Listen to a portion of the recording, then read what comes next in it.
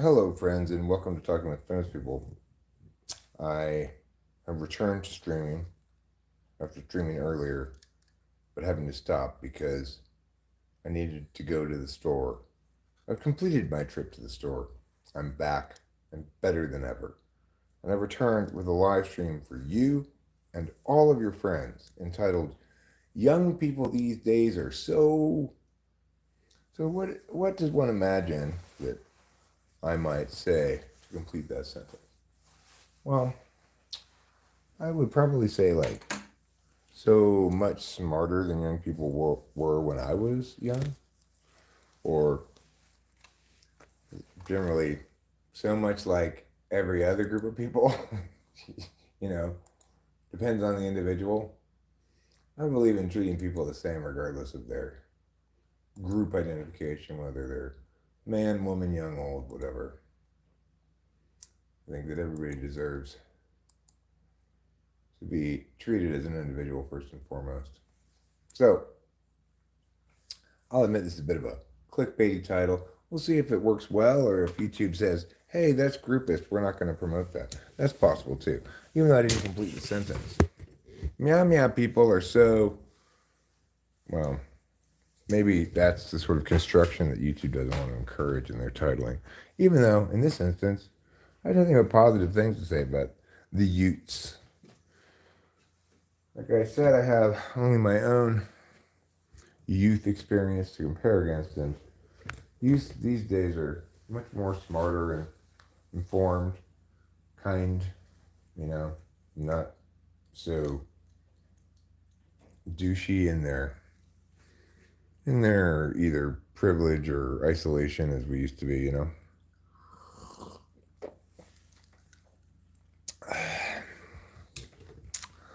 So anyway,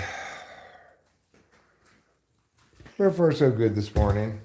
I was kind of stunned by the turnout at the earlier live stream where we topped 50 on a couple of occasions, and which got me like 60 or 70 subs just in that one stream. It's crazy. I've never seen anything like it.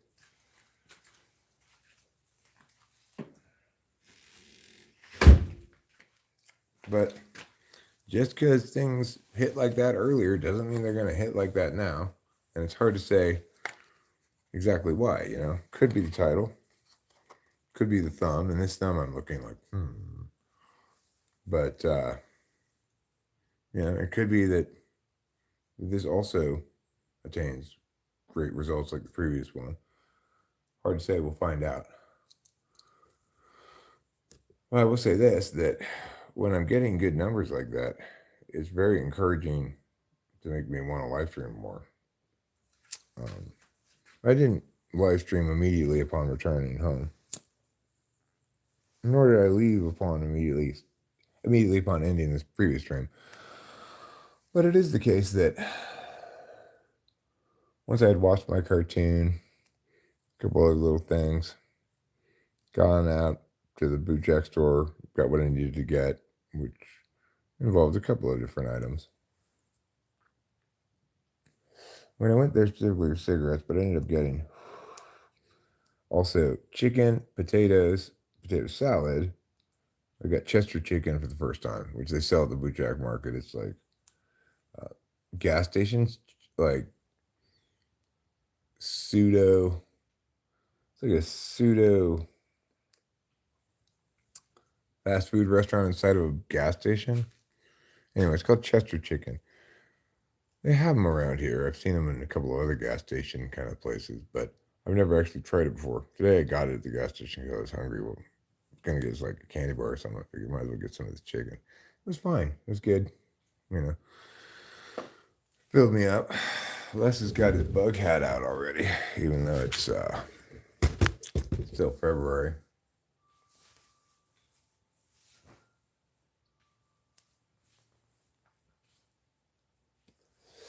And I forgot. I'm not supposed to use health tubes on YouTube. They're kind of fussy about it. If somebody flags it, I'll get age restricted. So That's why I try not to show my health tubes on camera these days. And I also, it is the case that I advocate in favor of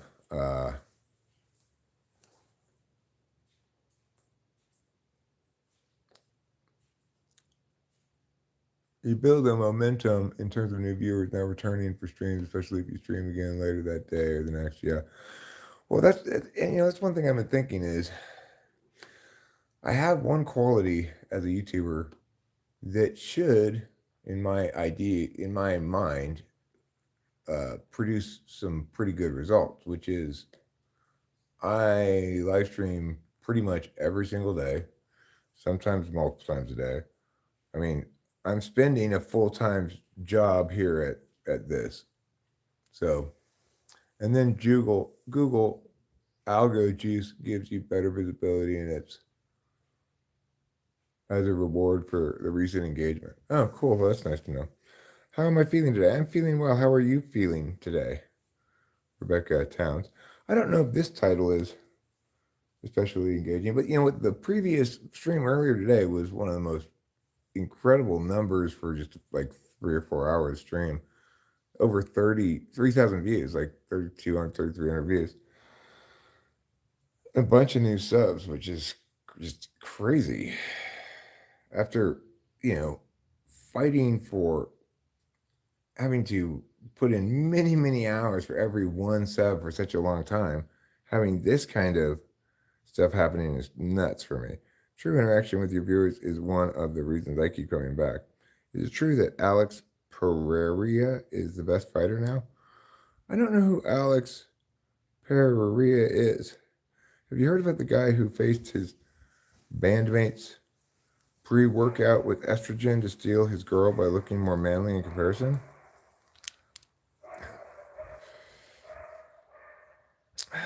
No, I haven't heard about that. Yeah, boy, it's good to see you popping off. It's exciting. It's not completely unfamiliar to me. I've had good stretches before, but those were always predicated on doing certain kinds of uploaded videos, which inevitably are a fair amount of work. And I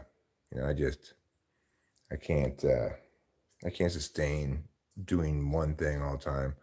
Hi, Erin Harbertson. Yes, I have one kid. She's 25 years old. She's wonderful. Do you think the United States is losing its edge? I mean, you guys were the gods. What happened? Sure, I think the U.S. is losing its edge, quote unquote, but it could also be stated like the U.S. is moving away from owning a capacity as global hegemon. I don't think it has worked well for the U.S. to play global hegemon and to play international police force, but we've had that role historically, and it may be good in some contexts. However, U.S. overreach since 2001 has destroyed our capacity to function effectively as the global hegemon. So, there's your answer.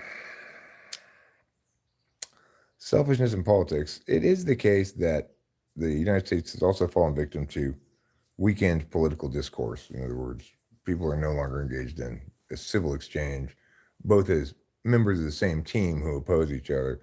Now the U.S. is very split, very polarized, very partisan. Why do I often see INTPs and INTJs listed as extremely similar, even though they have a different function stack entirely? Because if you're looking elsewhere than here for information about cognitive functions and personality type, you're going to discover a bunch of wrongness. Stinky old rancid wrongness. INTJs and INTPs are more or less nothing alike, except they're both good at debate. I have had excellent INTP debaters, excellent INTJ debater. I had like one excellent INTJ debater. She was maybe the best one of all, but INTPs are great at it, INTJs are great at it, but they approach it from a totally different perspective and totally different angle. INTPs should be better, but INTPs are so TINE that they assume that they know better than me about what they should run, whereas INTJs aren't that dumb, Like, look, little kid. You're a little kid. I don't care if you are an INTP. Just trust me. I know what I'm doing. I'm a professional debate coach. Like, I don't know, Eric. I don't know. But you're like in sixth grade. Come on, trust me. I don't think so. Would you rather watch a tree grow or watch or grow a tree watch? I would rather grow a tree watch, to be honest. The Asperger technical communication is seen as the same by some people, but it's actually even that's very different. Like the FE polar of INTJ looks very different than the FE polar of INTP. The FE fourth of INTP. INTPs are very concerned with FE. They give FE indications at his front stack. They just aren't very good at it, you know. INTJs, they just don't engage in it at all. All right, let's take the trash cans in. You want to? How many do you think you guys can carry?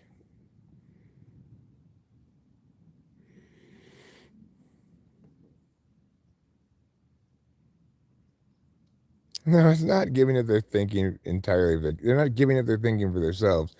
They're instead running the strategy that I want them to run. So the way this plays out is like INTPs love to spike shit out because they can anticipate every possible argument the other guy might come in with. But spiking shit out is a poor strategy because you're wasting your time defeating arguments that haven't been made yet and might not be made, right? So that's an example of an INTP not listening to my strategy advice, but still running basically my arguments, you know, that we've gone over and stuff, but not trusting me that their case construction doesn't link better to winning than my case construction. Okay, let's get the trash cans.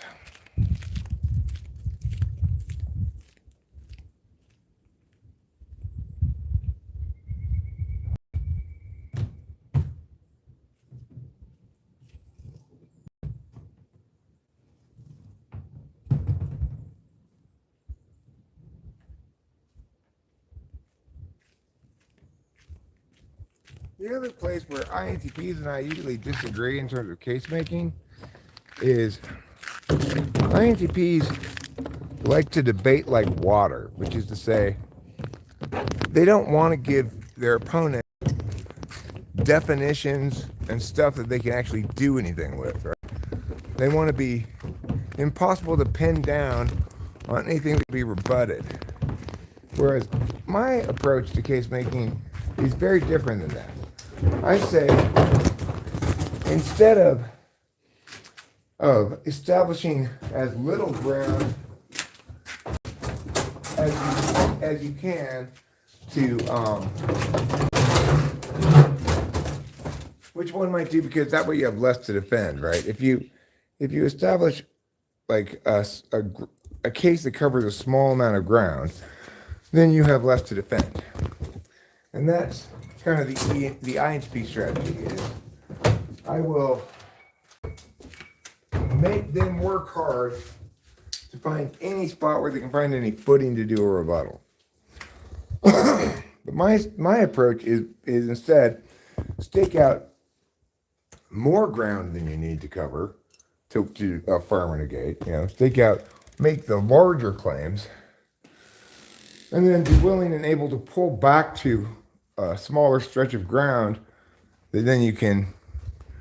So make them attack parts of ground you don't need to defend first. That's what I mean by they don't listen to me, is they don't trust my strategy. I do live in the forest. It is a very nice place. It's up here by Yosemite. That sounds boring though. Well, I think that way of debating is boring if that's what you're talking about. The INTP way of debating is boring, in my opinion, because I keep remembering me debating against Denise Kimball. Denise Kimball was my assistant coach. She was an INTP. And in fact, she won the California State Championship like in 1988, the same year that I made states, but my team didn't go. You know, so if we had gone, I don't know, I ended it and started a new one. If I had gone, my team had gone when I was in high school, the state championship. I would have ended up competing against Kimball probably, you know. Anyway, many years later, that didn't happen. Many years later, I hired her as my assistant debate coach and learned that she actually had been a state champion of California way back in the day. So the thing is, when I debated her, at first she would usually win because of her horrible ways of debating like water, so that you can never pin her down on anything you can do anything with, you know? Super annoying. But over time, I figured out her tricks, and then I started to win because my approach is fundamentally better.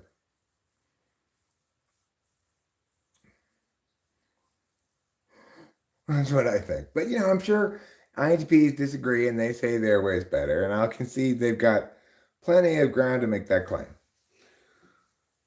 Maybe it's just representative of the way ENTPs debate versus the way INTPs debate. I don't know.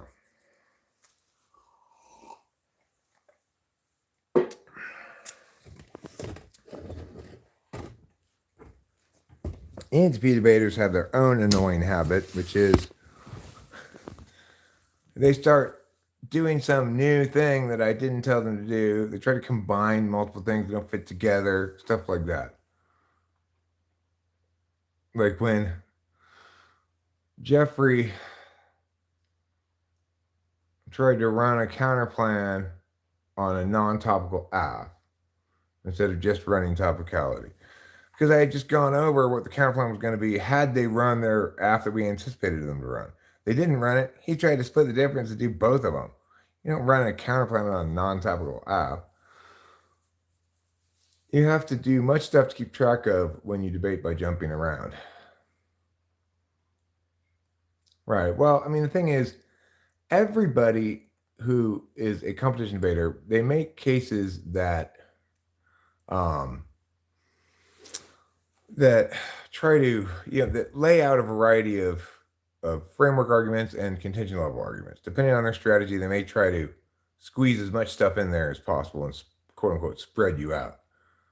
But I don't know exactly what ENTPs try to do, because my own ENTP kids, the problems I had with them wasn't them not doing what I said to do because they wanted to make a case different strategy than I thought, but rather you just get sloppy and round. But the way I make cases is I like to stake out a lot of ground, make big, bold claims, stake out more ground in my case than I need to cover to affirm or negate, and then be willing to pull back, make them fight outside of the city gates, so to speak.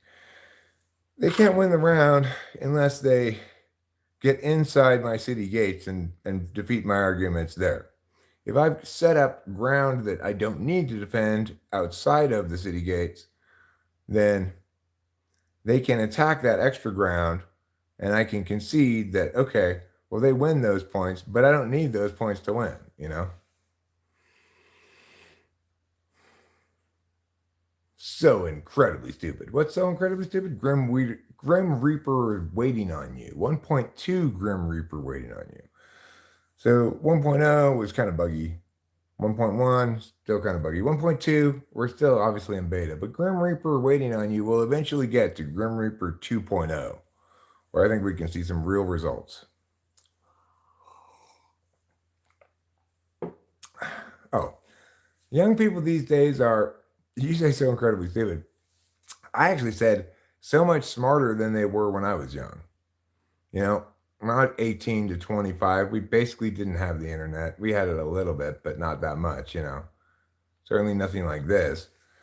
And we had all emerged from childhood, teenagehood in a pre-digital world, more or less. Obviously, when you have access to all the information of the world at a moment's notice, you grow up with that, then you're more informed, more aware, etc. I don't think the internet makes people dumber. I do think the internet allows us to see how dumb people are. Whereas in the olden days, prior to the internet, we we were protected, quote unquote, by gatekeepers um, from every whack job's notions about whatever, right? Now, every whack job who has notions about whatever has a platform in which they can express those notions and seek other like minded individuals to engage in their nonsensories.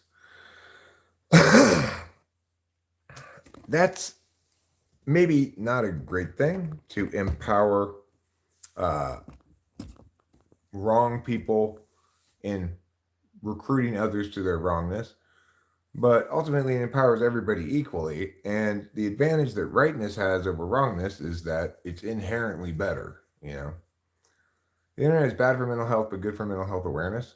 I don't think the internet's bad for mental health. I feel like the internet's critical to my mental health. If I couldn't do this, if I couldn't chat with random people on the internet, and I couldn't, um, you know,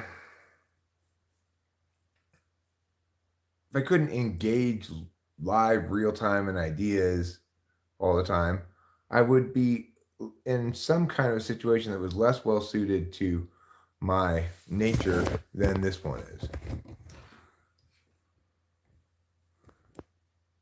Sean L says this is the analysis paralysis generation. I don't think people had to worry about being poor or eaten by an animal when Eric was a kid, unless you're saying our grandpa is so old he hunted dinosaurs. Well, that's true. I'm not that old. And it was the case that I didn't have to worry about being too poor or eaten by an animal when I was a kid. But it is the case that I had no means of understanding the world really, except as this, I didn't understand what was wrong with me. I thought there's something wrong with me for sure, right? There's something wrong with me because I'm supposed to be, according to my parents and stuff, smart. According to my teachers, I'm supposed to be smart, but I'm so undisciplined, and even when I succeed in things like win an award for best writer on the newspaper staff or some dumb high school shit like that, even when that happens, it doesn't inform me or motivate me in any ways. It doesn't make me feel smarter. It doesn't make me feel more accomplished. And it doesn't provide me any clarity about what I want to do or should do. I ended up getting out of college and I just thought, I just want to get like a job at Big Five or something. I don't have any directionality at all. Thank you, Sean L, for becoming a member. I greatly appreciate it. Do you seek validation from social media? Well,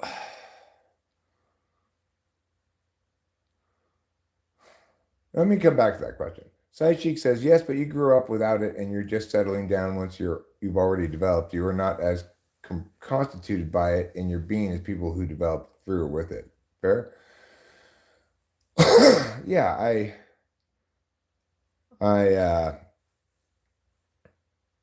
I'm not as much a digital native as digital natives are. Do I seek validation from social media? Well, I definitely, like a lot of people, I want to be heard, listened to. I want my words to have some impact.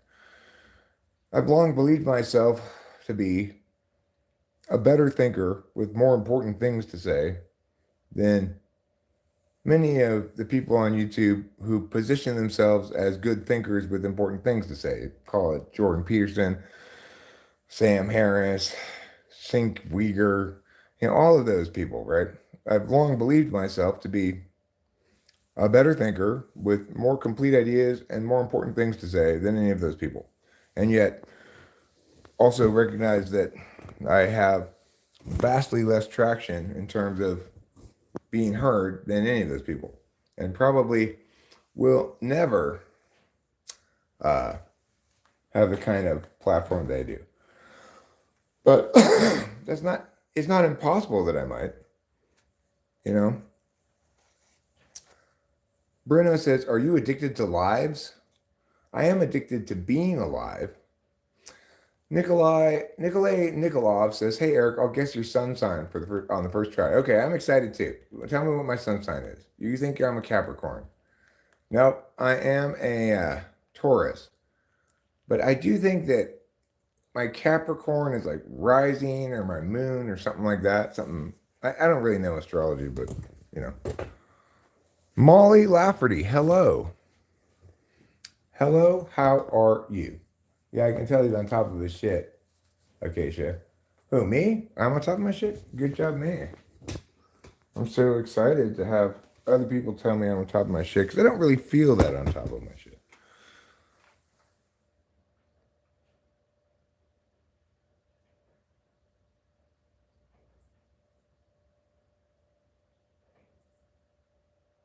Oh, I see. Ruben can start typing people for money. He's gotten pretty good.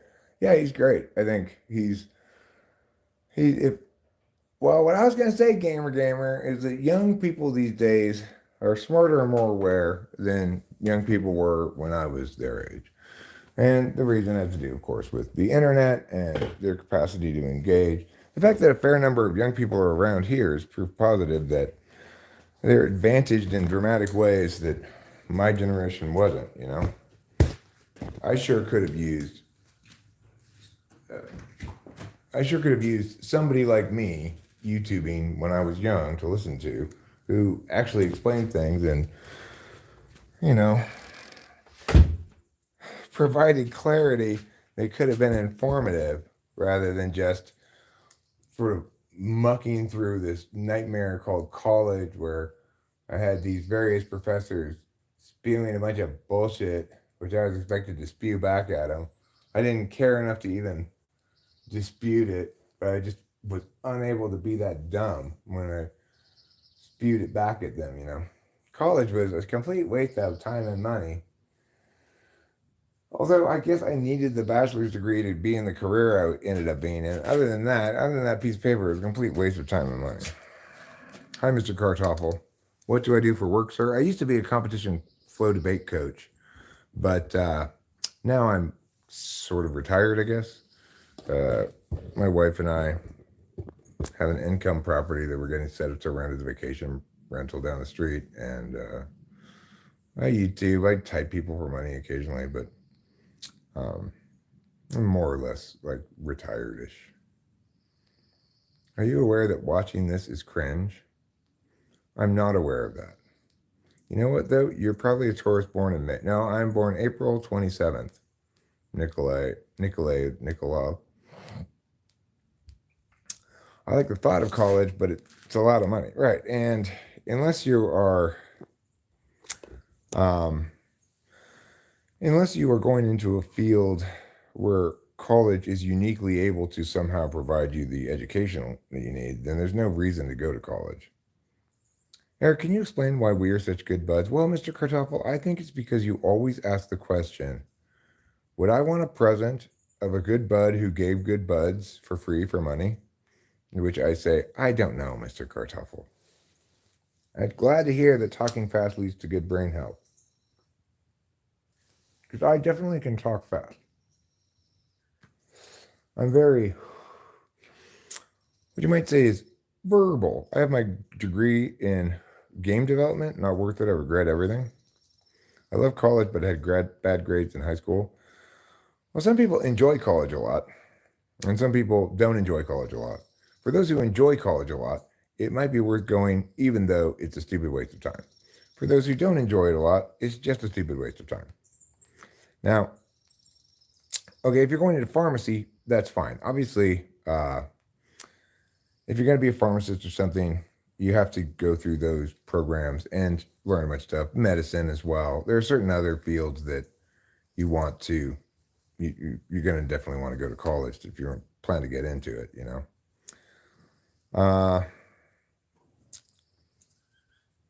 Fly Guy asked, what did you replace your fentanyl with?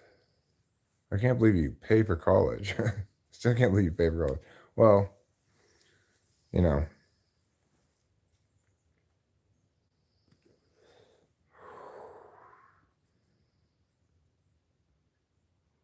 The thing is, there's no disputing what Michelle Way says. There are plenty of companies that will pay you for your degree. I couldn't have gotten into education without a bachelor's degree. And, my career as a debate coach I accidentally fell into that. I was working as an English teacher. I got given a debate team as one of my classes. And within a few years, I had uh, changed jobs to be the director of a debate exclusive school. Just did that. So obviously, my bachelor's degree paid off. I needed it. But the point I'm making is I shouldn't have needed it. It shouldn't have paid off. My competency in those areas had nothing to do with that bachelor's degree, they were completely unrelated. Like I said, engineering is one of the few valid things at studying in college out of hundreds of money, pit waste of times. Yeah.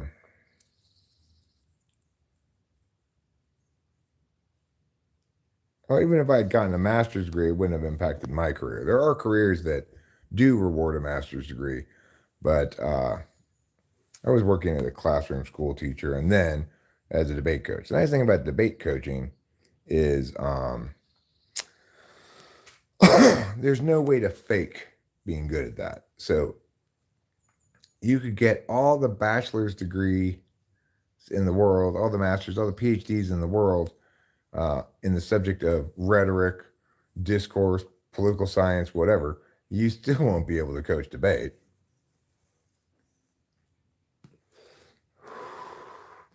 Debate coaching really requires, as the first prerequisite, experience competing in a competition flow debate. Philosophy, whatever else you might major in, you still wouldn't be able to coach debate. It's too specialized a field. You have to have experience first in competition flow debate, and you have to keep up with a lot of serious, jargony stuff. So it doesn't matter what fields you've gotten your degrees in. If you don't know debate, you could not possibly coach competition flow debate. I have a friend in chemistry who has no idea what he's doing, but he just loves chemistry. He's go for a master's, still doesn't know what to do. Got any advice for him? Well,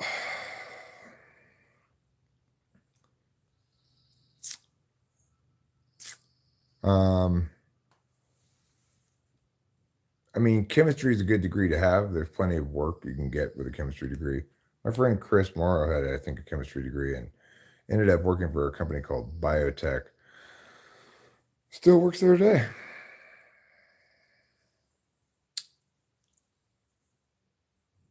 So if a bear attacks you, what do? I say, hey, you better stop that. I didn't ask for you to attack me. I did not consent to this.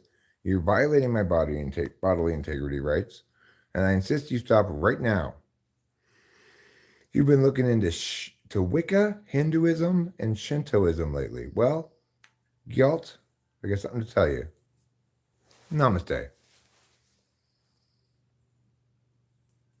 Namaste.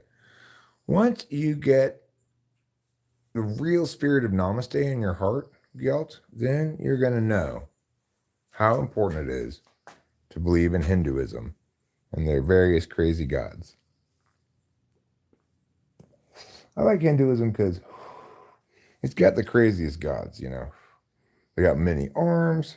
Yeah, you were touch and go with reality. Those things happen, Gil. I understand that. Mike James knows the truth. River Rat loves my YouTube channel, and I love your YouTube viewership. How many fingers do you stick up yourself? You mean up my butt? Never more than one.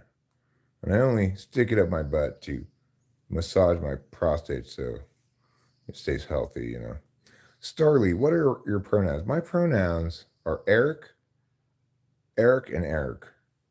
I refuse to be named by a pronoun. You always must use my formal first name. I'm pronoun free. In fact, I insist you use no pronouns at all when talking to me. I find the use of any pronoun, be it relative, personal, or otherwise, to be deeply offensive. I love you too, Otto Naheb. His name is Cloud and his favorite food is plastic. My name's not Cloud. Oh. Well, good for you, Iran and Stop the Cap. You two are a couple of wild pranksters, aren't you? I'm, me, myself, I stick up one finger to sorry blokes like you. Did you just assume Eric uses, I know, how offensive is that? Pronouns are for suckers. I always use the exact noun I'm referring to. I'm not lazy like that. Yeah, Idaho potato redhead. We've already heard that. Correct and based. How old am I? I'm 52 years old. 52 years old and brimming with the spirit of boyhood in my heart. What do I think of the word Latinx? I think it's incredibly silly. Obviously, we are all individuals, not members of any kind of group, be it Mexican, Latinx, black, white, blah, blah, blah. Those things are all stupid. I'm a 1971 baby, actually. April 71. I'm going to be 53 at the end of April.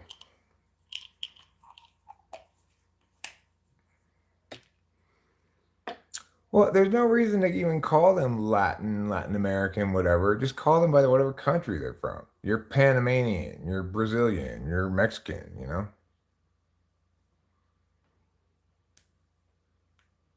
My pronounce is there's only two genders. Well, there are infinite genders because it's absolutely arbitrary. And so it's meaningless and accordingly, yeah. But there are only two sexes, the one that has two X chromosomes and the one that has one Y chromosome. Do you like to watch trees grow? No, not especially. But I will say this, Melissa Rama, you're not going to fool me with that stuff. Fun fact, Hispanics hate the term Latinx, do they? How did you save your marriage, Eric? I didn't. I threw it in the trash. Marriage number one and marriage number two. This marriage doesn't need saving because it's perfect. I'm in a fully happy and satisfied relationship, so there's no need to save anything. Do I like to watch paint dry? Yes, I love it. It's my most exciting activity.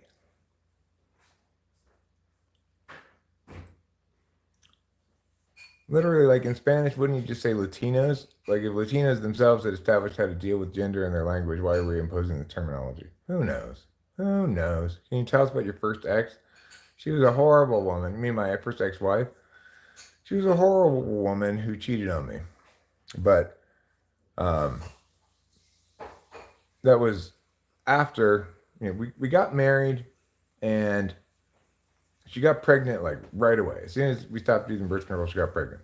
She had a kid, my kid, and then things started going south. She ended up cheating on me. I left that relationship. Yeah, horrible woman, exactly. 47, that's horrible woman. Not with my brother. I don't have a brother. With her professor at the community college. At least that, maybe more. Who knows? Well, the point is, it doesn't matter who hates stupidity. They're all individuals. Like, people who are brown don't get to tell me how to refer to whatever. People who are yellowish don't get to tell me how to refer to whatever. And people who are white don't get to tell me how to refer to whatever. It's just, I'm an individual. What's my relationship with my child? I love her very much. I've got a great relationship with her. She lives in Los Angeles. She's an adult, She's 25 years old. So she's got a good life in Los Angeles, in Jordy. She's got, family down there besides my side of the family. She doesn't have any family down there anymore. I'm the last one left from that. My parents are both dead. But she's got her mom and her stepmom's families down there, so she's still living down there, in socionic subtypes, you'd definitely be more ILETI. Well, I don't believe in subtypes at all. Hi, says Mina Kircher. Hello, Mina Kircher. Chavlog says, hello, good morning, host. Good morning, Chavlog. Somebody says, would you ever do a collaboration with another live streamer? Sure. I'd be happy to try that. I have no problem with it. I suspect it wouldn't do especially well because I don't think you can collaborate on a live stream and vertically live stream at the same time. And I think vertical live streaming is a key to me successing, but me having success. It's really sad. How often do I see it? I see it about once a month. I go down there. I drive down to Los Angeles, see her maybe once a month. Every once in a while she'll come up here, but not that frequently. The way you've adapted to your type and circumstances seems to currently be favoring your creative as opposed to your leading. Well, I mean, I don't agree with that, Yelp, because I spend a lot of time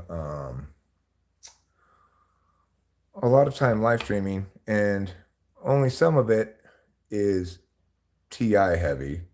But most importantly, if I were really doing serious TI work, I wouldn't just be live streaming. I'd be, putting it down in a way that it could be subjected to scrutiny by others and stuff.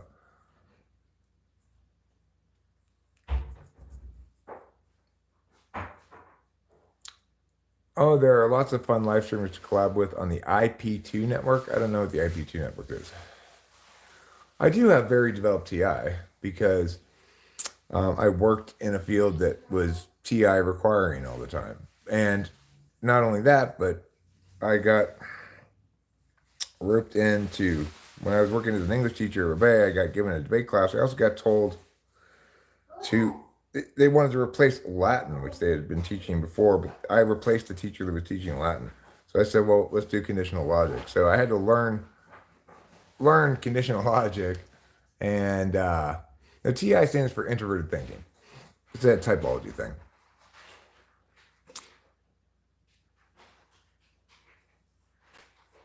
It's contrary to what Eric says, so it's nonsense, fly guy. I'm not a targeted individual now. Well, gamer, every individual can change and grow because of their experience. But there are certain aspects of themselves that will never change. And those aspects of self that don't change are what we define as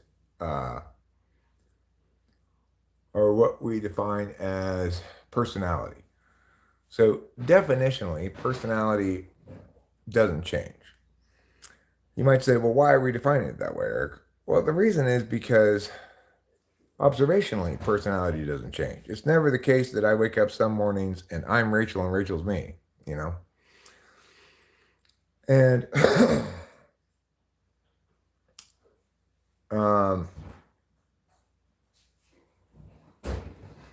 type's not fluid, but that doesn't mean people don't change at all. I don't have a book of Eric I can reference. And you say things like you don't support anything you said 5 years ago, so it's hard to use you as proof.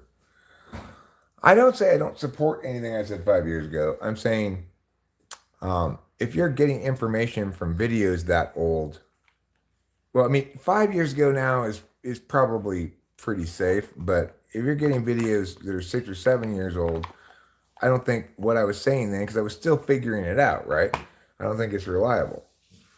But you make a good point. I accept your point, Fly Guy. You don't have a book of Eric, so that's fine.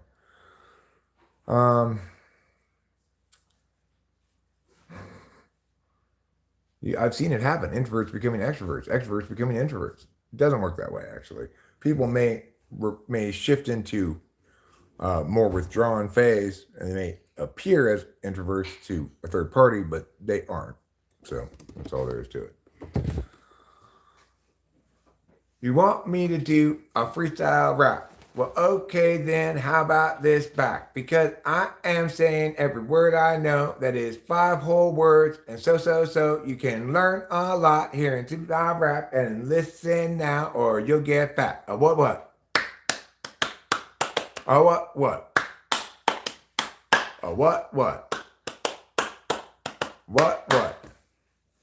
There's my freestyle rap for you. The only book I have is not even a real book. Uh, it's just called Words and Tables About Human Personality. My beloved darling Rachel is up. She's having a wonderful bowl of cereal, and I'm proud of her for that. Thanks. I saw that there's a bunch of Chester chicken. Yeah, you have some Chester chicken there. Where did you get it from? From Boot Jack. I went to go get cigarettes, and I was hungry. I was just gonna get like a candy bar or something. Then I saw all the chicken. I was like, well, might as well get some of that chicken. Try it out. It's good. Up stuff. There's also like wedge potatoes. They call them JoJo potatoes there. Gospel of the Pantheon. You can read Gospel of the Pantheon. It's a novel I wrote, and it's pretty good. Pretty good. Bootjack is a cool name. Isn't it a great name? Do you believe that one type remains dominant 90% of the time, but occasionally less skilled sub-pseudotypes can take form and take hold under different circumstances? Well, I do think, y'all, that when an individual of any type experiences a significantly traumatizing event, then they retreat to their fourth slot function more. So they're going to at least appear to an outsider more like their dual. And the reason for that is we kind of understand fundamentally that we are underserving our fourth slot function. It's conscious and we know we're underserving it. We're kind of self-deprecating about it. We kind of want to delegate it. So when something big and traumatic occurs, we assume that it must have been a deficit in that area that's responsible. And we scramble to make up ground in that area that we've neglected for some stretch of time. However, that does not represent shifting to a different type. Instead, it represents basically shifting to your second instrumental function because your tool function didn't work. It's not like you're going to utilize your absolute value functions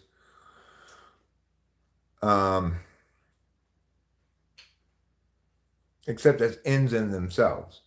So since the end in itself was fundamentally horrible, that's why it's traumatic, you retreat all the way to your second instrumental conscious function, which is your fourth slot.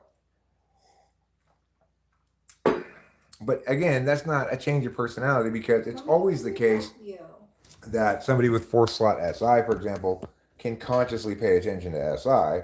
And it just sometimes takes a kick in the ass to get people to attend in ways that they're less inherently comfortable with, right?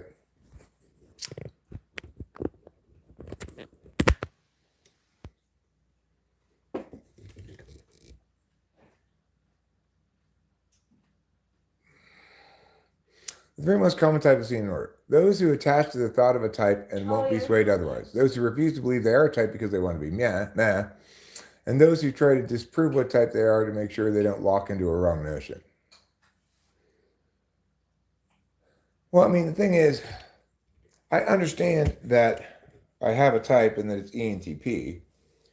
But I'm not very fixated on being an ENTP. I'm Eric first and foremost.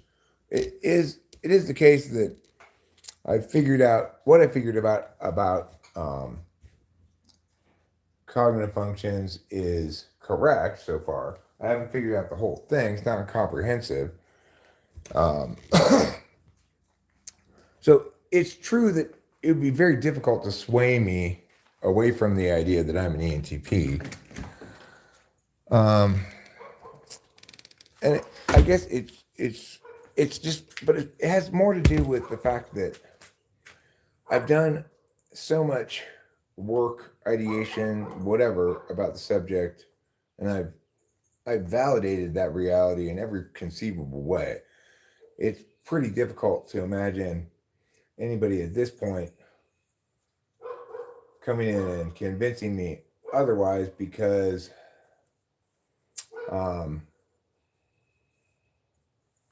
it would require an ultra compelling case that somehow found a warrant that I hadn't anticipated in all these years of work, which is very, very unlikely.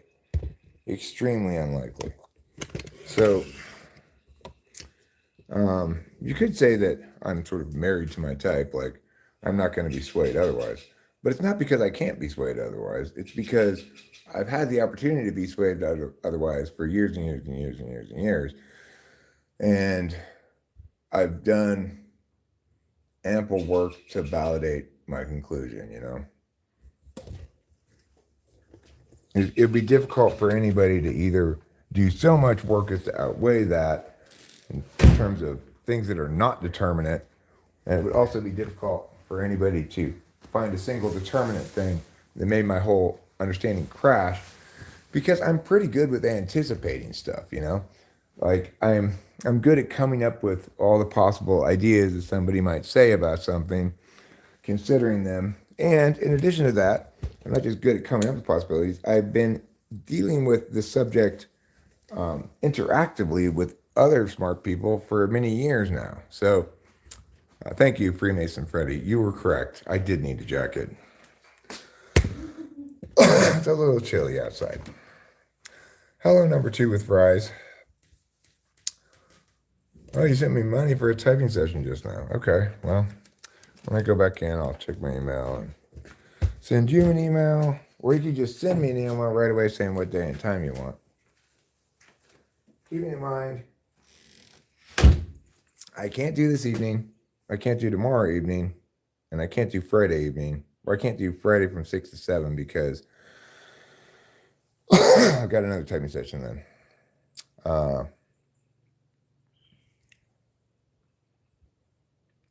But I could do tomorrow during the day.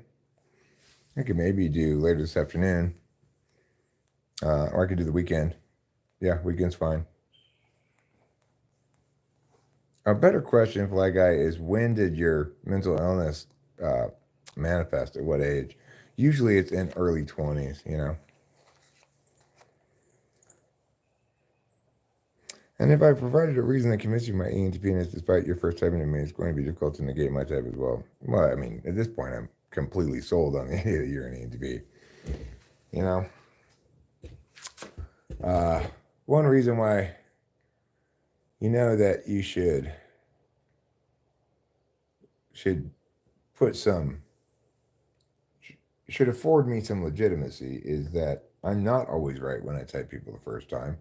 There are plenty of examples of people that I typed wrong. It's usually like I did Isaiah Rude.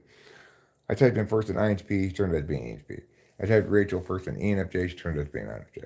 It's usually like that if I'm wrong. But there are plenty of examples of me having been wrong. Sometimes I type somebody like, the other week I typed this ISFP lady, and I don't know, it's been a while since I typed somebody. For some reason, she just confused the hell out of me.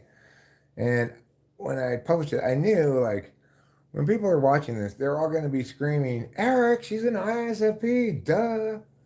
But that's just proof of why you should listen to me. Because if it's like, I'm not always, like, and I ignoring. So sometimes the truth can be right in front of my face, and I'll just be like, duh, well, I don't know what it is. But people who are familiar with my typing approach, they don't need to use very much of their own intuition to be able to say, Eric, she's obviously ISFP. Based on your test and your explanations, it's clear as day, you're just being a dumbass right now. That's why you should have faith in what I'm doing, because others can be righter at it than I can. It doesn't belong to me. It's applicable by anybody.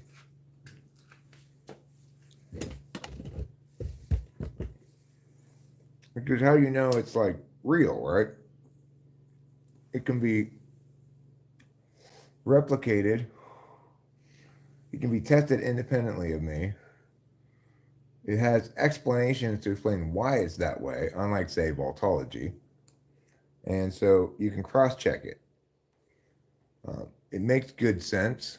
It's simulatable, etc. It does all the things you want a serious explanation to do.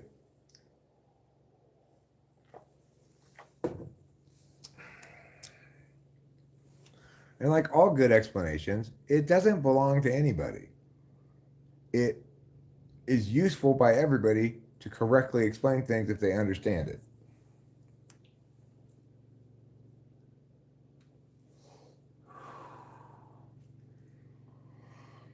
Well, I sure could use another coat of paint on that wall. Peeling off. I guess the Woodland Friends need some more cutlets. Let's give the Woodland Friends some more cutlets, shall we? Because I don't know if you're aware of this, but the Woodland Friends around my house, they really like to eat their cutlets, and I haven't given them any this morning. And if I don't hurry up and give them some cutlets, I may incur some angry glares from the squirrels, or expectant glares anyway. You know, they're not necessarily angry, but they're like, "Hey, I thought you were giving us cutlets. What happened?"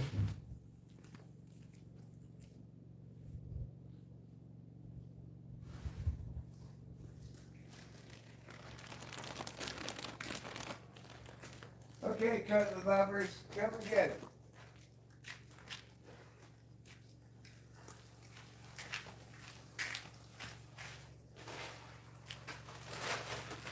There.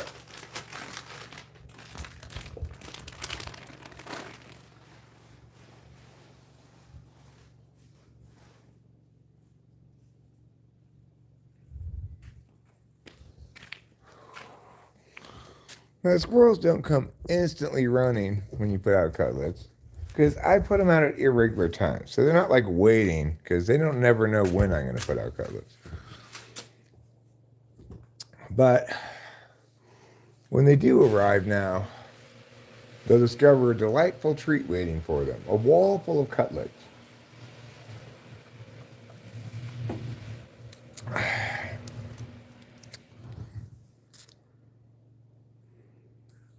So, media, why do you refuse to use Chinese astrology properly? A censor snake will be extremely sexual.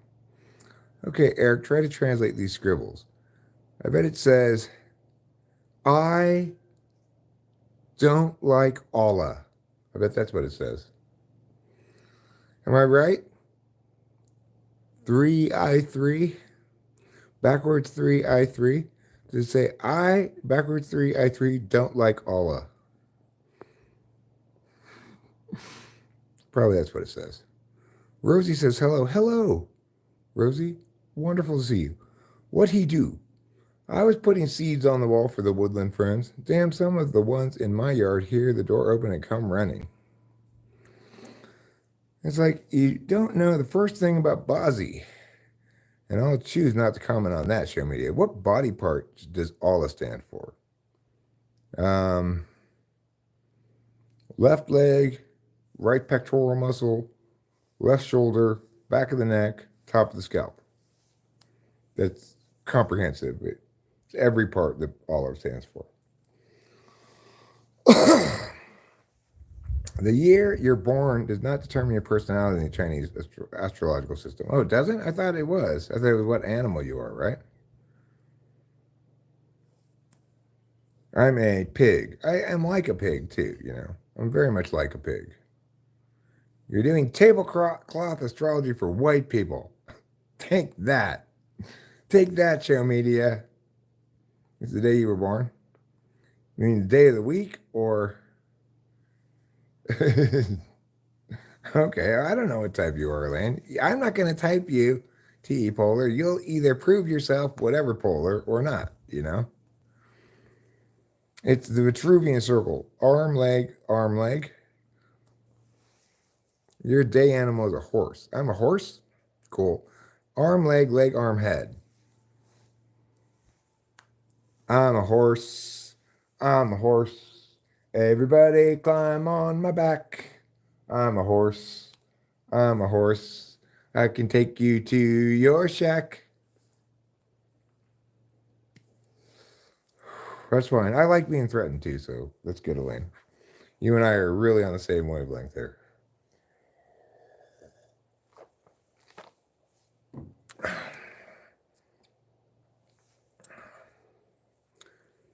Yeah, so if anybody wants to be typed and not want to pay me $100, You could probably talk Ruben into typing you, and I would suspect he's going to do almost as good a job, if not as good a job as me, maybe even better. Who knows? I'm not a fan of oversimplifying something to the point that's unrecognizable to true form and thus useless.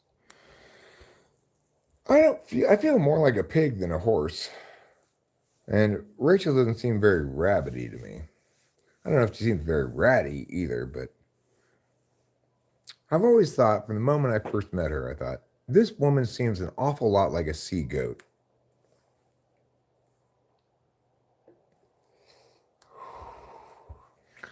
No, I never really thought about that. Well, pigs like to eat, wallow around in mud and stuff. I'm kind of like that.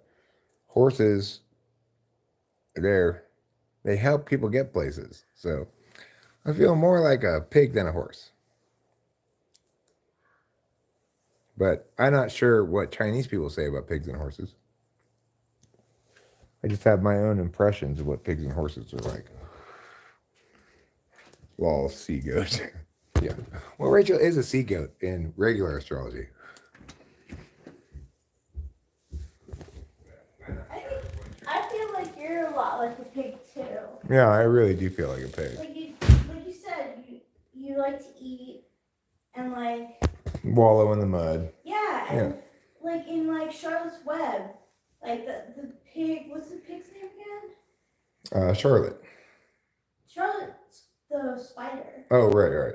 I can't remember. I don't remember the pig's name. You know, the pig he makes friends with all the other animals. Like you're friendly. Yeah. Like I says, the horse is hardworking. I used to be hardworking when I was, had a full-time job and stuff. I used to be pretty hardworking, but I haven't been in quite a while, really. Now I'd say I'm soft working.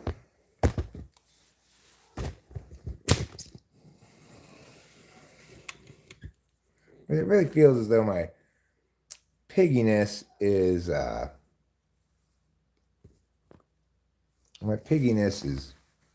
has been there my whole life. I like pleasure. I like to wallow. What would I type? Seinfeld? I don't know. I don't think he's funny at all.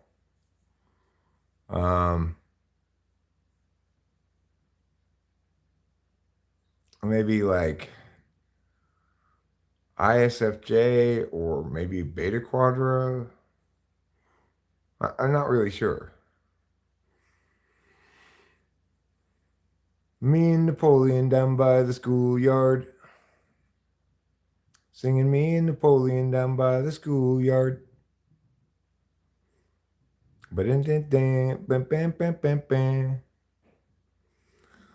Yes, it's incredibly interesting show media. That's what I do. I provide you everything that is of interest to everyone all of the time. Hit the gritty and I will sub. What's the gritty? I don't know what the gritty is, but speaking of hitting things, I'm obviously overdue for a hong bit. So I'll use HealthTube 2.0 here.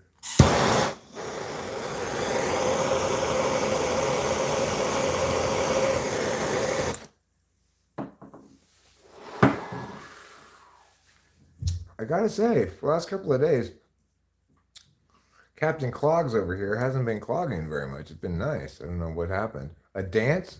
Okay, I'll do a dance. You want me to do the hit the gritty dance? All right.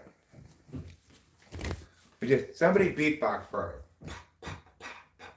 Hit the gritty. I'm going to hit the gritty. What is the gritty? It's my body. I'm going to hit the gritty. Pop, pop, pop, pop, pop, pop, pop. That's how you dance to hit the gritty. That's how you do the hit the gritty. Okay?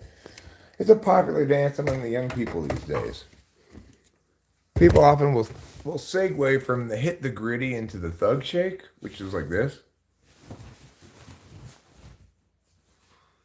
So, you're welcome, Side Chic.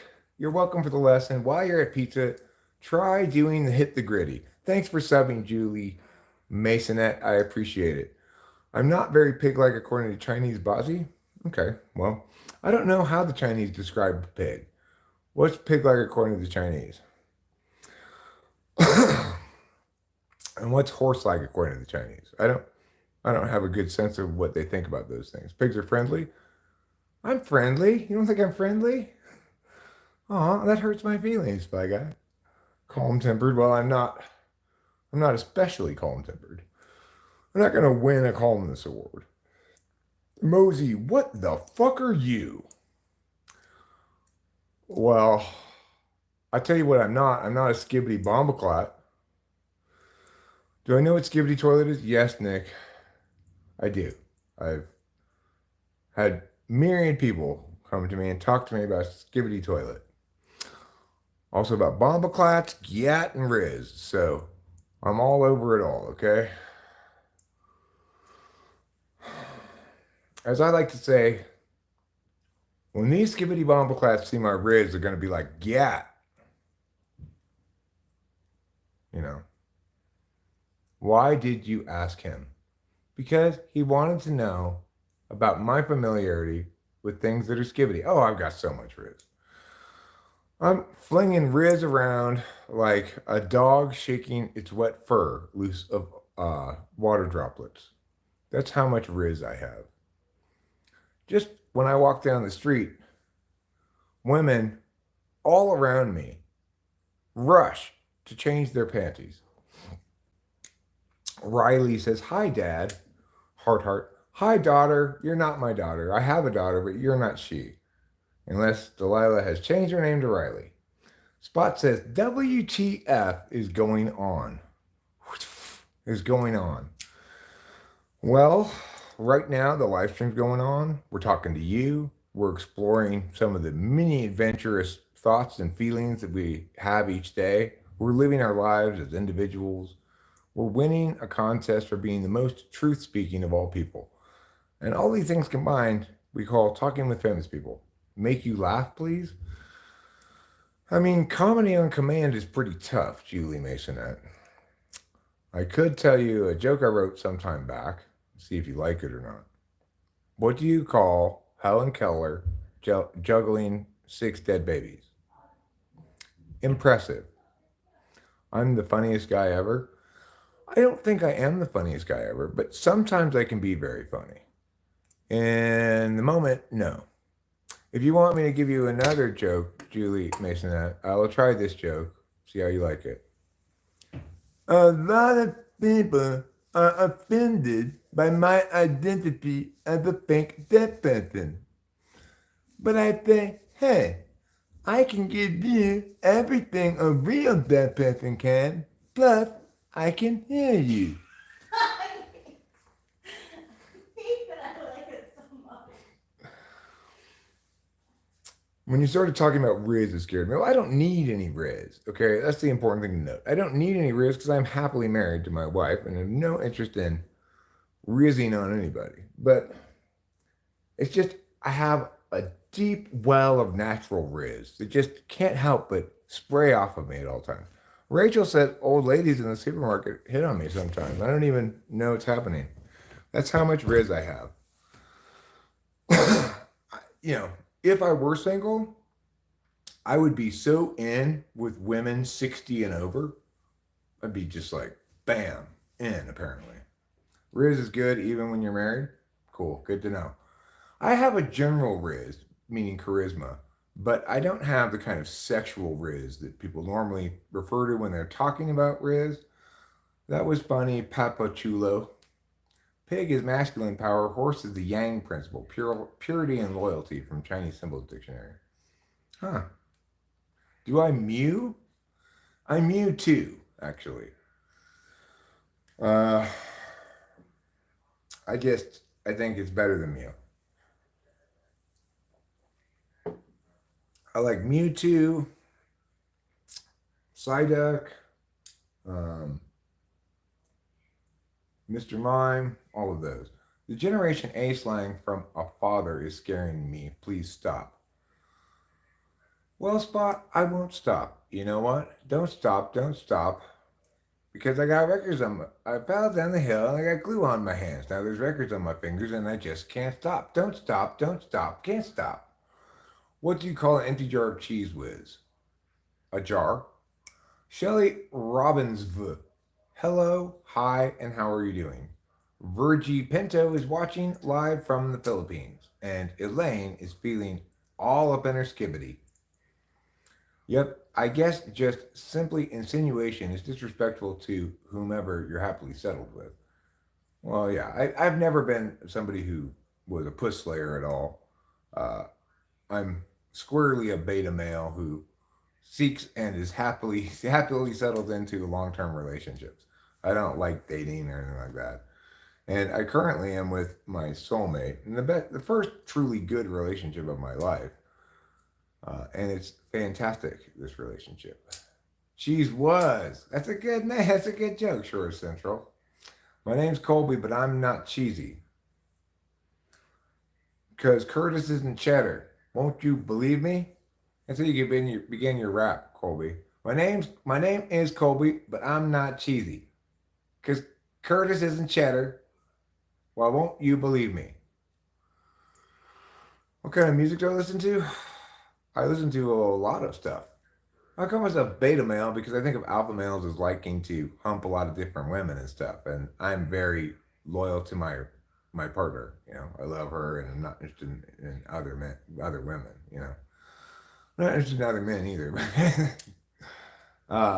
In terms of like force of will or capacity to be sort of dominant in various contexts, or a leader kind of position in various contexts. Yeah, I've got those kind of alpha qualities, but I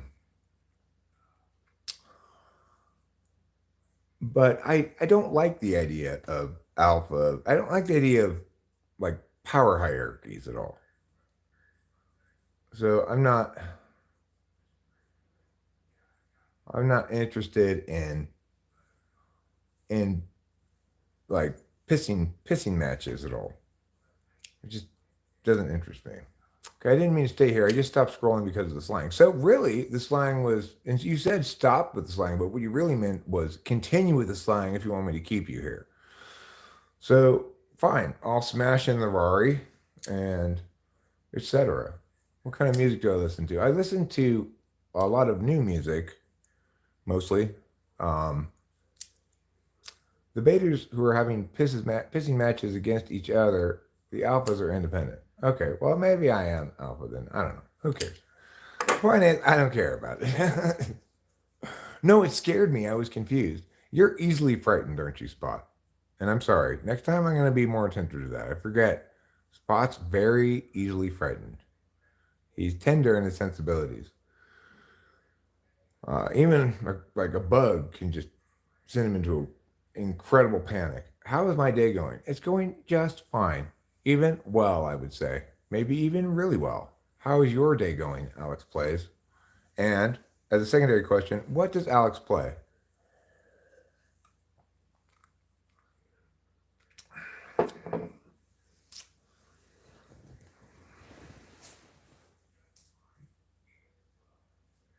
All right, let's pull another bowl. I already brought the trash cans in. You play Fortnite? Cool. My daughter doesn't seem to like Fortnite at all. She still plays World of Warcraft, but right now she's more into Minecraft than anything else. Yes, Black Guy. I had a coworker buying this girl stuff after I told him he should have told her what he was trying to get from their relationship from the start. He got played and she wasn't interested in that. I've got a good knock knock joke, but you have to start it. Knock knock, Shore Central. I'm knocking at your door. Knock knock. I look like Bush Camp Dad. I don't know what Bush Camp Dad is, but I guess since I've shaved my beard, or cut my hair and stuff, that I'm no longer grandpa, but now I'm dad, so I must look younger. Bowl time. Sure, why not? Who's there? Okay. Who's there? I don't know. You're the one who said, I said knock knock. You said, who's there? I don't know. What the answer to that question is. I don't know what the answer is. Belen Serimp, your best. Thanks. I appreciate it. The voice of reason says, hi from Scotland. Hello from America. And welcome to you, Scotland. We may not have your Scottish Highlands, but we have our American regular lands. And those are pretty good too. My day is well, thank you. My day is going well, SSC Who Day. Or I could say my day is good, either way. My favorite joke is to ask someone, how do you keep a dummy in suspense? I would just be silent in response.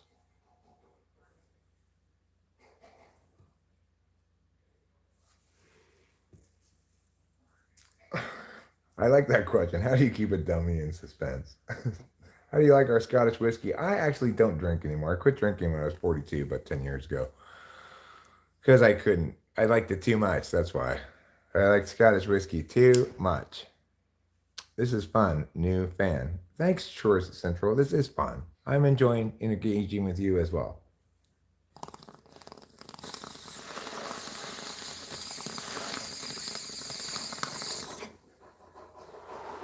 Yep. Going to Merced tonight. I'm going to encourage Rachel when she gets back from the other room there to take half an Addy now so she doesn't stay up like all night, you know. Or to not do it if she doesn't want to. If she doesn't want to perform, that's fine. But we do need to practice.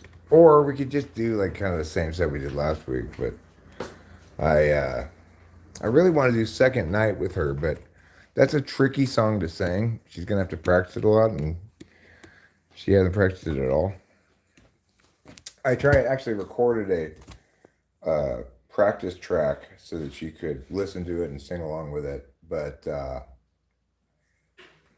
well, because she had boobs, Fly Guy. She had boobs, and he was hoping that if he bought her enough stuff, he could kind of trick her into taking her clothes off at some point.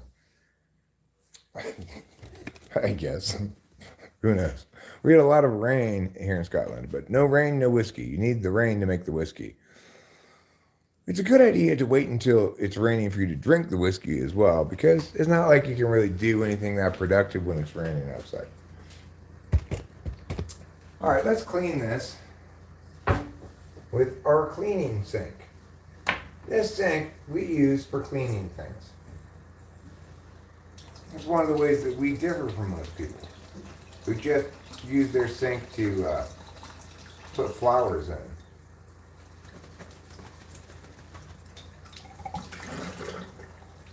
So we're going to clean that part out, but that's not my main concern actually today.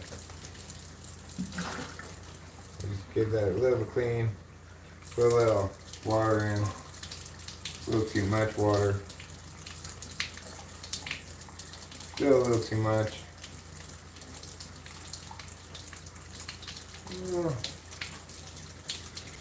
That's about right. But what I really want to clean is this top part here. Because this top part, where you put your lips on, it gets resiny. And then what happens is when you pull a rip, it gets on your lips. And then you gotta go like, try to get all the resin off your lips because it tastes so gross. So instead of having resiny lips, what I would like to do here today is clean the top of this with some rubbing alcohol.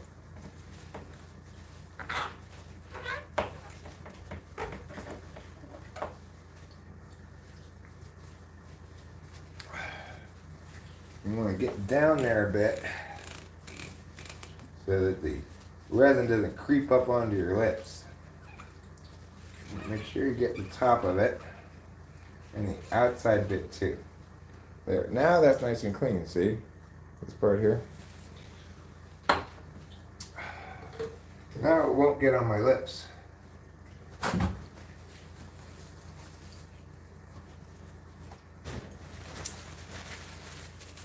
So good for me. And good for me means good for you. Because that's one fewer thing you have to listen to me complain about.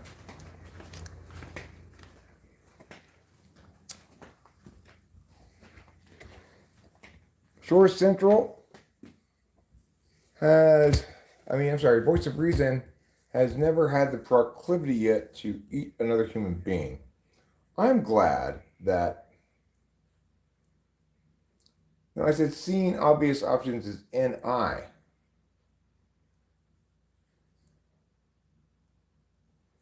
I just let the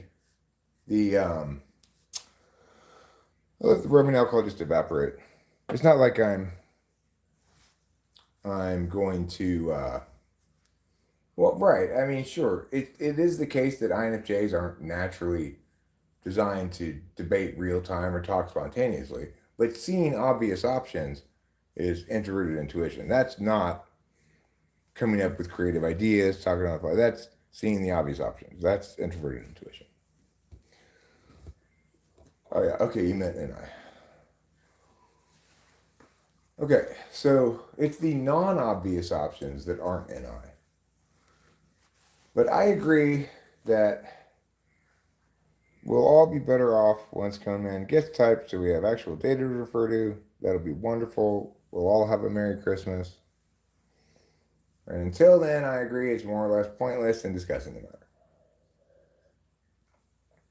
I look like the Open the Noor guy. Have I ever played a musical instrument? Someone asks. Who asked that? Yes, I play the guitar. I play bass as well. And yes, I try. My wife uses those, what people call pens or just vapes like this one, My wife uses them for weed concentrate, but I don't like vapes really. I don't like any kind of vape especially. So how regularly do you clean? We've fallen in love with clean glass. It's done daily now. I don't clean daily. I smoke a lot. How much do I smoke a day? A lot of bong rips. But I smoke a lot more when I'm live streaming than in any other context. So, Voice of Reason disputes your claim regarding Scotland, the tendency of Scottish people to become cannibals when food is low. He disputes that.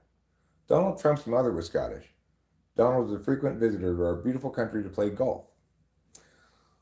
Well, I know your country is very beautiful, but I tell you what, golf is kind of expensive. A little bit too expensive for regular people to play. You have alternate methods of payment for typing. I'm pretty sure I've been banned from PayPal for 15 years. Well, do you have Venmo? You can Venmo Rachel money. She's got a Venmo thing. You could send me cash if you want. Say, this is Sean Al. Here's my email address. Here's $100. I'll give you my address. If you want to email me, I'll tell you what it is. It's not hard to find anyway. No foot massage, please.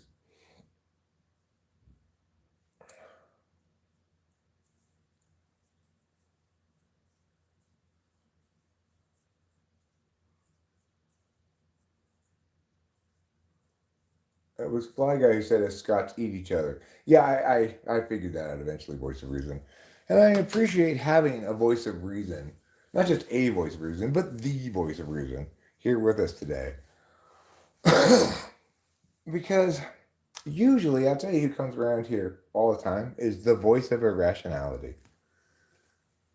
They love my channel for some reason. But so infrequently do we get the voice of reason around here.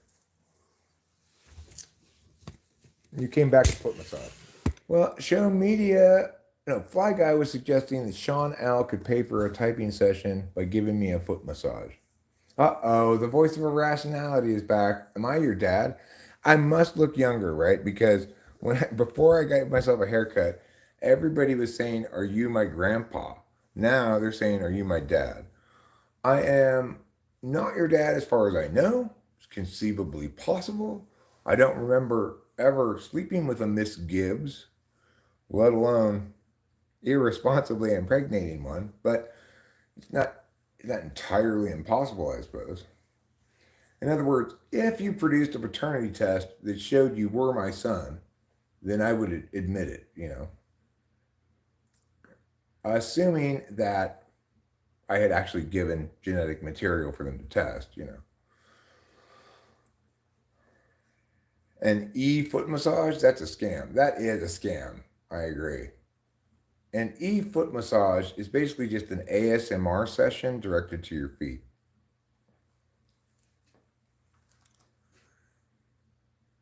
You do such a great job of walking every day.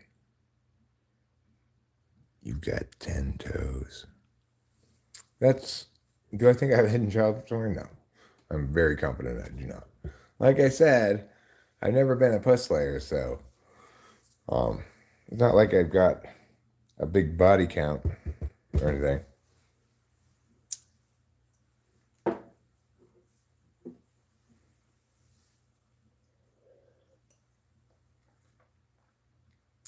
Meat Canyon level stuff. Meat Canyon is one of my favorite canyons. ASMR is real.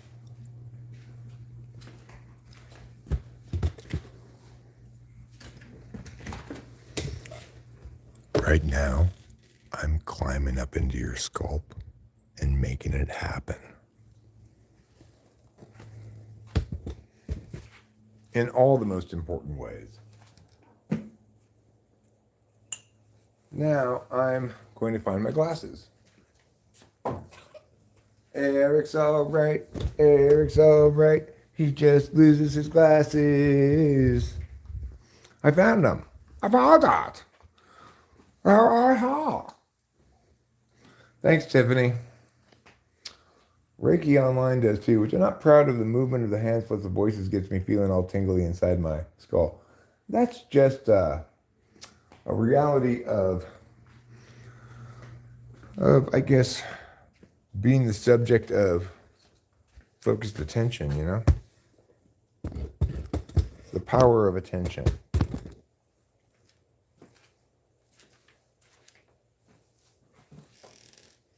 Now, bursting with placebo power.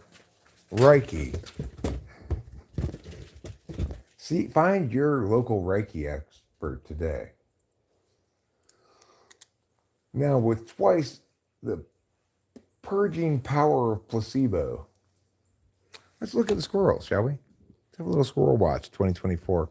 It's important to watch our squirrel friends enjoy their cutlets. There. Isn't that nice? Yeah. You love our squirrel friend, don't you? Sure you do. Let's actually turn this camera around and use the better camera. Now maybe we'll see the squirrels better. Oh my gosh, you're so cute. You're eating your little cutlets with your hands. Oh my gosh. Oh my gosh, that is so adorable.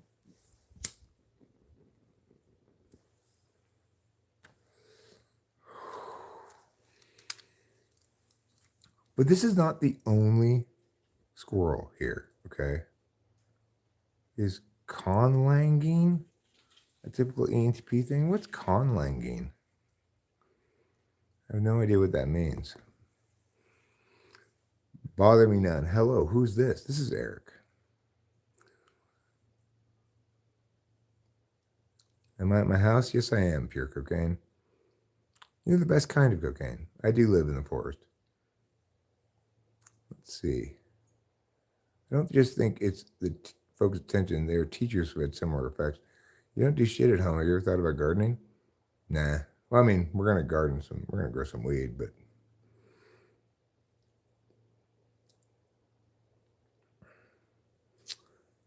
Scrolling down. Rats with nice tails. Yeah, well, it's true the squirrels are kind of rats with tails. Rats with fluffy tails.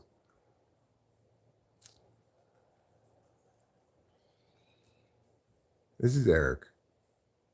Hello, my name is Bother Me None. Hello, Bother Me None. I will try to bother you none. Constructed language equals conlangling. Okay, fine. I do construct some language. Oh, you a stoner too? I wouldn't call myself a stoner, just a very heavy marijuana smoker. Once I ate a squirrel and nearly died, I realized I had a nut allergy. Meat canyon is a great term. I like semantics. I mean, semantics specifically, I enjoy rhetoric, dialectic, discourse, diction, maybe. I'm not sure if I specifically enjoy semantics, but the Scots have endured mandatory land clearances for that oh so famous, nutritious, delish goober meat, monoculture farming. I have a bong. Sounds like the beginning of a speech. Do I like semantics? I mean, semantics is a specific subset of either grammar or linguistics, depending on how you, in what context you're using the term. Do I like stuff like grammar and linguistics? Yeah. And does that include semantics? Sure. But are you a guy of dialectical weed smoking?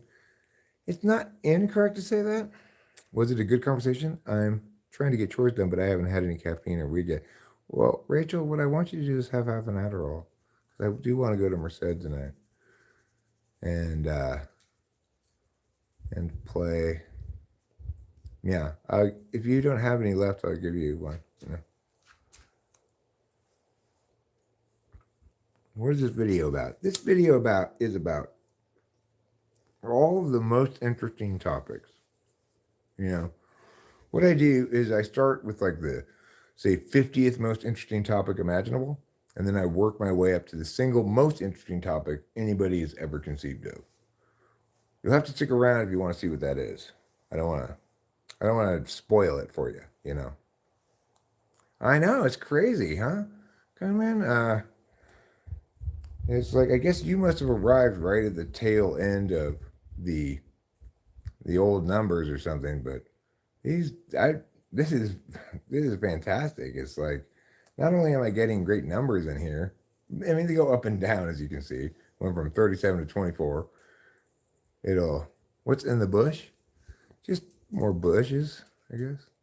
Just some wind blowing it around. That's all. A wind blowing bush. Here's a different squirrel. Which one do you like better?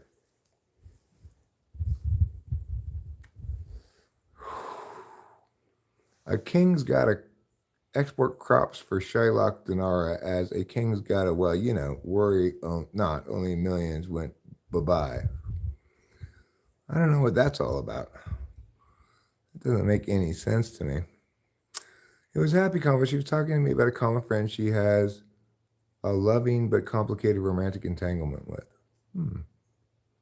Why are so many intellectual types subscribed to the theory of evolution when it doesn't actually succeed in providing an explanation for what it purports? Because it's the short and quick answer to it is that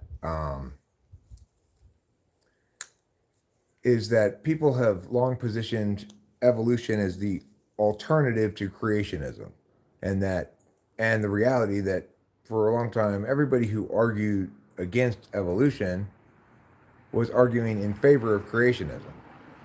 So it's because most people don't understand principles of debate, right? It's like here comes the FedEx guy. So what I mean by people don't understand principles of debate is they don't understand that in the failure to affirm a given position adequately, to make their case adequately, then we default to the negation, Hi. So that's why so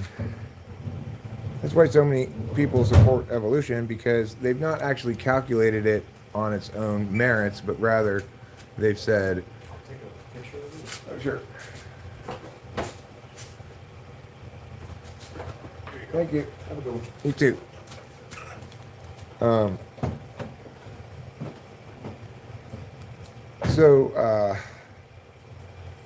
Right, so, and people like Fly Guy, he has the position that to disbelieve in evolution remember, Cone Man, it's as an explanation for where species came from. Okay?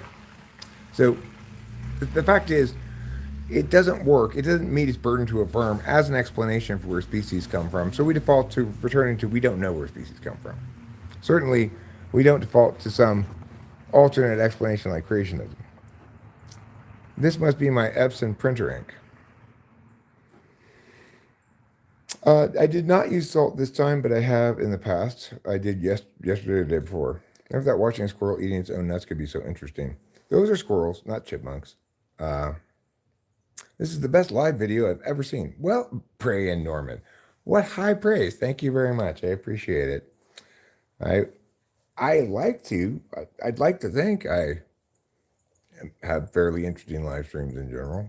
Certainly, I know how to patter about things indefinitely, and hopefully not get too lost in sidetracks and such. But this is the first time I've ever gotten any sort of validation of that notion from YouTube.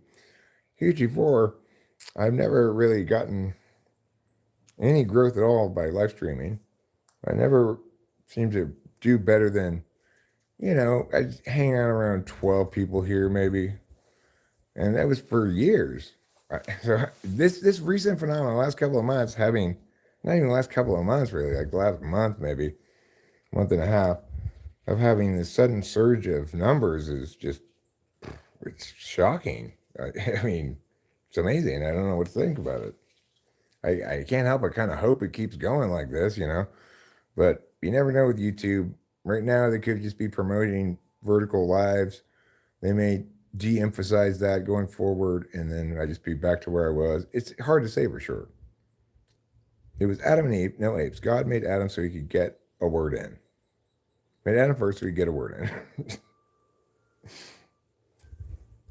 With Adam?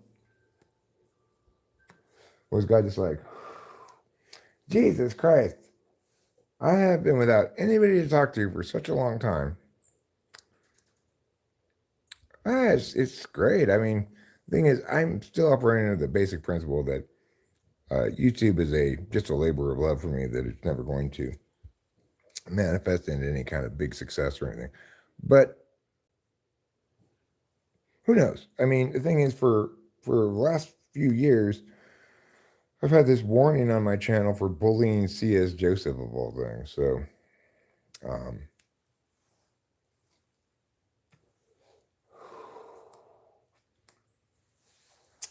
I think that might have been suppressing the channel's ability to succeed somewhat. But, it could be that. It could be the shift to vertical streaming. Those both kind of correlate with it. And thanks, Miss Tree number 1. Thanks, Bray and Norman. This hat was sent to me by a Talking with Famous person, Miss Winston's mom, who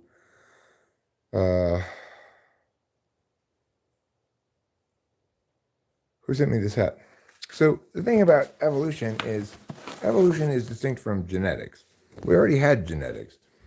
It's not true that the genetics work wouldn't have been done in the absence of evolution. But even if it is true, okay, great. So there's an ancillary side benefit of evolution, even though it's wrong.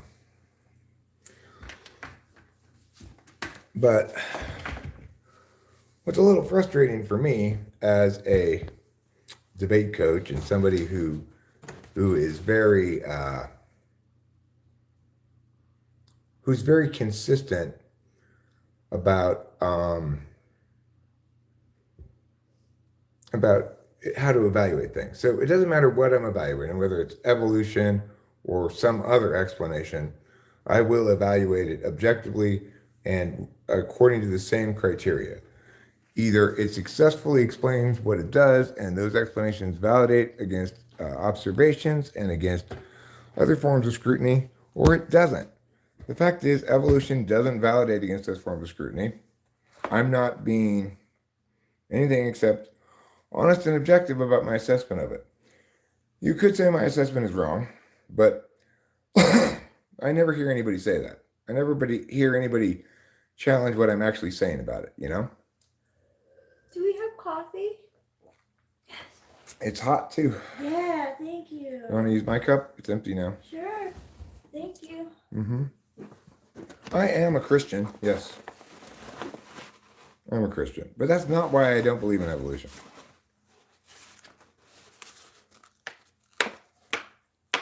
I'm not saying all other species have to vanish for evolution to be true. Nope, not saying that. I would just point out that we can't have both evolution and a meaningful definition of species. That's the case because species is defined as two individuals that, when mating with others of their own species, give birth to reproductively viable offspring of the same species. So since the definition of species precludes the species changing in order to allow variability within the species from individuals, it just doesn't make any sense that you can then, I mean, basically you're shifting ground and making it circular when you try to change the definition of species when talking about evolution from the definition of species you actually use when talking about species. So that's probably the simplest and most damning explanation of it. But there are myriad other reasons why we shouldn't believe that evolution explains things, and they all link to the same one, really, which is when we take from evolution, when we look at mechanisms that evolution tries to present, or some other aspect of the explanation, and we actually use that to make some kind of predictions and test those predictions, they don't validate. That's just how it is. You know, it hasn't since the beginning, since Darwin.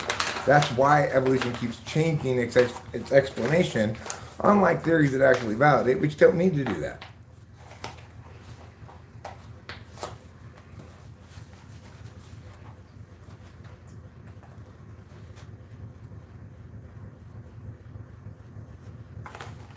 I mean, the thing is, you have to have the point of evolution. If it's going to explain something, it has to have a mechanism that we can test and validate. And unfortunately, no matter what the mechanism of evolution you present is, it's somehow going to be reliant on genetic mutation, random mutations, and change over time, right? But for example, if whatever that mechanism might be, and evolution inadequately described it, the original notion was sexual selection, right? But that's shifted over the years. So if the mechanism is whatever it is, you're going to have the following reality: that we should see, for sure, evolution rates differ in species with different generation lengths. So fruit flies should evolve a lot faster than, say, elephants or human beings, right? And with very short generation times, we should be able to test whatever mechanism that is by controlling for, by breeding, selectively breeding, and we should be able to speciate that way. After all, if you look at the Cambrian explosion, what it shows us is that a bunch of species all came about in a very short period of time. Okay, so please then, Fly Guy, explain to me what the mechanism is of evolution that makes it such that different generation lengths shouldn't link at all to rate of evolution.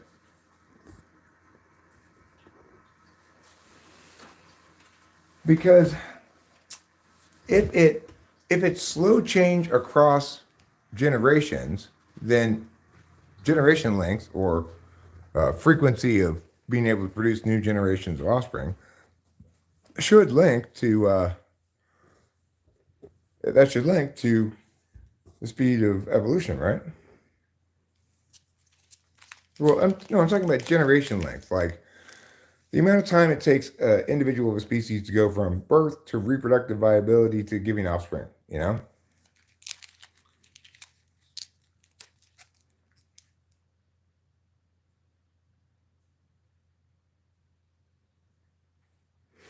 But presumably prior to being a fruit fly guy, the fruit fly was an even simpler organism. So you're saying more complicated organisms evolve faster?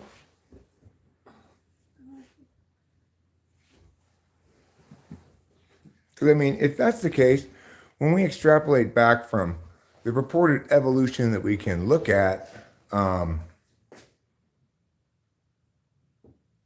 okay, so I see things speed up in their evolutionary pace as they get more complicated. Is that what you're saying? So if that's the case, why is that the case?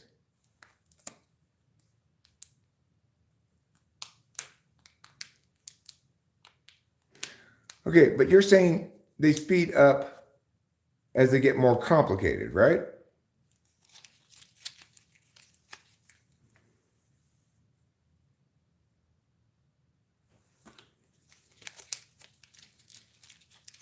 Okay, SSC Hude. The point is, Fly Guy, so you're speculating that that might possibly be how evolution could work, right?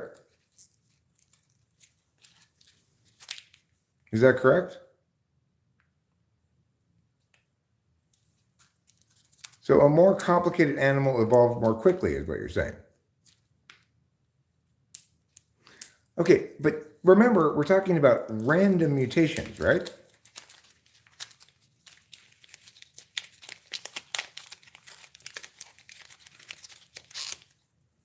Okay, so does it evolve more quickly or it can't? So what's the determining factor as to whether or not it evolves more quickly or not at all?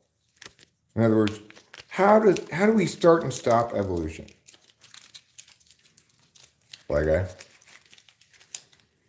The fossil record does have a branching fossil record, which is suggestive of something like that, but certainly not determinate of it. Environmental pressure. So is there any way to test this idea of yours? In other words, can we mimic this in some capacity in a lab?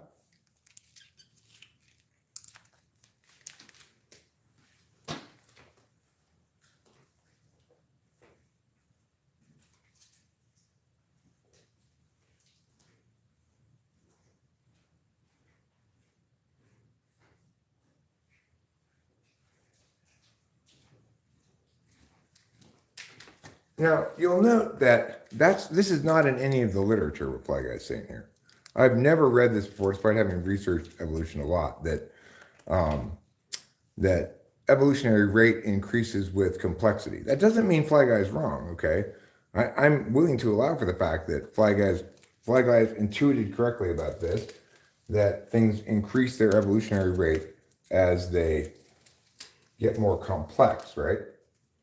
But I'm still not sure what the mechanism is. You say mathematically it's so that the more complex you are, because there are more things that could possibly change, the rate of change goes faster.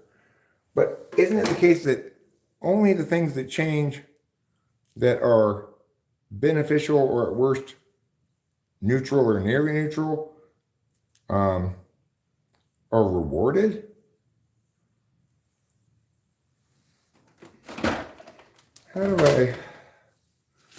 How do I change the ink in this?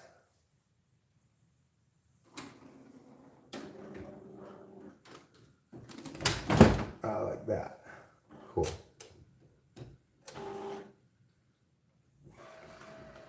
Okay, so I'm going to try to change the ink in here. I don't really want to spend a lot of time arguing about evolution right now, Fly Guy. But the thing is, you're begging the question, right? You're assuming that evolution must be the case, and so anything that falsifies evolution, you've got some explanation as to why evolution might still not be false. That's not the right way to deal with things, you know?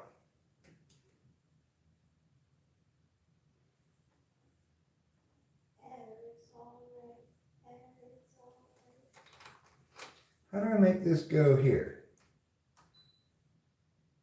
Next. Yes, replace now. How to?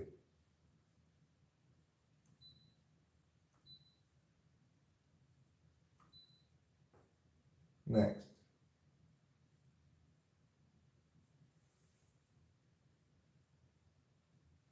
Start.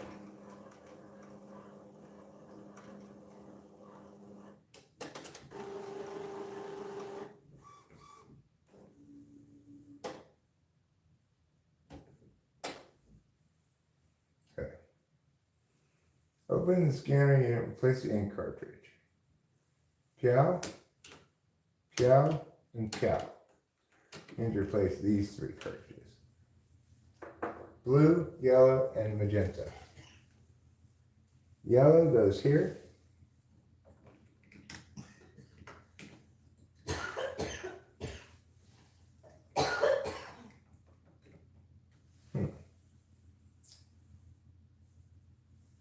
Which part do you put in first? There. It clicked into place. Good job. And then we'll get the cyan.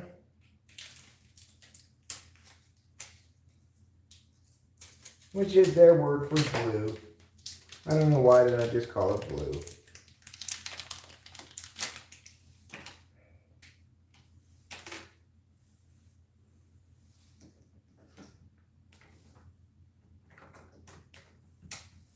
Okay, now we get the magenta.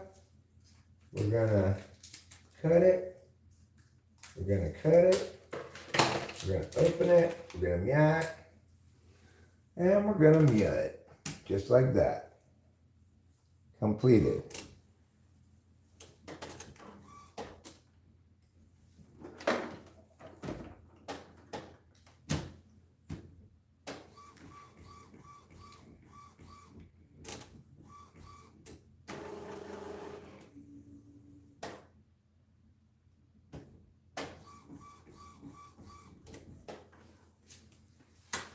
All right, Jamie, do your thing, Mr. 4 minutes.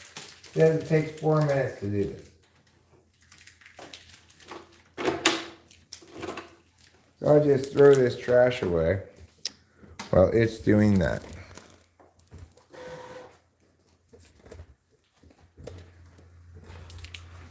The thing is, Fly Guy and everybody else who is in favor of evolution, I have done my absolute best to understand it, okay? And I'm not bad at understanding things. I'm quite good at understanding explanations and at determining whether or not they make sense. I'm not opposed to evolution being affirmed as the explanation. But before I'm going to affirm it, I have to hear an explanation that actually convinces me that that is the explanation. Not that there might be other factors regarding evolution that I've not considered, blah, blah, blah, but that that somebody actually understands how and why this occurs. That we can test it, validate it, or falsify it. That it's a real theory. That it not constantly change what it's saying in order to answer arguments against it, right? That's not how good thinking works.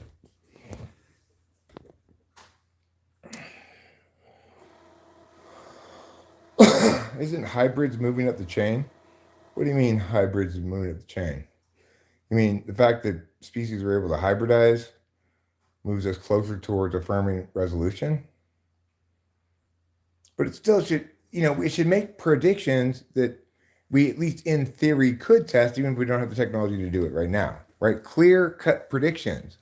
And say, if this prediction falsifies, then we are wrong.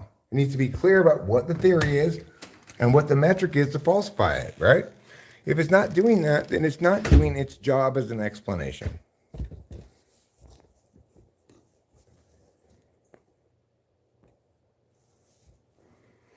And we can't treat it as such accordingly, right?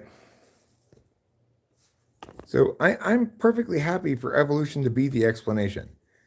But if it's going to be, the people who are explaining it, they need to do a much, much better job of it. Because in the status quo, anybody who is as capable as I am at evaluating the arguments that are extant is going to reject the theory as failing to do its job. That's just the truth of the matter. Just like with my explanation of cognitive functions, somebody who would say, who would evaluate it entirely on its merits, would say, it's a very good idea. It's consistent with a lot of observations, but it fails. It's a very good explanation. It's consistent with a lot of observations, but it fails to do all the legwork it needs to do to really establish itself as something we should affirm. You know, he does have a bunch of empirics, but he hasn't put them together to present a case at all. So, of course, it looks promising, but I'm not going to, I have to default to negation because until and unless he does that work, it's inadequate, right? Of course, cognitive functions is vastly more intuitively resonant as correct and much more consistent with observations than evolution is. At the end of the day, I've yet to hear a pro-evolution person give me a meaningful definition of species that doesn't preclude the idea of evolution. In other words, it doesn't treat species as the set that stays the same and individuals as the things that change. So until and unless evolution can present a definition of species that doesn't create contradictory premises, we should definitely negate.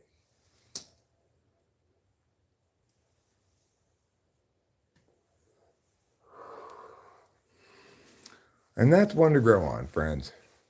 Remember, I'm not attached to it either way. It matters not to me. I would like to have a good explanation for where a species came from. I wish we had one.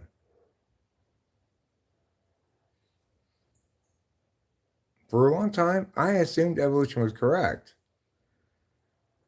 I guess there was some occasion when I didn't get something. I was trying to figure something out. Like, wait a second. And so I started researching it and discovered that actually what evolution is has changed many times over the years as scientists, instead of scrapping that which falsifies, have attempted to sustain it because everyone's got all their careers tied in with this shit, you know?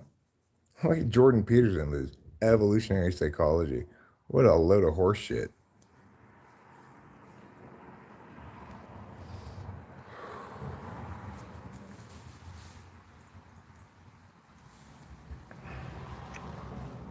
Somebody says all credible scientists agree there was a huge evolutionary jump. Okay, well, species is just an arbitrary human definition. Well, unfortunately, Fly Guy, if there's going to be a theory that purports to explain where species come from, then it's going to need to define what a species is. Otherwise, it's not doing anything, right? Remember, evolution purports to explain where species come from. If you're saying species isn't defined as anything, well, then evolution isn't doing anything.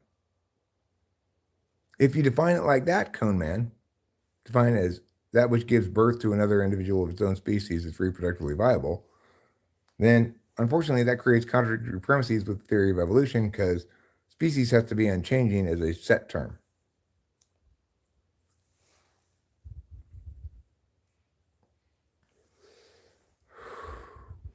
I'm not talking about the Big Bang at all.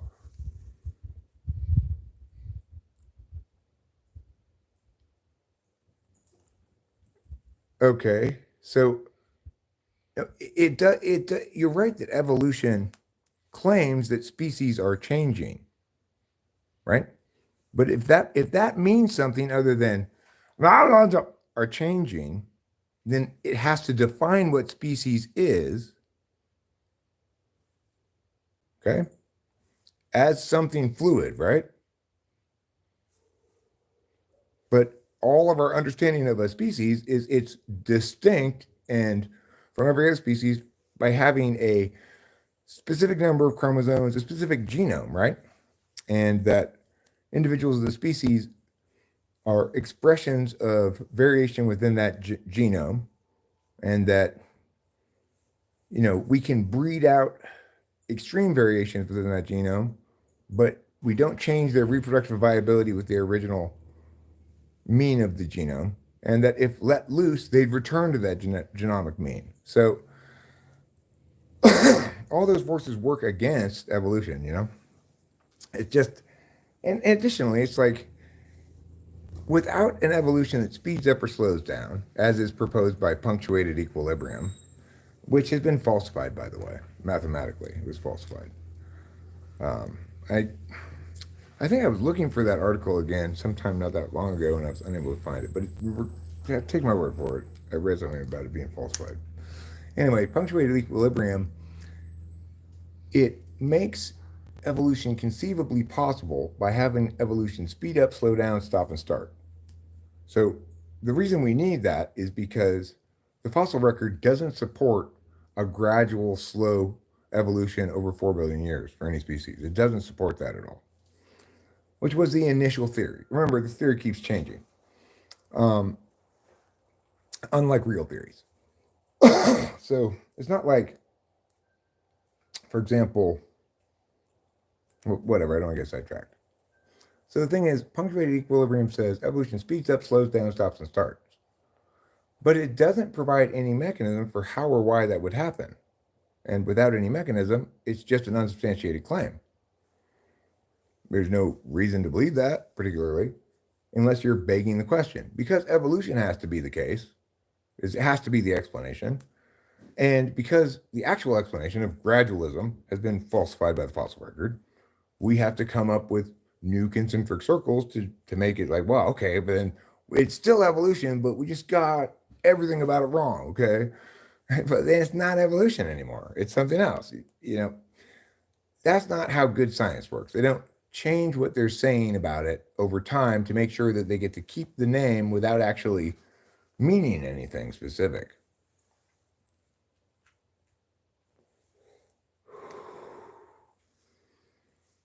It's like, I don't mean to run afoul of people's deeply entrenched beliefs about things. And I get that people are really married to evolution.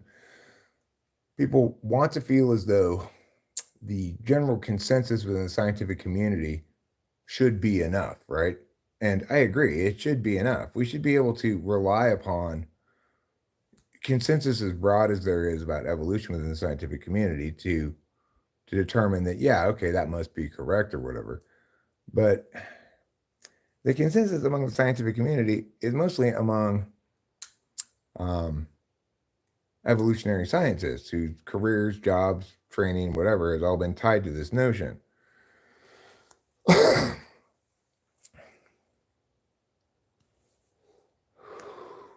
But if you want to hear somebody else argue against it well, listen to David Berlinski. He argues against it well.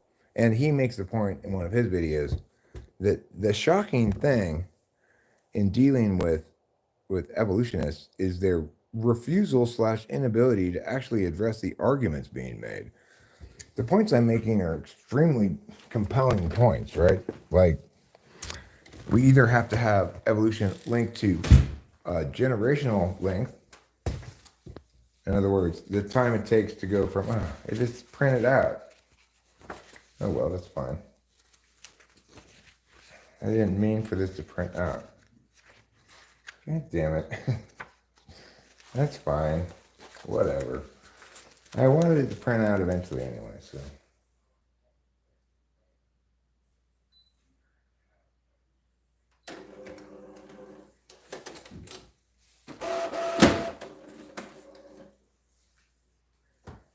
Okay. Close. I need more paper.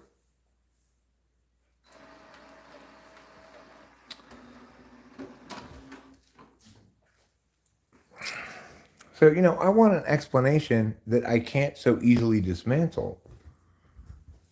Call me picky. I don't know. I like explanations that when I ask questions like, well, if meow, meow, meow, meow, why meow, meow, meow, I get an answer that's convincing.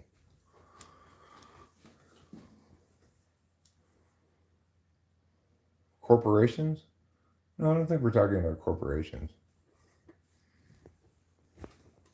Yeah, Chaos Fuel's not a foreigner. He's just learning Russian.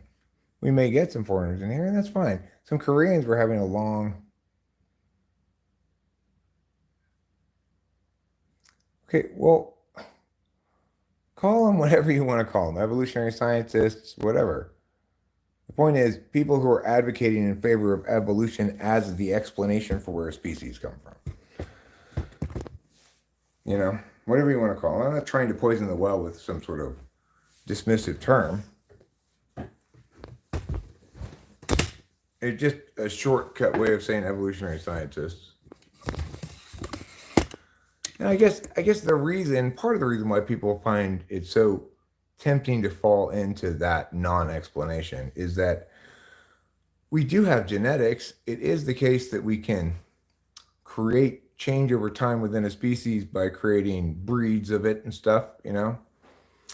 It's just that unfortunately, what we've learned from that testing is that that doesn't create new species. And additionally, that when we stop doing that, it returns to the genomic mean. So all the evidence we have is it runs directly counter to the idea that species change over time. We could still speculate that maybe somehow they do, maybe somehow it speeds up and slows down, maybe blah, blah, blah, but that's just all random speculation. And given the fact that it's attempting to replace a theory that's been falsified without admitting that it's replacing it, we don't want to go down that road, you know? No good occurs from that kind of thinking. Carl put translation on. Charles the Gargantuan. Hello, can you see the chat? I can see the chat, Charles the Gargantuan. And you know what? You're even bigger than Charles the Humongous, who was here earlier. So I'm impressed. You are literally 400 feet tall and 1,700 metric tons in weight. What type do you believe Darwin was? I don't know. No idea. I'm just mod for the recognition. I don't actually do any mod stuff here. Probably for the best, Kermit's pimp, you know. Ultimately, I tend to think it's my responsibility to do anything like ban somebody, hide somebody, or to ask a mod to do that. I don't, you know, the way things go around here, in some sense, you're going to have the most happy mod life if you don't do anything. Because I'm never going to be like, why aren't the mods doing anything? And sometimes I will be like, what are you tying that guy up for? You know, I don't know what Darwin was. I really don't know.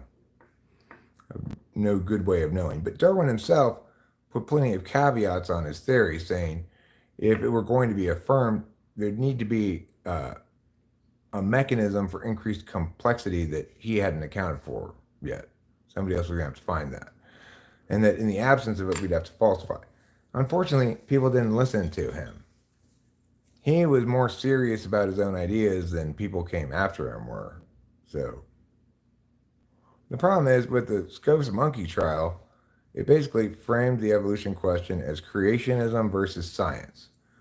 And in doing so, it did a great disservice to the science half of it, because science needs to validate against correctness, not against preferable alternative, right?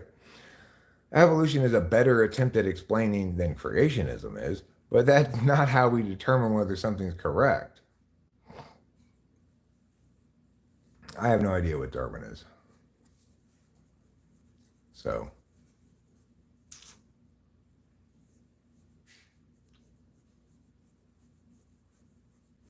anyway, that's just life in the fast lane, as they say. Surely gonna you lose your mind, life in the fast lane.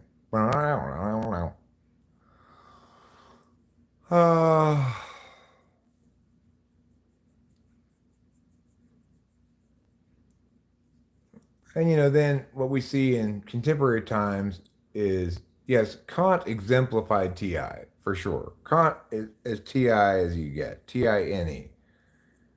That Kant was almost certainly an INTP. It's theoretically possible, but unlikely he was an ENTP. The same was sent to bear witness of the light. I bore witness of the light this morning when I got up before sunrise. So, you know, I was able to bear witness to the coming of the light. Hey, Grandpa. Hey, grandchild. Therapy sounds fun. How are you doing? Are you enjoying your grandchild life? Quite a few viewers right now. I know, crazy, huh? We actually hit over 50 at one point earlier in the earlier stream, which is nuts. But Darwin was scared how his theory would affect religion and human beliefs about life. Well, I mean, the thing is, remember that it doesn't matter what subjective stuff a person is putting down a set of ideas has going on. It doesn't matter what their motivations are or whatever, anything else. It just matters whether the ideas themselves validate or falsify on their merits as sort of independent, objective explanation, you know?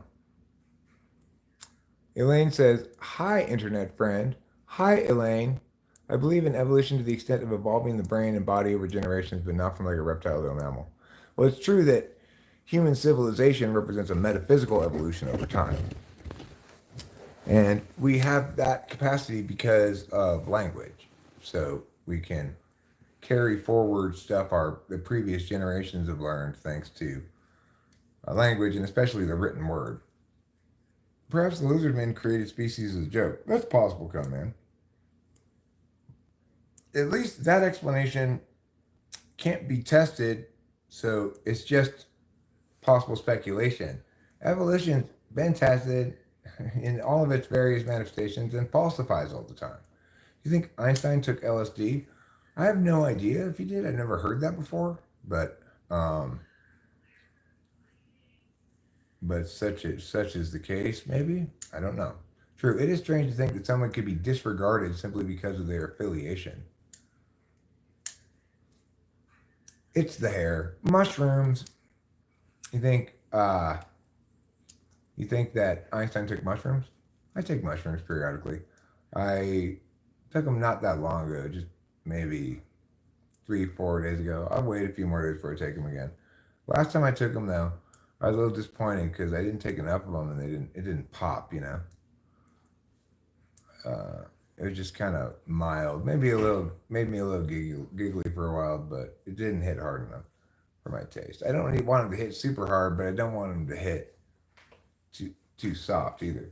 Did you take half an edible? No, do you not want to? I feel like taking. Okay, yeah. that's fine. Do your thing. I'm kind of men's, like, so, like, I don't know what to do about tonight. Well, you don't have to go. I can go by myself. Or I could maybe even not go. I don't necessarily have to go. But I don't mind going by myself at all. Okay. I feel so bad. Don't feel bad. Rest and be ready for tomorrow. Okay? What's tomorrow? We have the one in Mariposa. You what? Open mic in Mariposa. Oh my god. Yeah. Then I definitely am gonna stay home. Okay, cool. And that's fine. I'm not worried about that. Oh my gosh. I have to practice for that. Yeah. You do. I made you, I don't know if we're going to have this one ready, but I did make you that second night thing so you could practice singing along with it if you want to. Yeah. Bust down on the stream, big dog. A bust down on the stream. Hi, Keisha. Bust down on the stream, big dog. A bust down on the stream. Well, Carl, is that busting down on the stream for you? Me and Dulles will come with you. You and Dulles are coming. Cool. That's nice of you. INTJs are objectively smarter than what? Streaming? Yeah, I'll be streaming. Okay, so then I'll watch it. What is the primary difference between ENTJ and INTJ in operation? Well, ENTJs are a lot more likely to do the thug shake. That's one big difference between the two. ENTJs have more offensive FE deficits than INTJs. Because ENTJs, when they use FE, to me, that seems like the maximally fake FE. They really think you're a cog in their plan or their machine, and they're just trying to shmyamya. Nobody likes to be shmyamya. Thank you, Carl. How wonderful. Carl has generously donated $1.99 for my thug shake. Thanks, Carl. And as a consequence, I'm going to thumbs up and heart his kind gift. Because that's the kind of good YouTuber I am. I care about my chatters and do things like that. Carrots all out of gum. That's terrible. I believe that there was a cataclysmic event that wiped out nearly all of humanity and we lost the majority of our ancient technology. Yeah, what year was that? Was that 1922?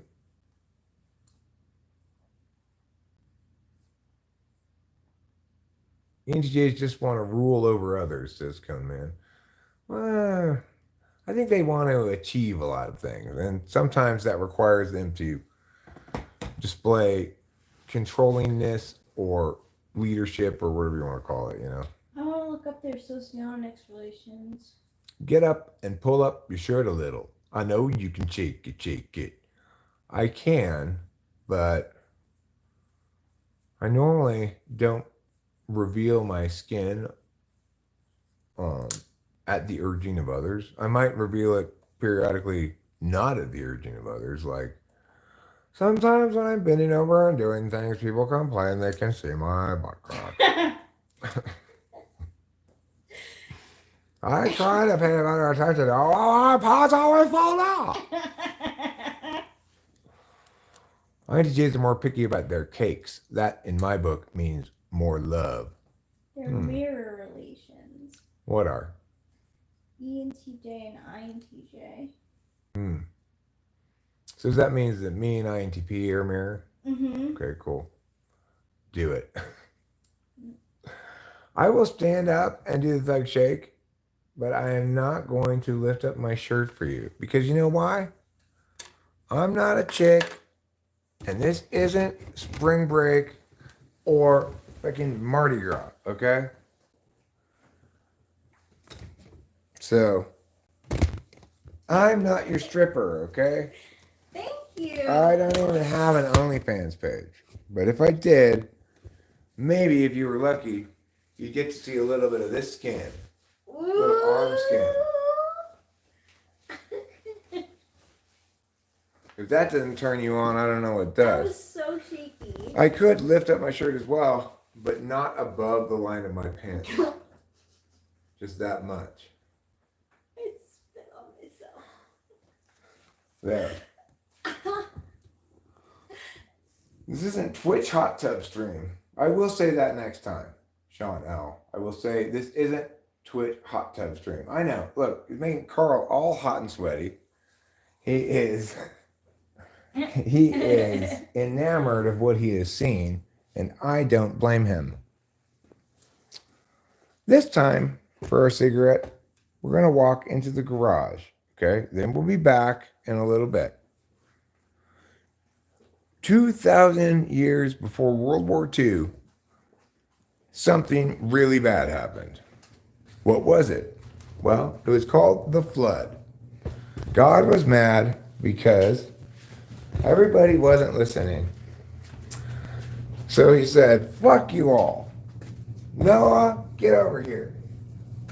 And Noah said, what's up, God? And God said, I'm going to flood the shit out of everything. I'm going to kill all the people, all the animals. And Noah's like, why? And God's like, because they're not listening to me. So you build a boat. You get two of all the animals, and you and your wife, and whoever else you want to bring along is fine. And you better have it done by now because it's going to be flood time. And that's where all the ancient civilization technology went. It got flooded away by the waters of God. And what did we get in exchange? A rainbow. Does that seem like a good deal? I don't think so, really, but I guess we didn't just get one rainbow. We got infinite rainbows. It's interesting to think how prior to the flood and Noah, that light didn't refract in water. Isn't that weird to think? Yeah, back in biblical times, there were no rainbows. Doesn't matter how much light went through the water. No, it never broke up into its colors. Crazy, huh?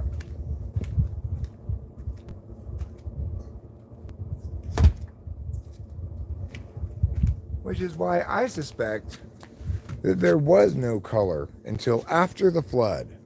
And that all the ancient people stuffs where it looks like it has color on it, it's just accidental. They couldn't even see it. They just thought it was varying shades of gray. What do you think about that notion? I think it's a great idea. I think it explains everything. First, we were created by God. Then there was a giant flood. Then God made rainbows. Then humans evolved to be able to see rainbows. That's the explanation. What do you guys think? Is that the best explanation you've ever heard? I think it is. It is beautiful out. It's beautiful out like Cuticle Scout. Cuticle Scout is the name of a brand, should be the name of a brand of fingernail clippers / cuticle getters, you know? Cuticle Scout. Who would win, Miss Tree? Frieza or Vegeta? Frieza or Vegeta? Oh, color didn't exist until all the way until 1954. That's when we finally evolved it. It evolved tricone color receptors in our eyes. It was all in like over the course of a week and a half in one May in 1953. And then we could see color, but they didn't invent it in the world until 54.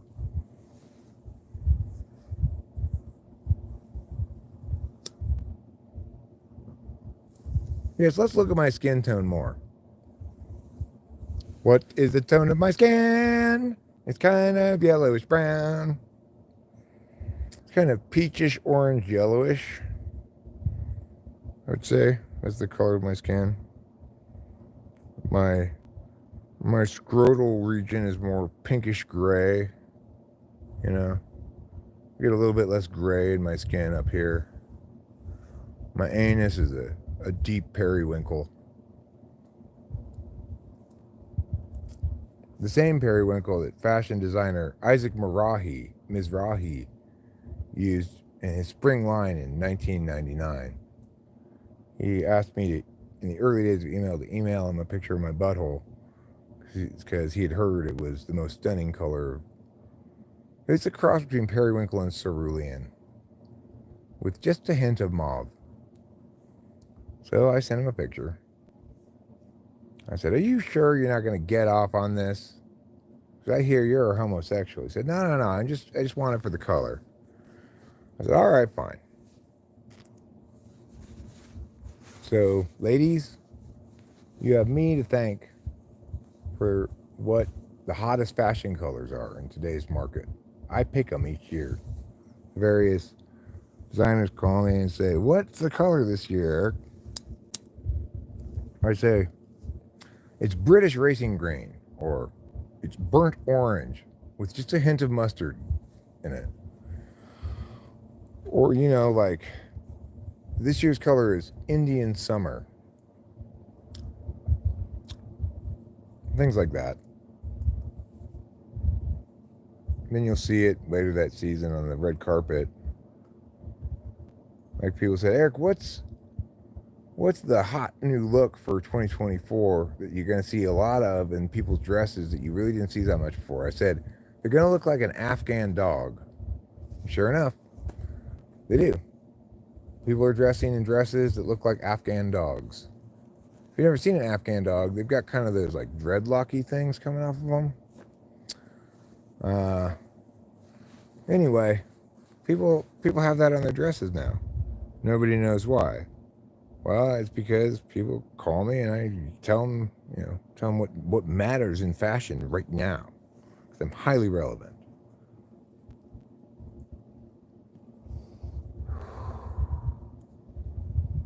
Then they also say, "Well, who should I listen to right now? Like, who's popping off with a good new track in the last, week?" "Oh, Baby No Money. Bills Paid.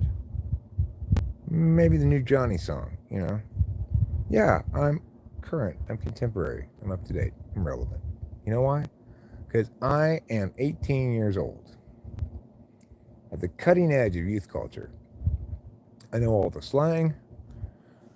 And I play all the good computer games, the cool computer games. Because young people like computer games, you know.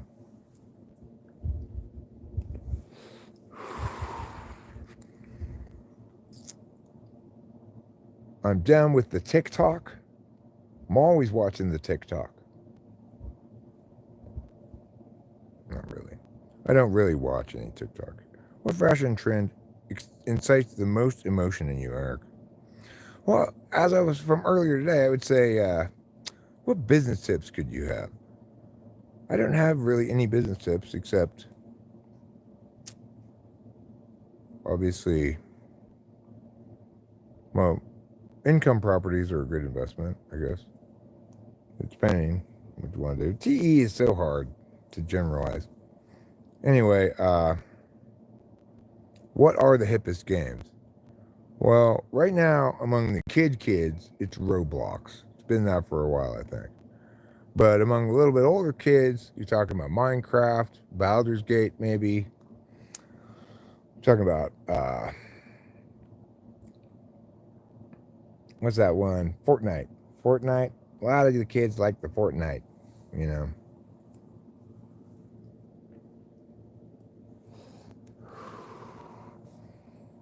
And I don't know, Skyrim is still popular or not, but that's another one the kids are into, you know. I hear the kids are also into pinball. Well, Kun man, you seem to forget that I do read the chat here when I'm standing outside, but like right now I can read it okay, but a lot of times I really have to strain my eyes to read it. So when I'm outside and I don't have my glasses, it's hard for me to read the chat. So I tend to just carry on about whatever, just to fill space while I'm outside without responding to people specifically. Then I go back in, there's more chats to reference, and I can go back, look at them, see what people were saying. I'm just smoking a Marlboro Red, the world's finest tobacco cigarette. But I like to say when people ask me that, actually, I forgot to say at the time, which is, I'm having a health tube. Because YouTube doesn't approve of unhealthy things. So that's why I only have health tubes now.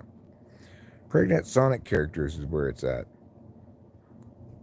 I've never impregnated a Sonic character before. But if I had to pick one to impregnate, I'd go for the top boss. I'd go for Sonic himself. If I could invite a friend, I'd invite Jigglypuff. Jigglypuff would make us all go to sleep. When we wake up, we weren't sure if we actually did anything. My cousin lost her toe and they replaced it with her thumb. That's absolutely ridiculous. You need your thumb more than you need your toe. Can you find the picture of me with Azizam on Madanak Beach when I was When I was a teen, I had a wedge cut and we looked like twins. Been thinking about that for months. How exciting.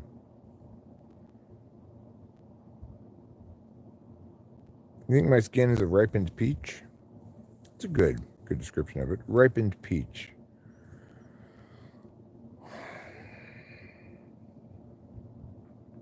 People often say, you know what I say about Eric? He's a real peach.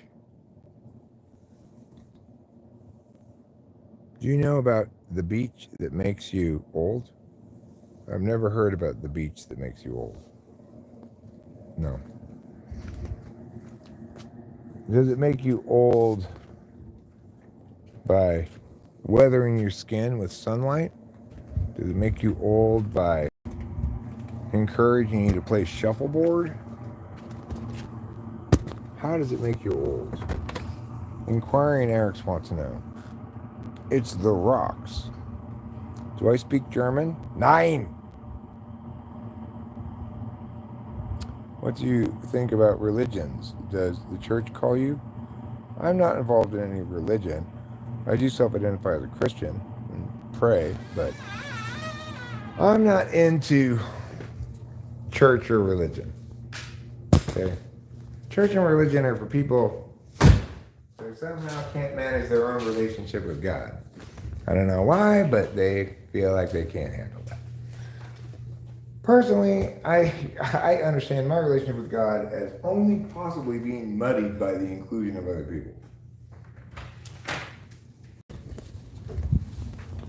Like if I were gonna go to a church, it would be to preach, not to sit in the pews. I'm the guy who says the correct interpretation of things. I'm not the guy who listens to other people say that, especially about something like religion, like God, which is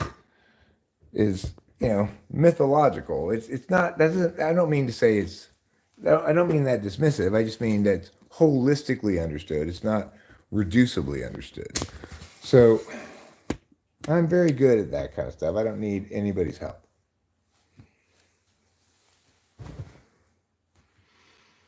B Trash says, "Yo, let's see what Karma's Pempu it was."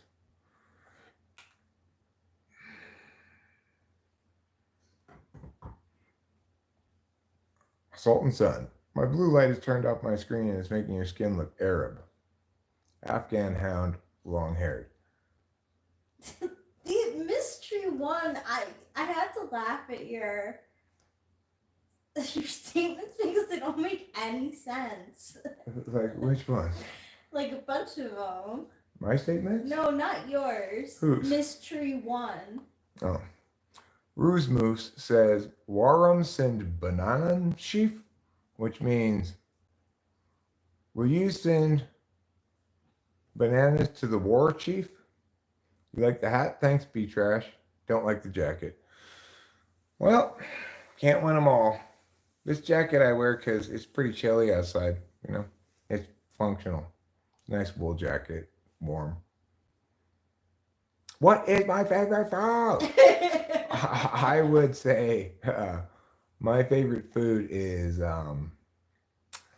ribeye steak. Life's too short to simp for others. Well, I mean, I will simp for somebody who really deserves it. If I'm really excited about an artist, I'll put a link to it up on the community tab and say, this is fantastic and stuff like that. So I'm not afraid to be excited about somebody else's genius.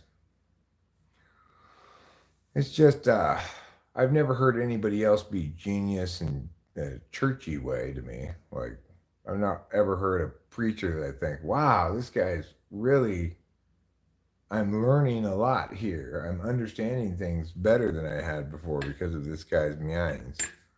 Instead, most preachers are like Benny Hinn, They're not saying anything. They're just emoting preaching. Like, and the Father, and the God above the Lord, I'd worship. What? The spelling is very good. No, I am not going to fall into it because I've heard that a billion times. 1 billion times. Okay? Be trash. This is not new to me, this notion. And I didn't fall for it even one time because I read things in my head before I read them out loud, usually. A youth pastor told me, become a church bus driver because they get a bigger mansion in heaven. He must have been working for my church, God's Big Heaven Church, which promises that you will be in the biggest heaven of all the churches. Catholic heaven is notoriously crowded. It's not wired properly. It was built a long time ago. God's Big Heaven Church heaven is brand new and it's got all the latest tech.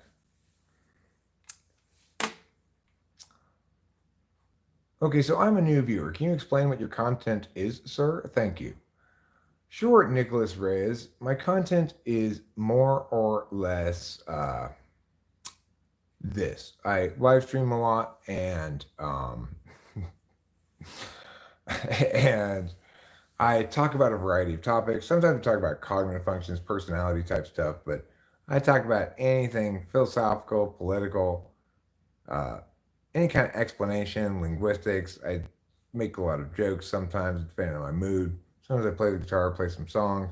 I engage with the chat mostly. This is a very interactive live stream in the sense that I tend to read what people say and respond to it. Fly Guy says, I love hamburgers but can choose I choose, but can I choose that over chicken wings? But I love Caesar salad. What about cake? Polinia and Scout. I mean, it is hard to pick a single favorite food. Obviously, if you built a mountain on Earth so big that it altered the shape of the Earth, would Earth create a moon? Would Earth create a moon which has a crazy orbit? Um, Potentially, I guess if you built a mountain up big enough, it would you'd see a little divot in the orbit when it got to that point. I guess presumably it would. Yeah, just talking about a variety of things. I've been doing this for a very long time, and I've been doing exactly this for a very long time, which is to say, talking about a variety of different topics and about whatever anybody wants to talk about, really. But this recent growth of the channel is brand new and entirely unfamiliar to me. Um, and it's very exciting because I've been stuck at like, between, I was stuck between like 7,500 and 8,500 subs for a really long time. And just the last couple of weeks, maybe month and a half, I don't know, I've started to see growth in the channel that I haven't really ever seen before. Certainly not doing this. And I like this a lot, this growth, because it's responsive to what I'm actually doing every day, which is live streaming. One reason why it might be a place that people like ultimately is that I do live stream very, very frequently. So if you do like it, you can expect it to be there pretty much every day, you know? Yeah, I talk about conspiracy stuff, sure.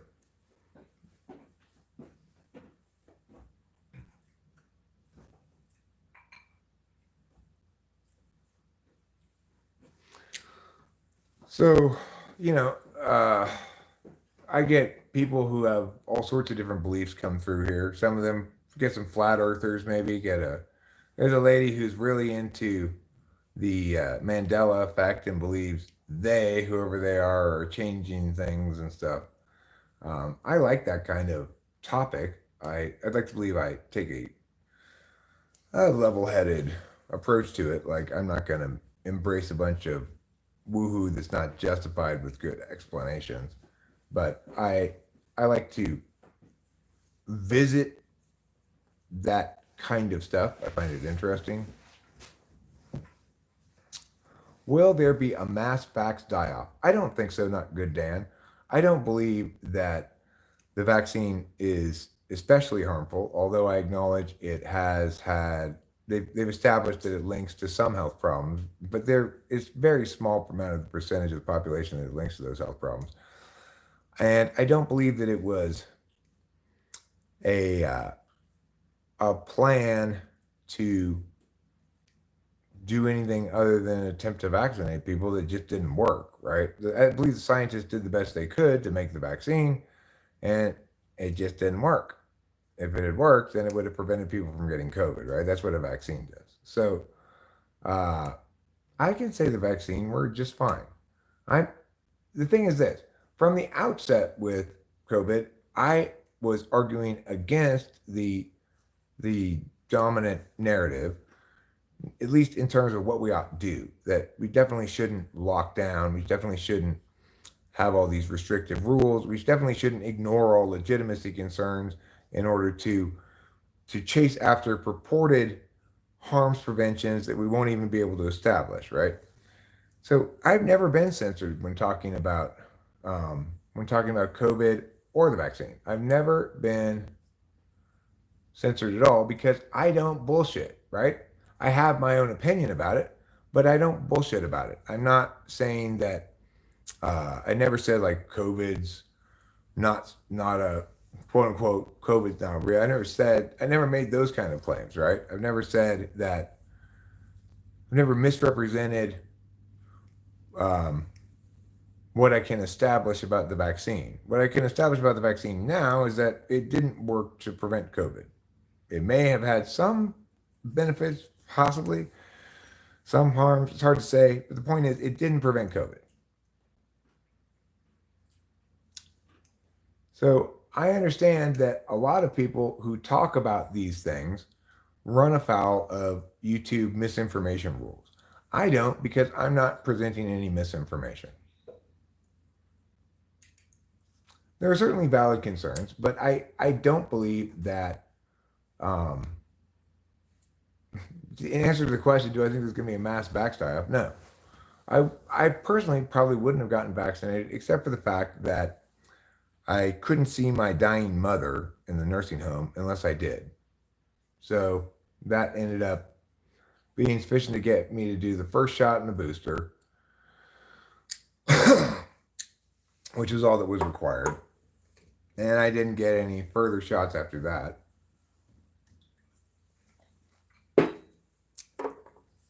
So, I mean, obviously the jury's somewhat still out because you're talking about a vaccine that didn't go through proper testing procedures, that, was fast tracked to market, which means it hasn't been vetted as much as other things.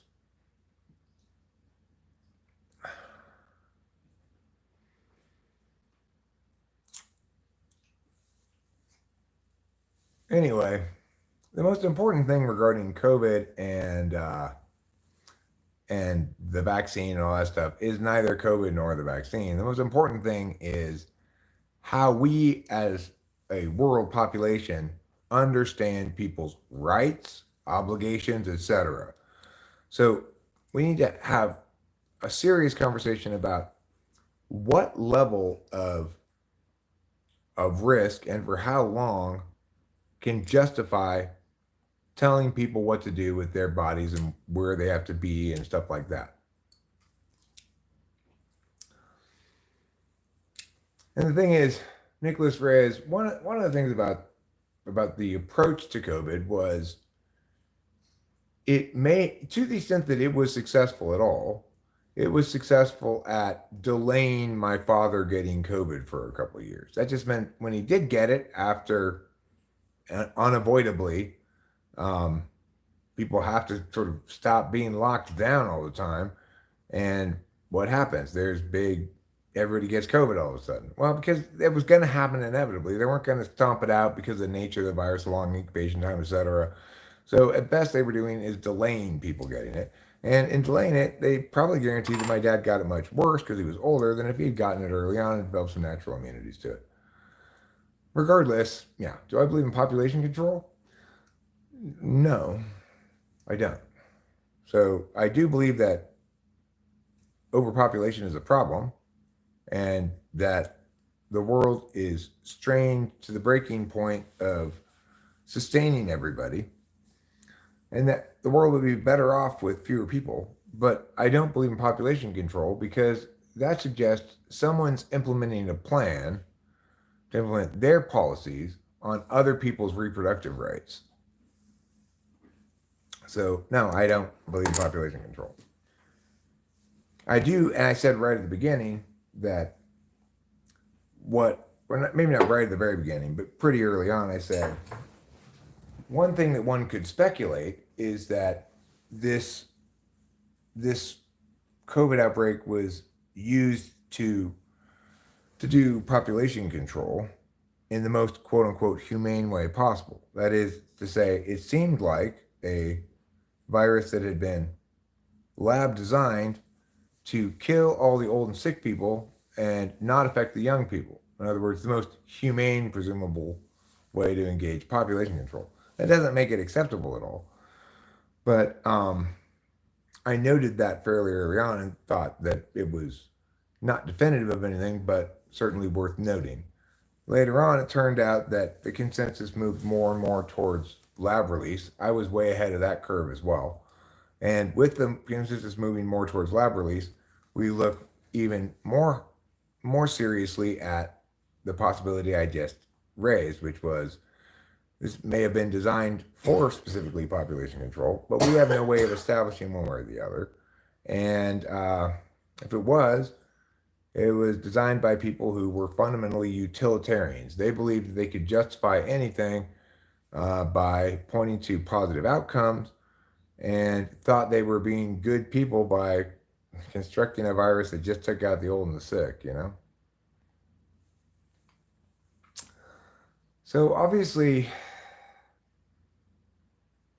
it is the case that people should have listened to me at the beginning and heard me when I said the proper course of action is to let it run its course rather than quarantining and locking people down. I said that very early on, let it run its course. And unfortunately, people didn't listen to me. I tend to agree that that's more likely the case than anything else, chaos fuel. And that's certainly the most likely case, is that it was artificially created. And I think it's a reasonable speculation to imagine that it was created for the purpose of population control, right? But the most important thing that we do whenever we talk about COVID is remember that we need to control what we can control. How, as a society, as a country, as a people, wherever we are, do we want to deal with people's health rights? Do I have the right to get sick? Yes. Do I have any obligation to prevent other people from getting sick from me if I don't currently know I'm sick? Absolutely not. If there's no reason to believe that I'm currently sick, I cannot possibly have an obligation to prevent other people from catching a cold I may or may not have. So even in the most even in the strictest understanding of things, it can only possibly be justified to lock down people who actually are sick, to quarantine them, because then they present a real health risk to others. There's no real topic, no real interaction here, just random comments all around. There's a lot of real topics and a lot of real interaction, as indicated by this. So I read Owen Maxwell's chat out loud. It presents a topic, namely the topic of whether or not there are topics. I point out that there are many interesting topics, including this one that I'm responding to now. He says there's no real interaction here, just random comments all around.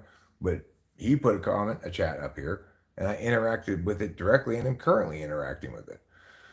So, yeah, the comments may run the gamut, but remember, people are talking to each other sometimes with other people talking in between, them talking to each other. It looks a little chaotic necessarily in its splay accordingly, but I guess he wants to talk about the video title. Well, the video title is simply that this is a window onto care in the community. Okay. I guess he wants to talk to you about the video title. The video title is about young people. Who has had a bad reaction to the shot? I didn't have a great reaction to the shot, especially the second one. My arm hurt for a long time afterwards at the site of the injection. But I didn't have, like, I didn't feel like it gave me some weird disease or something like that, you know. Why Christ instead of Allah, Eric? I guess because I was born in America? I had to get it in order to see my dying mother in the nursing home. So I didn't really have any choice, you know.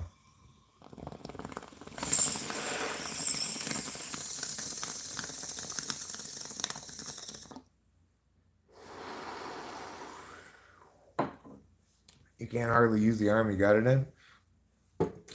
I thought it was strangely painful. Exactly, I'm a real person asking a question to a real live streamer on his opinion because I'm interested. Yep, I am a real live streamer, and I'm highly engaged with the chat. No, that's my Health Tube 2.0, Nicholas Reyes. Here on YouTube, they don't approve of smoking, so I've stopped smoking anything. I've stopped smoking weed and cigarettes. I replaced weed by instead using Health Tube 2.0 to improve my health. And I've replaced cigarettes with just regular health tubes. I got 3 shots and didn't feel a thing. I mean, it somewhat maybe matters how good the person is who's administering the shot. The guy who shot me in the arm the second time, it's like he wiggled it around in there like, fuck you, Eric, or something. I don't know what he was doing. So I just wanted to know you were reading the comments. No offense, but no offense taken, Owen Maxwell. None taken whatsoever. We delight to have you here. And I did not mean to suggest otherwise. Oof, says Ruben Kosen. Yeah, it was very painful. But I think it might have had to do with the shittiness of the CVS guy rather than anything specific to the COVID vaccine. Like, it was such a long needle, too. Oh, you saw? I think I looked away. Yeah, he's probably volunteering to jab you because he's a psychopath who enjoys stabbing people. That's very plausible. He seemed to have a bit of a, yeah, I got you, nasty streak, you know. He seemed to. Maybe I was just misreading it, doing the fundamental attribution bias and assuming that because he did such a shitty job of injecting me, he must have been trying to do a shitty job.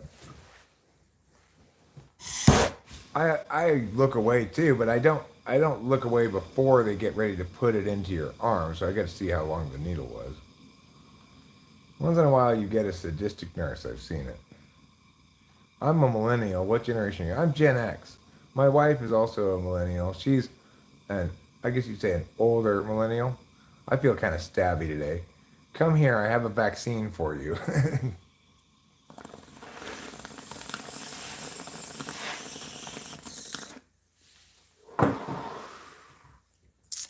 Kind of reminds me of the song Stabbing Everyone. I think I'll play it for you here today. Stabbing Everyone. It's a song. I haven't heard this in so long. It's a song about, that's right, it's about stabbing everyone. I'm excited to hear it. Yes. It's called the Stabbing Everyone song. And it's called that for a reason. Because it's about stabbing everyone.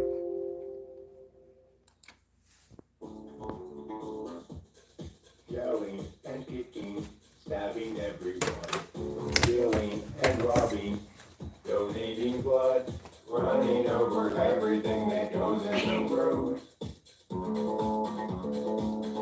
'Cause they don't like it. I'm going to go to camp and take you to the place where I stab everybody that I see. These are my activities for my summer camp, and we hope it'll be a lot of fun. Stabby, stabby, stabby, stabby, stabby, stabby. That's the stabbing song. It's quite short. It's just 40 seconds long. But you know, I think quite accomplished for a 40-second long song. It's so creative. Thanks, darling. You're welcome. I will share it with you here in case anybody else wants to see it. That song is a song about a guy who's obviously got different. That song is not, that's not me. You can see my hair is very different than the guy in that song. Yeah, it's very different. Very different. Okay? That's why he picked a guy with hair so that no one would think, oh, Eric likes to stab people. No, I did not. I did not write that song in response to COVID policies, Ruzminus, but I did write a different song in response to COVID policies. It's called Stupid and Scared. And it's a pretty good song. It is. Actually, I'm pretty pleased with it. So what I'm going to do is go to the channel here, and then I'm going to look here at the meow, and I'm going to put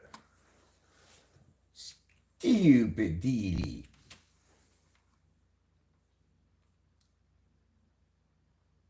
I have a lot of songs. I have a lot of videos with stupid in the title. Crazy. I thought, I'll just put in stupid, I'll get the song right away. I've got too many videos with stupid in the title. Quite a few, really. But I found it. Here. God damn it, we were promised a play. Bodies in the street.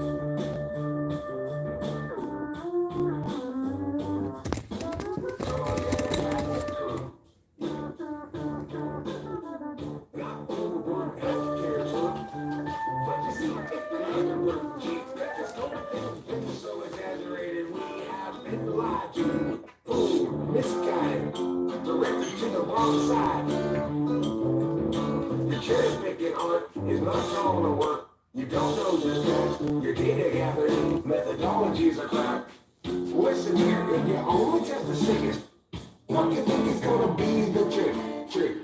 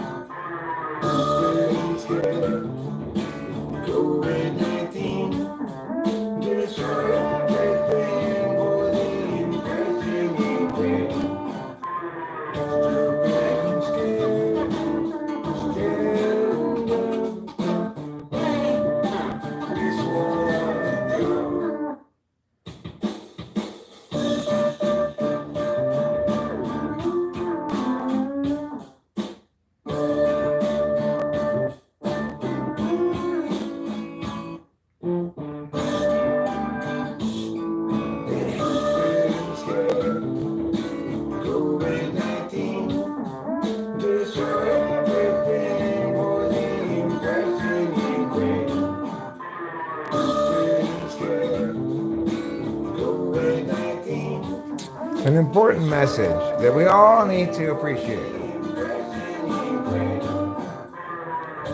That was in March of 2020.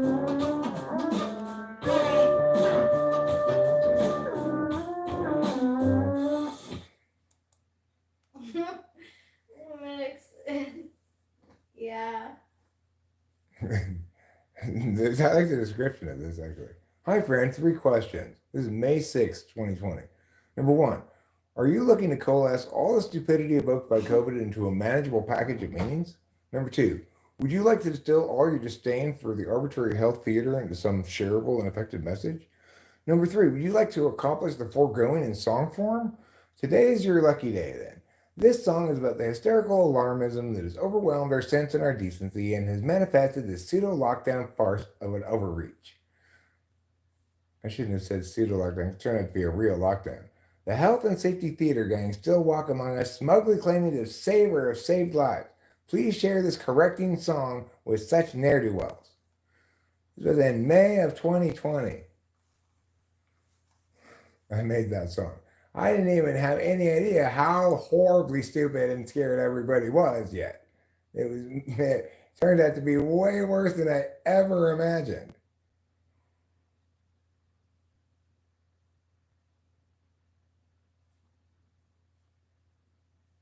Yeah.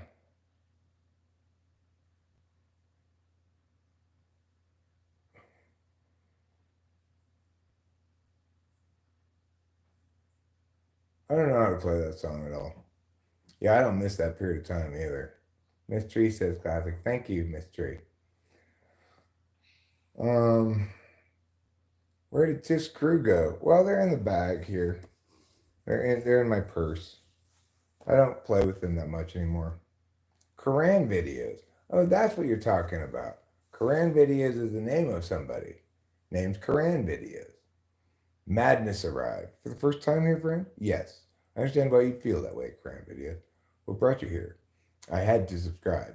Thank you, Owen Maxwell. 5/20/20. I hadn't been here yet. Wow, feels like a different life. Would you please play The Beach That Makes You Old for us? I have no idea what that is, Ruben Costin. It's not my video. I can only play for you my videos. I can't play for you other people's videos, or else I'll get in trouble. You don't want me to get in trouble, do you? How come the crew is no longer part of the... Well, because I'm just not doing Mindy's Club anymore. That's true. You know, that's what it boils down to. I still occasionally make videos with Tiffany and maybe Mindy and put it on. And talking with famous people was a short, but I'm just Sure. Mindy's Club isn't an active YouTube channel anymore. It's a piece of work that I'm proud of, though. Okay, well, I'm not gonna just sort of take your word for that. I tend to always err on the side of caution regarding those matters, and I'm going to this time as well. I would love to be able to watch all kinds of shit with people around here, but unfortunately, you know, copyright it's so unpredictable. It doesn't even matter, like how much of it you're using or how you're using it or anything like that. What matters is how persnickety the person you're dealing with is. You have no way of predicting that. So it's like Joe may have copyright video, have his video technically copyrighted, not care at all if I use his whole video. Just be like, that's fine, I don't care. Or he might be like, you used 5 seconds of my song, I'm suing you. Or something, you know. Michelle Shocked sued me or initiated the suing process. You know, I opted out of the copyright board rather than opting in, and she did not end up following up with a federal lawsuit. So I made the right call.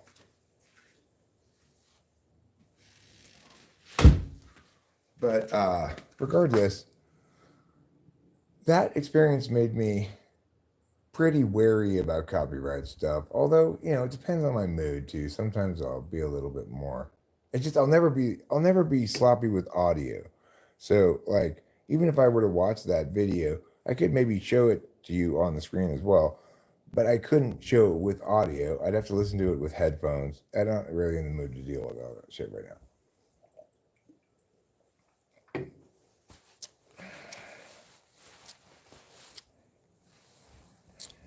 So far, so good. I've only ever gotten one copyright strike, and it was on this channel. It was Michelle Shocked thing, and I was able to go to copyright school and have that leave my permanent record or whatever. And my warning's gone now, so I'm in good standing in all capacity with YouTube. I'm, trying to behave myself. I'm trying to be good and not run afoul of their community standards at all. In general, I don't, but I used to be much more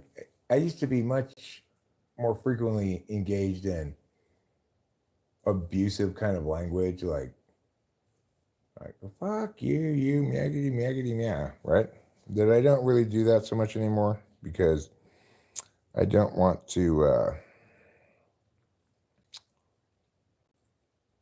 run afoul of YouTube problems. And also, it's just a better way to be. It's better to engage in civil discourse rather than abusive discourse. Even if you think somebody's really being a dumbass, it doesn't mean you gotta call them a bunch of names. And I can do better than that. So I don't mind that YouTube kind of began imposing this civil discourse rule. I think it's probably for the best ultimately.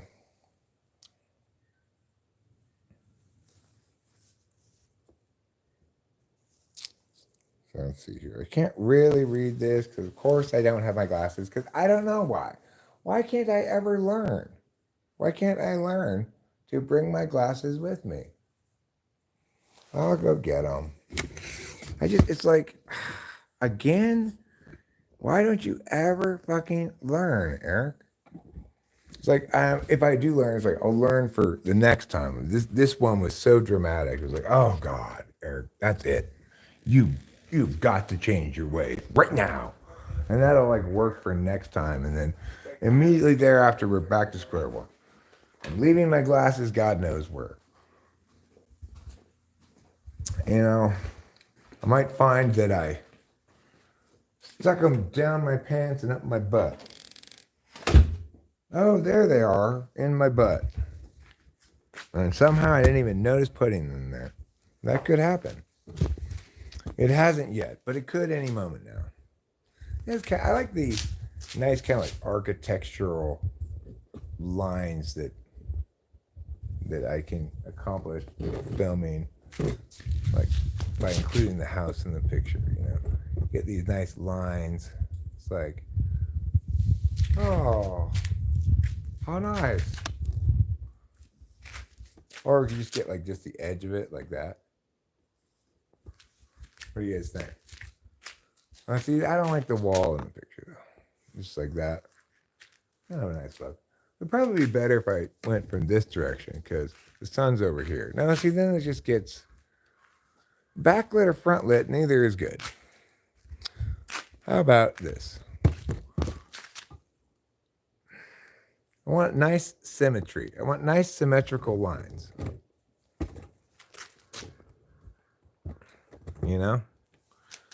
So to give you a pleasing visual thing.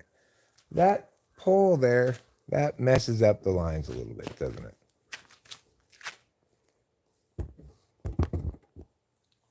I want this to be the channel known for its pleasing lines.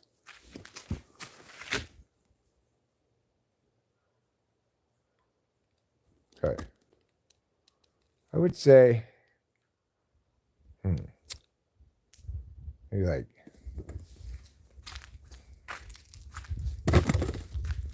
trying to get the most pleasing lines. I'm not that pleased by these lines, but I'm not totally displeased by them. Let's see if I can just, I wish it would line up on the edge of those shutters there. There. Well, that's pretty good. There. Those are some pretty pleasing lines.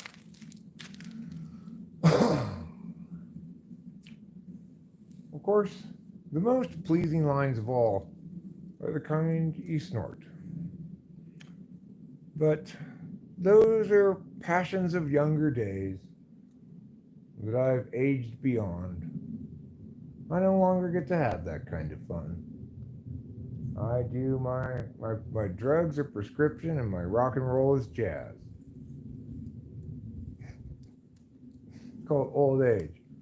When your drugs become prescription and your rock and roll becomes jazz.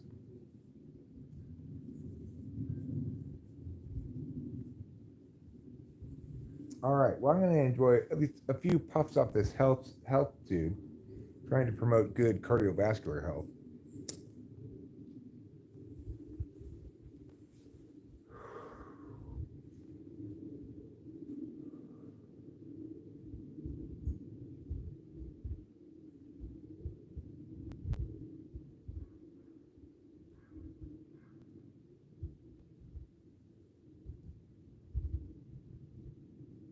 God, I was so dumb last week.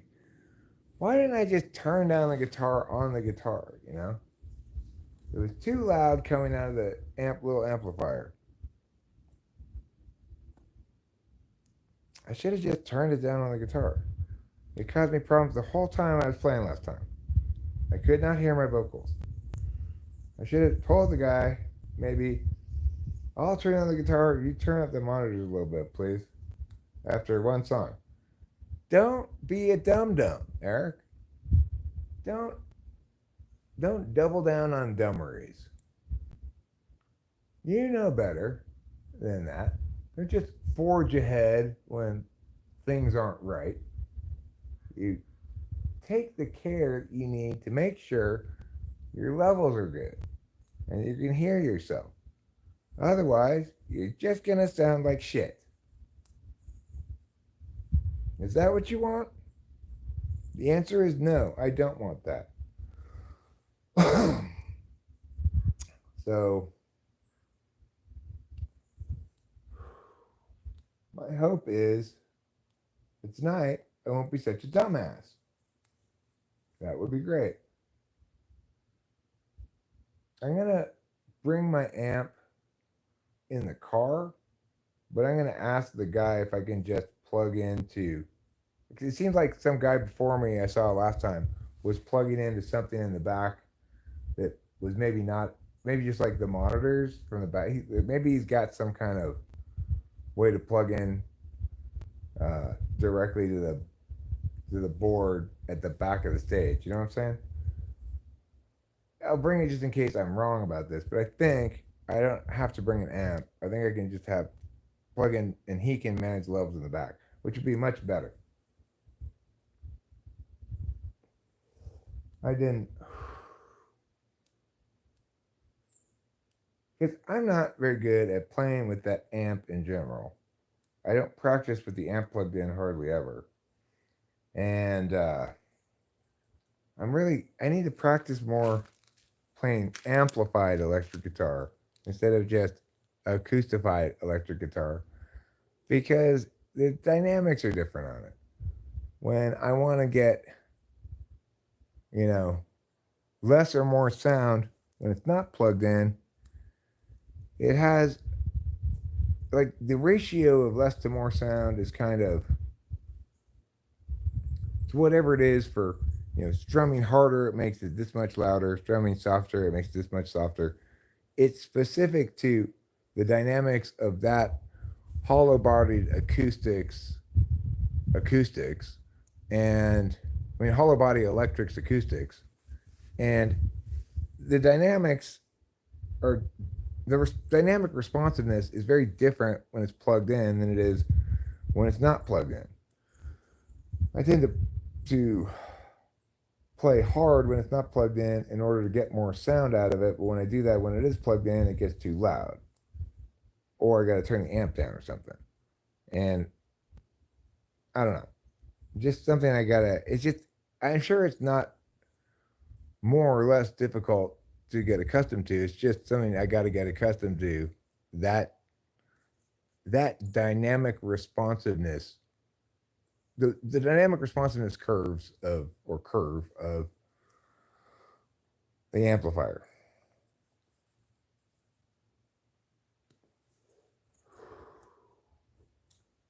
So anyway, I'm working on improving and I'm not gonna quit until I'm so good that I am the shit. Hi, little birds. You're so close to me. How fun. The little birds are very close to me.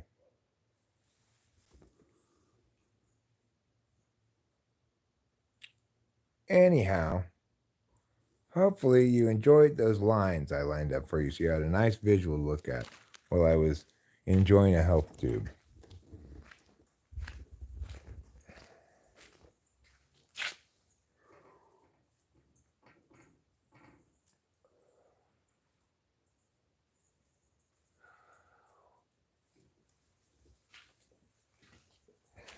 Okay.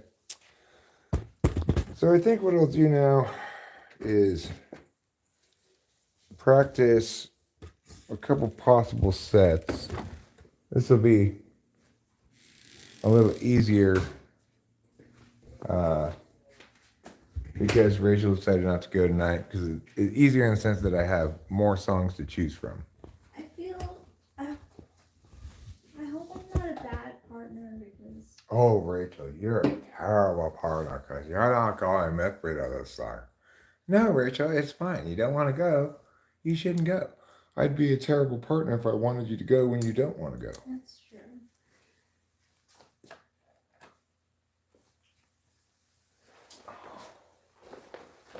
What do you mean by optimal? What do you mean by that?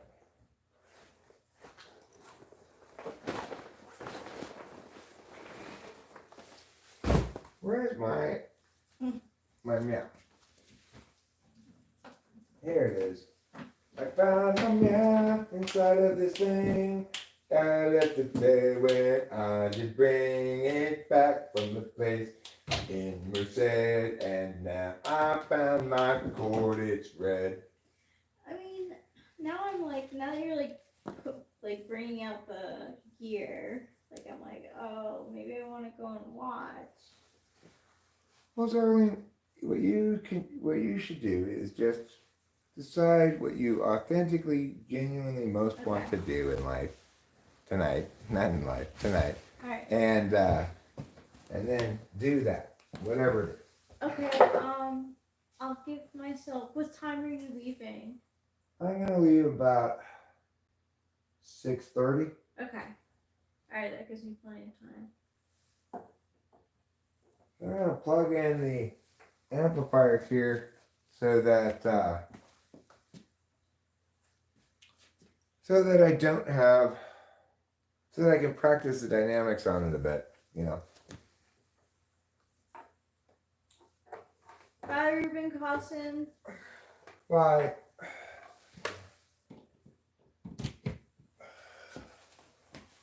And I think what you guys are gonna see here is the most amazing amazement of your life. That's right. You're gonna get to hear real, actual, amplified guitar. You don't get to hear that very often around here, so it's pretty dramatic. That's true.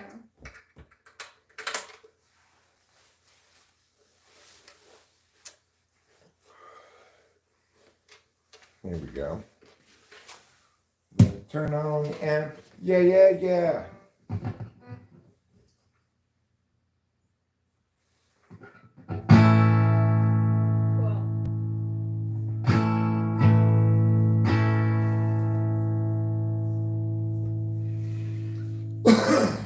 Okay. Need to open some window light too. There. A little window light. Maybe that's better.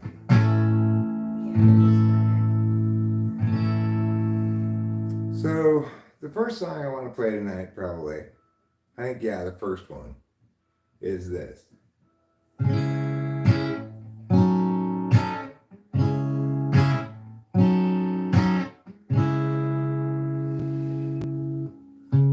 It's the second night when you start to feel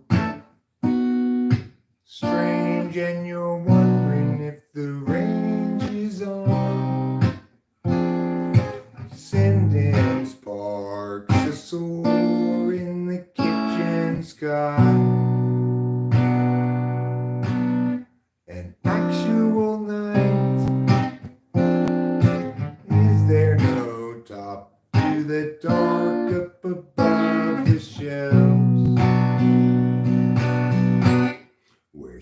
soars the child above the sleeping forms of vivid mind figurines of Western lonely types.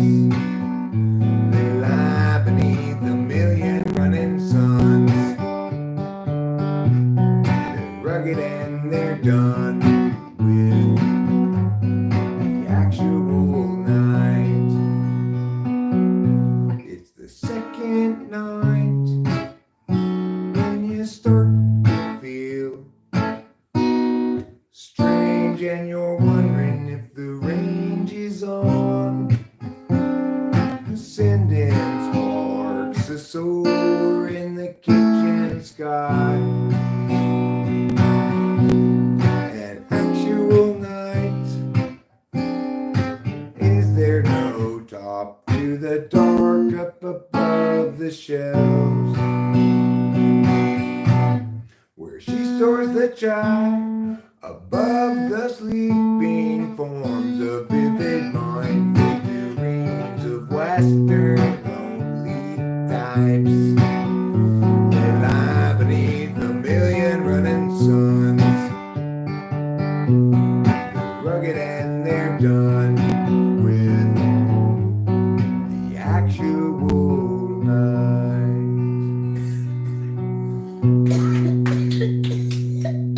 Thanks, darling. Anyway, I think that will probably do pretty well. It's a good song and it's kind of haunting, and if I execute it well, I think it'll do well. I'm going to try Pucker Tart Lemon Squeeze now from memory, which if I'm going to play it, I want to play it from memory. So we're going to try this one out, see how that goes.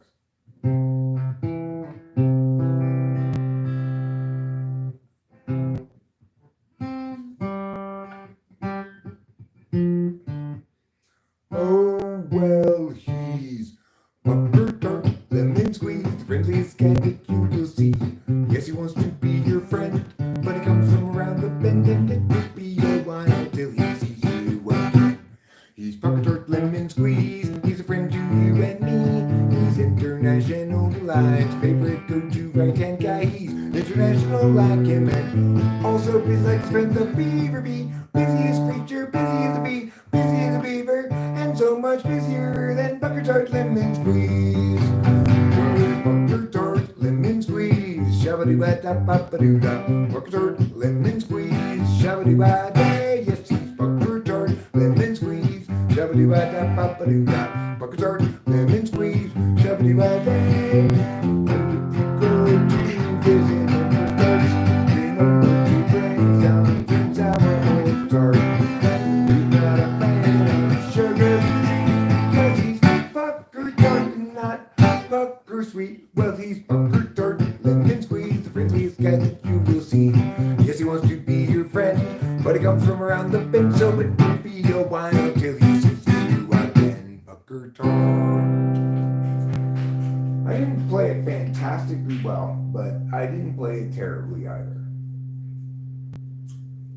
So, I would be okay with that, but if you go to visit him for starts, remember to bring something sour or tart. Okay, it's G, A minor, C, F, C, then E, A minor, E, and G. Okay, gotcha, Eric, gotcha.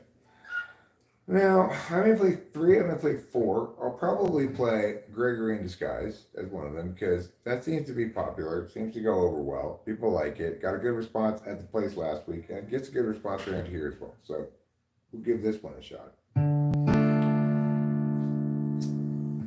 He's Gregory in disguise, hands in his pockets. Now he's walking down the drive, averts his eyes. He doesn't want you guys to realize that he's Gregory in disguise, hands in his pockets. Now he's walking down the drive, averts his eyes. He doesn't want you guys to realize that he's Gregory in disguise. He hates the lies, wants to confront the men, always telling them, but every time he tries, they only run and hide. Again, he is not changed to get a so now he's Gregory in disguise, hands in his pockets. Now he's walking down the drive, averts his eyes. He doesn't want you guys to realize that he's Gregory in disguise, hands in his pockets. Now he's walking down the drive, puts his eyes. He doesn't want you guys to realize that he's Gregory in disguise. He hates the lies, wants to confront the man. Oh, he's telling them, but every time he tries, they only run and hide. Again, he is denied the chance to yell at them until the bridge brings a new approach. Sneakily, he'll try to encroach up on the guilty, then perhaps he'll get the chance to yell at them. He's Gregory in disguise, hands in his pockets. Now he's walking down the drive, averts his eyes. He doesn't want you guys to realize that he's Gregory in disguise, hands in his pockets. Walking down the drive, averts his eyes. He doesn't want you guys to realize that he's Gregory in disguise.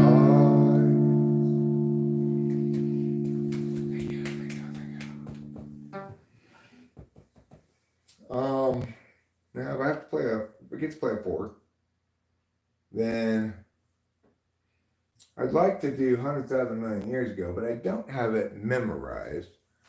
But I do, interestingly, now have it printed out.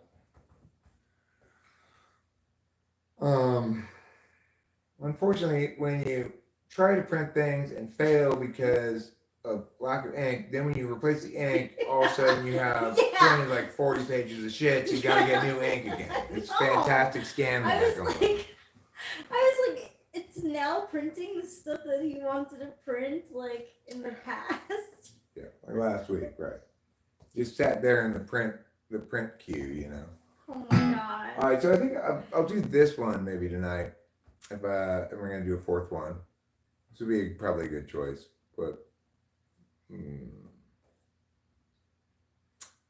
tough call. Anyway, I could try to memorize 100,000 million years ago, and or take a paper up with me. Is the other possibility.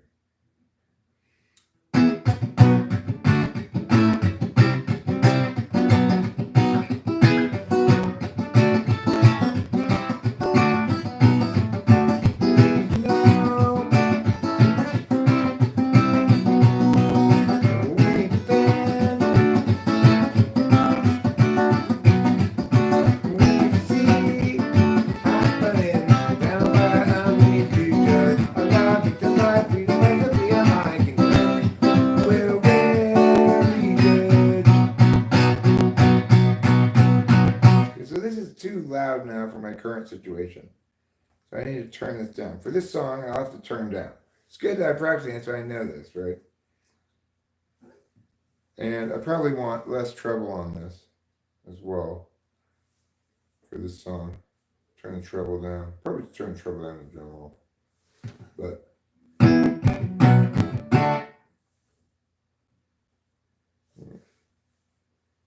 up the bass.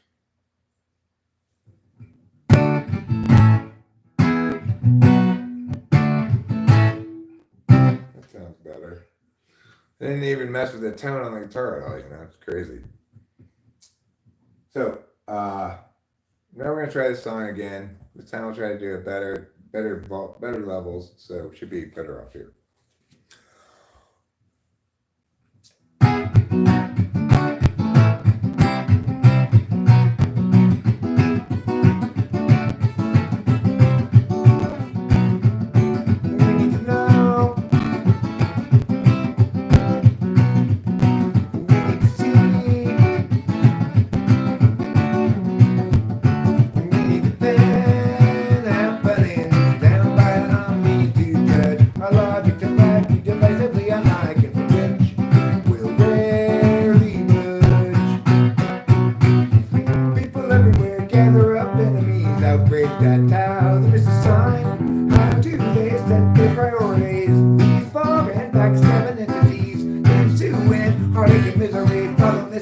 From their savage ways, insulting Carson and Desiree, stuck with such petty larceny. We all purchase jail rectories and call instruction.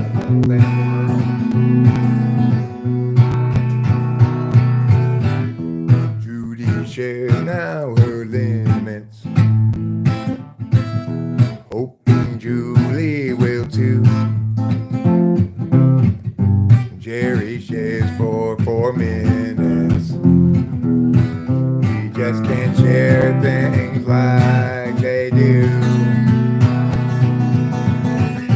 Judy always thought that she should have bought two when she had the chance to buy. Justin forgot about it, shouldn't ought, although she ever called July. People everywhere gather up in a maze, outraged at how they miss a sign. How do they set their priorities? Peaceful and backstabbing entities, insulin, harding their misery, follow necessarily from their savage ways. Insulting cars in the desert, we're stuck with such petty larceny. All partages in directories and call it destruction of the whole damn world.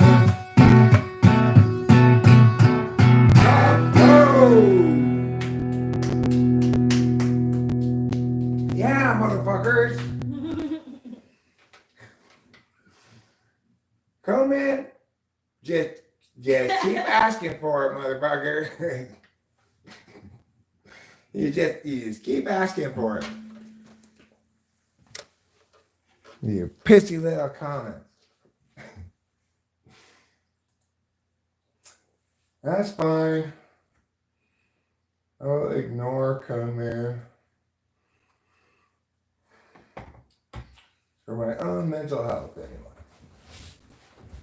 It's a good reason. I'm gonna try 100,000 million years ago. I don't think I have it memorized, but I do think I like it a lot. I don't know if that counts for anything, but I could bring a paper or I could try to memorize it. Those are my two choices. I have some of them memorized, you know. It was 100,000 million years ago. Time ran slow. Nobody had to show. Put the slabs below. Let them go. They will start to grow. More years ensue and tears gnashing through. A holy slabs come to view. Unchangingly true, eternally new. So when the slope appears in charge today, options at large, other ways. Take a chance now, just want to check, but don't get caught standing on deck. The slope presents a fork. It's not easy stopping short. Too far along to turn around. Perhaps the better course was headed ever north. Now there's a fitter force. Enemy ground, enemy ground. It was 100,000 million years ago. Time ran slow. Nobody had to show. Kiss the slabs below. Let them go. They will start to grow. More years ensue and tears gnashing through. A holy slabs come to view. Unchangingly true, eternally new. But when the slope appears in charge today, options at large, other ways. Take a chance now, once quick to check, but don't get caught standing on deck. The slope presents a fork. It's not easy stopping short. Too far along to turn around. Perhaps the better course was headed ever north. Now there's a fitter force. Enemy ground, enemy ground. Thanks. I didn't play it super well, but it's just You played it well. played it well enough. It's a super pleasing melody in that part. So much so that I find myself singing it a lot, you know. Mm-hmm. Just walking around. And it's definitely among the favorite things I've ever written. It's not a perfect song, but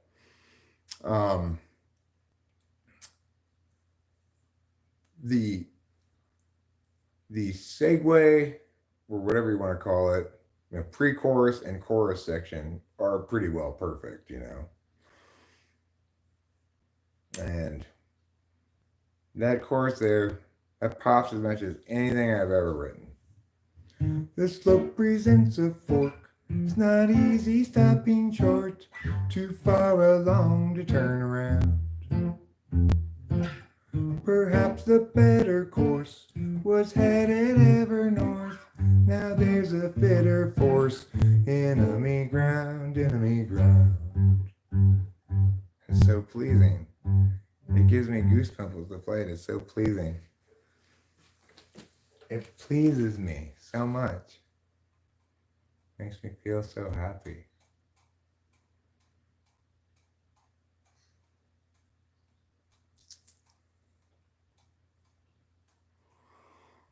Well, I pretty much have Amelia memorized too. I could, in theory, try to play Amelia. Amelia, go from that place, take unto you the details of your case. Amelia, when you rise up above, floating ahead and soaring like a dove, what will they say when they look at you then, moving sideways into space you're in, and staring sidelong with your thirsty grin? Amelia, can't you see that you and I will never be? Amelia, yet you're still free, with too much opportunity to leave out in the rain. Amelia, Amelia,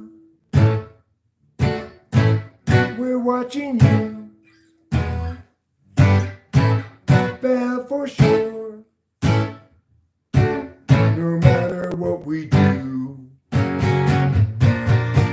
Amelia, when you rise up above, floating ahead and soaring like a dove, what will they say when they look at you then, moving sideways in the space you're in, and staring sidelong with your thirsty grin? Amelia, can't you see, you and I will never be?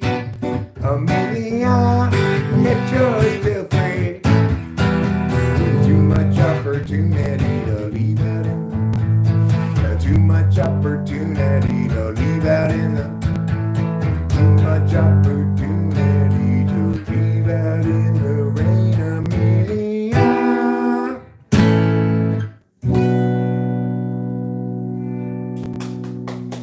thanks.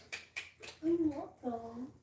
Well, that was pretty good. I think I'll probably just play the first 4 songs tonight that I played here in this thing. I'm going to just play them in that order. I'll play Second Night, Pucker Tart,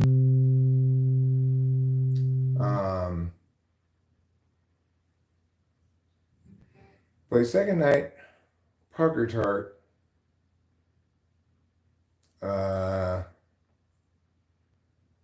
what was the third song I was going to play? I don't know. Well, I could go back and rewind and figure out what it was. What did I play after Pucker Tart? I played Second Night, Pucker Tart, yeah, and Destruction of the Whole Damn World.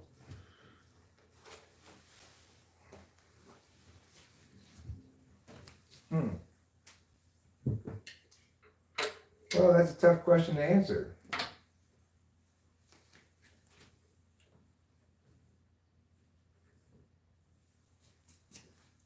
Oh, Gregory. So yeah, I think I'll play those 4 songs if I get 4. I think I'll just play Second Night, Pucker Tart, Gregory, and Destruction of the Whole Damn World. Second Night, Pucker Tart, Gregory, Destruction. Second Night, Pucker Tart, Gregory, Destruction. I'll remember that. I will remember that now. For those of you who stuck around to listen to me play music, thank you very, very much. I really appreciate it. I know that, by and large, people don't want to listen to someone playing their songs, you know. People were into it. Oh, that's wonderful to hear.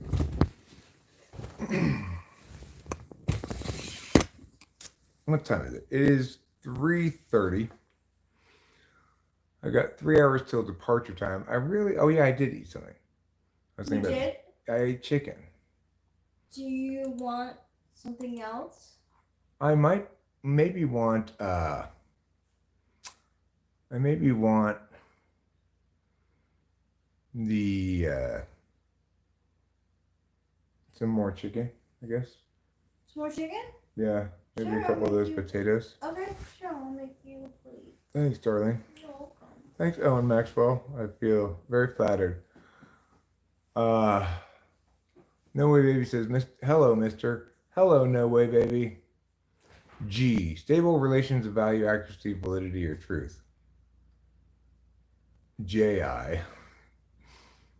Okay. I'm happy. Yeah. Sure.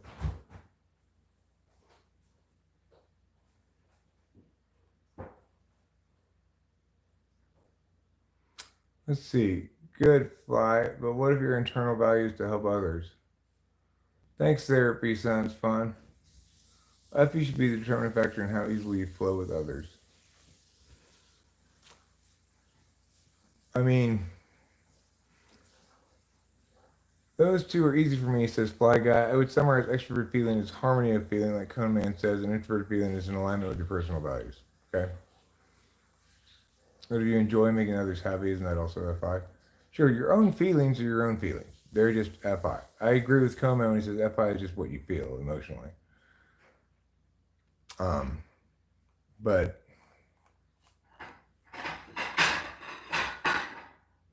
right, when FI is weaponized, it's weaponized intent on hurting people's feelings, right? I am good. No way, baby. Thanks, Chaos People.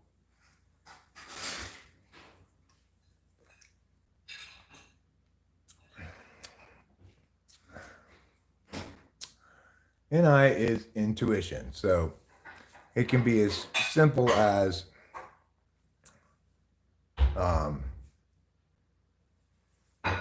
picking up on the fact that the person behind you in line is getting annoyed because you're taking a long time. It can be as complicated as, you know, understanding at the outset that the relationship between those two people isn't going to last without even understanding why exactly, you know? It's appropriately directed towards matters that occur out in the world. So Rachel used her NI when she spotted a new wheelchair for my mom at her yard sale. And I recommended my dad go check it out, and he was very grateful about that. Rachel didn't have a lot of suggestions to make, but when she did make one, it made a big impact. That was an example of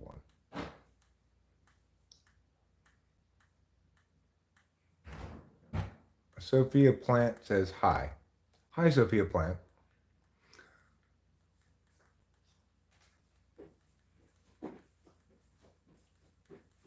I mean, the thing is, NI and having NI and TI in your conscious stack. Thank you, Rachel. You're welcome.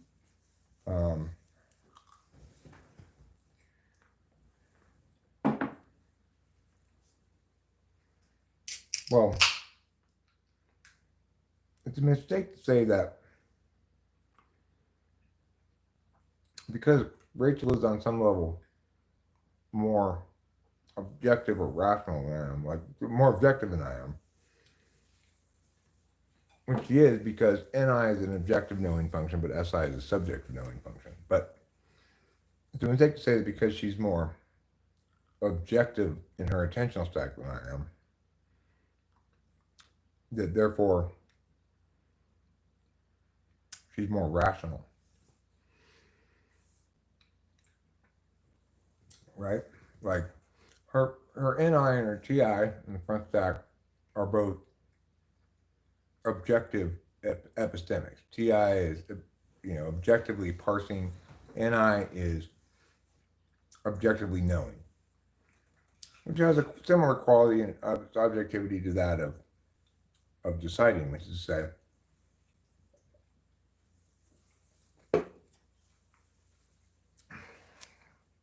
it doesn't factor how it links to the self.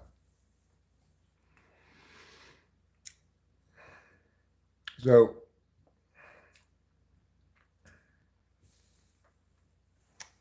in order to understand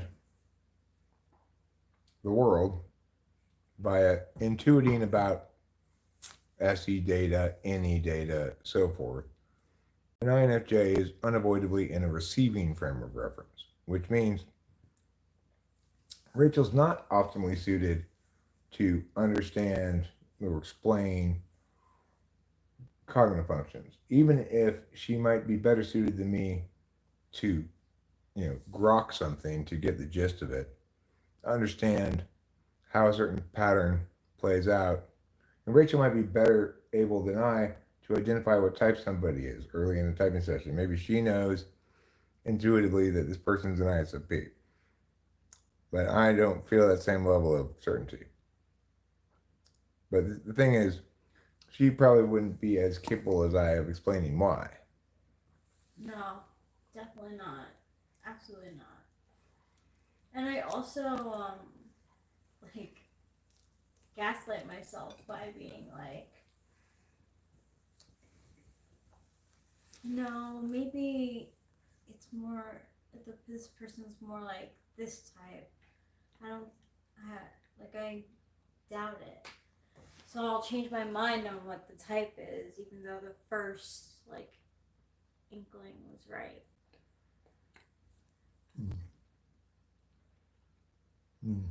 No, well, It's like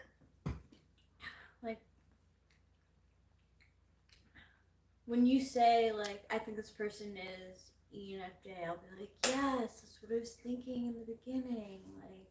That's what I know. It's definitely got the person right. the best example to demonstrate NI, how you know things without experience, is as follows. You don't know things without any experiences. You know things without experience like this. That one time before the wedding, when I took too many mushrooms and yelled at the neighbors in the middle of the night. The next day, we put up curtains because they arrived. We had ordered them some time back. They arrived that day, and we were putting them up in anticipation of the wedding. They, no doubt, intuited that I put up those curtains as a means of, or in direct response to what had happened the night before. That okay, well, now that I don't like the neighbors, I'm putting up these curtains so they can't see in our house at all. I'm sure they intuited that. That would be the correct intuition to make in that context, right? It's like, given that they aren't going to come over and ask me why I put up the curtains, which would allow them to have the SI experience of my answer to the question, either confirming or validating what they intuit to be the case about it, they have just their intuition to use to know. So because there was a strong linkage in time between me yelling at them and me putting up the curtains, and because there's a strong linkage in meaning, in other words, it's something that one would do after that kind of thing happened. It just makes intuitive sense that because I yelled at the neighbors, that's why I'm putting up curtains today. Because now I'm not down with the neighbors or something. That's what I would think. So when we remember that that's what intuition is, that's what it means to know based on the thing itself and not your experience. And it's important to remember that one can correctly intuit and it still be wrong. It's the correct intuitive loop conclusion to draw, but it's still wrong. Yeah. Or put it another way, you're using intuition well, but it's still wrong. Sure. Yeah.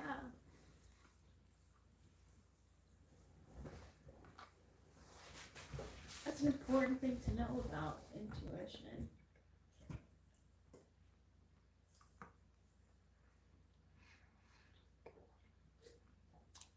But it's important to note there that they don't know completely in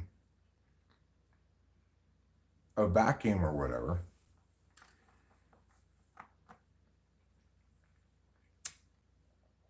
They have the data of he yelled at us in the middle of the night, obviously on a lot of drugs.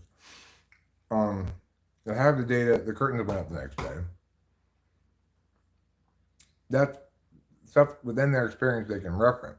But regarding what it means, they have to intuit what it means, right? Or come over and ask me. Is a knowledge pool direct experience? I mean, it's like, think about that instance, right? Probably none of us have ever directly experienced that before on either end. You know, we've never had an instance where somebody yelled at us in the middle of the night and the next day put up curtains, or neither have we ever been the person who yelled at somebody and the next day put up curtains. So the linkage is implicit to how we understand how people act and stuff, right? It doesn't require any kind of direct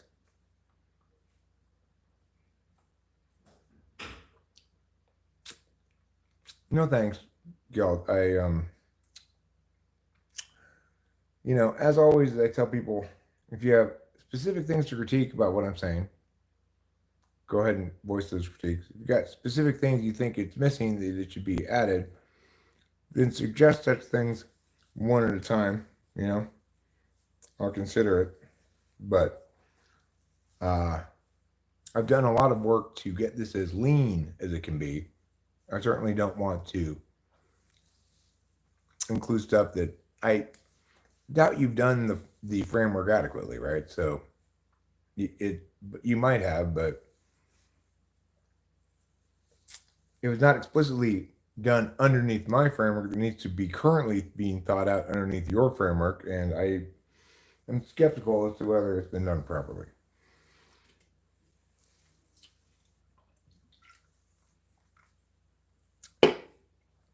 I mean, in order for me to even consider that, you'd have to point to a specific deficit area within the existing model that you're addressing, or remedying some structural problem with it or whatever. Otherwise, I'm not interested in muddying what currently is a working understanding that's calibrated precisely, right? It's not like it's haphazard work. Now, granted, it's not all laid out as it should be in a document or something. But I encourage you to do whatever work you want to do with it. And you don't need to credit me for anything. You take whatever elements of my shit you want, add whatever elements of your shit you want. You take full credit for it. I don't give a fuck.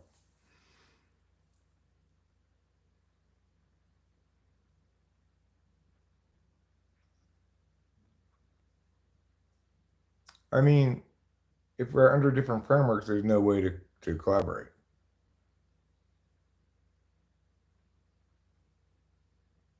No, I don't have anything like that. So I understand that I'm subject to that critique, and that's a good reason for you to think that you need to do it. So you go ahead and do it.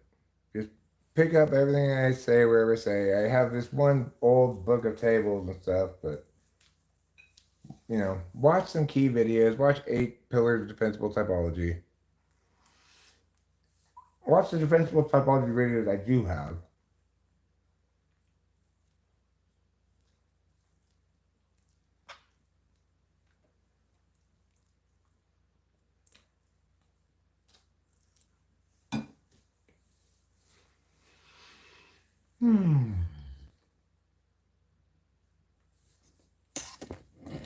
Well, you do it all for yourself then. Don't worry about me at all. I'm not gonna like accuse you of stealing my ideas or whatever. I don't give a fuck.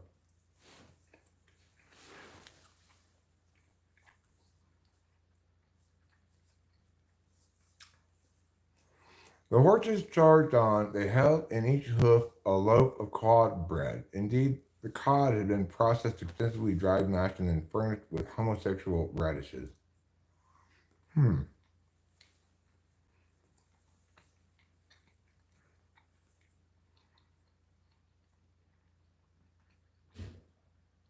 Yeah, I would say so, that boy Klaus. If he knows, if he turns around and runs back because he knows it's going in, and he can feel that it's true or whatever. Still might be slightly off, might end up actually being just a quarter inch long and pow out this way. Sure, Joe, I don't care, like I said.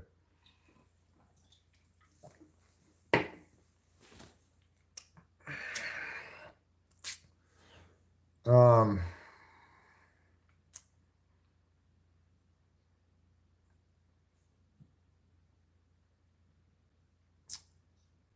so anyway, I'm not exactly sure what I'm doing right now. I've eaten some food, I played the guitar, I've live streamed. I can see somebody made good. You know who made this? The Boot Jack gas station market. They've got a Chester chicken in the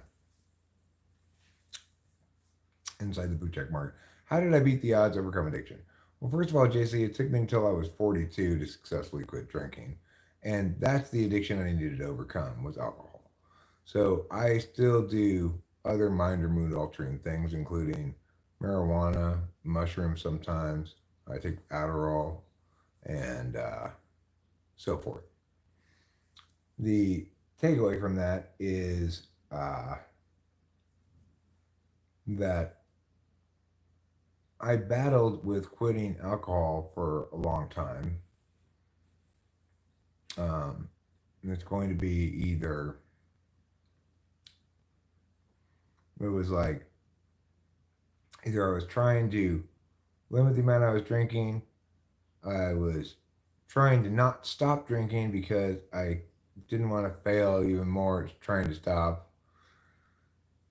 And eventually, it just got too bad, too miserable. I embarrassed myself at this family Christmas party for my ex-wife. And anyway, I ended up going to AA the day after Christmas, 2013. The day after Christmas, 2013. I went to AA the day after Christmas, 2013.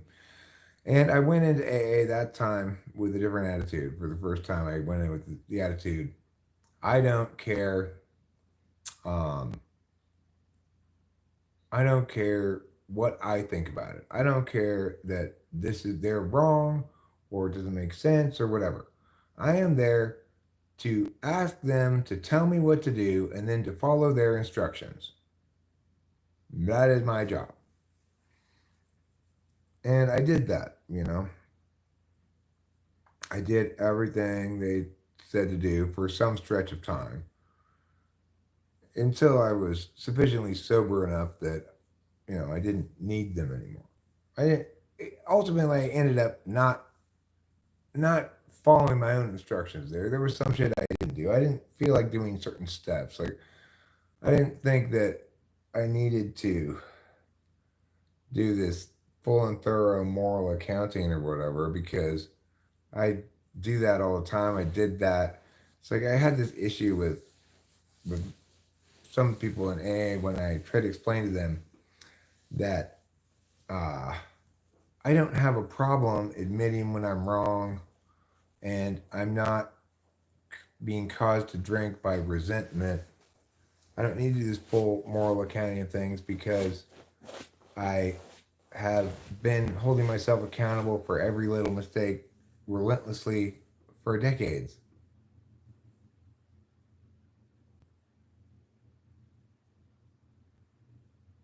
Yeah, well, I spent that Christmas by myself drinking at margaritas in Pasadena.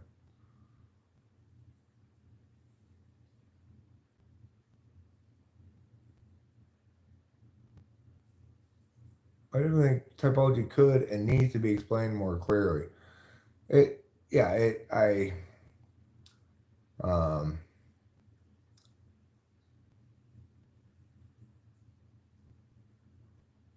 I'm struggling. I appreciate you sharing. I'm 37 and I'm so much struggling. Well, I mean, what you got to do is, you know, if you're struggling with alcohol, you need to go to A. And what you want to do is just like if you have alcohol in you now, just finish drinking today and then go first thing when you get up tomorrow before you do any other drink. If you don't have alcohol in you now and alcohol is a problem, then go now. You know, if you're sober now, go now. If uh if you're struggling with some other kind of drug besides alcohol, well, I don't have experience with that myself. I've not really.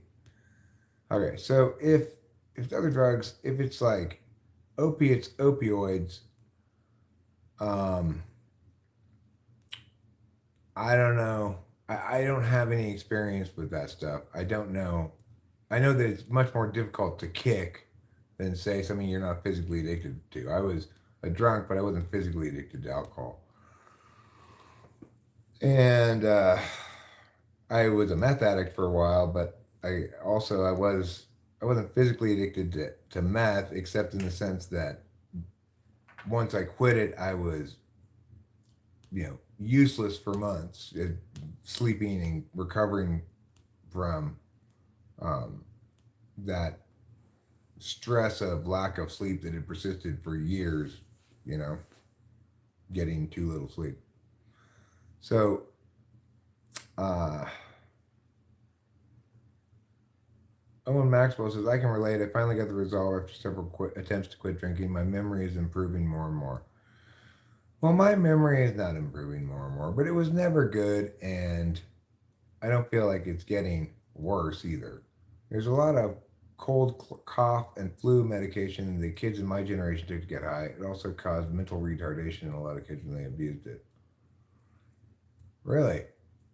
Well, I never really tried to get high off of cold, cough, or flu medication, except uh, one time when my dad gave me some cough syrup with codeine because I had a really bad chest cold. It's similar to ketamine pharmacologically. What is similar to ketamine pharmacologically? Cod?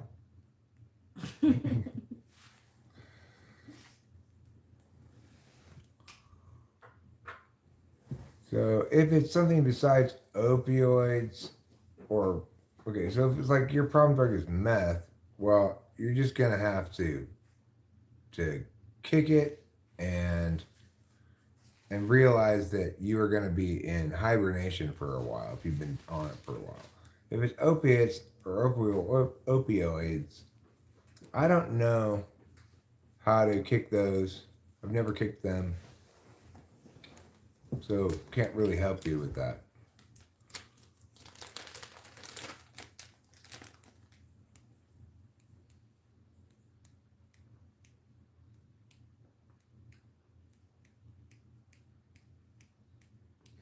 Keep in mind, Delsim is the best as most of the others can kill you. Yeah, I quit alcohol cold turkey.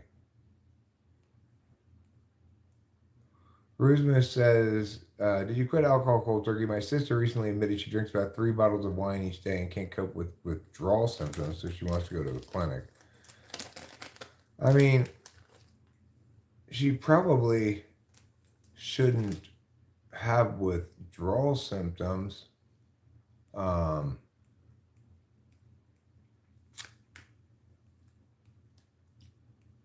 on that unless she's like 70 or something, which that would make her your parents would have had you really far apart from each other. I think what she's really saying is she wants to go to a clinic so she doesn't have to be responsible for abstinence by herself for a while. If you're in some place, then you just can't get alcohol, and therefore you don't have to have any self discipline at the beginning part to not acquire it. There's good and bad things about that, right? It's unsure whether they'll be any more able to engage in the self-discipline well, 3 bottles of wine isn't that much a day.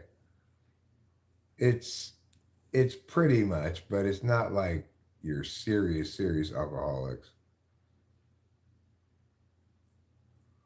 It's more obviously than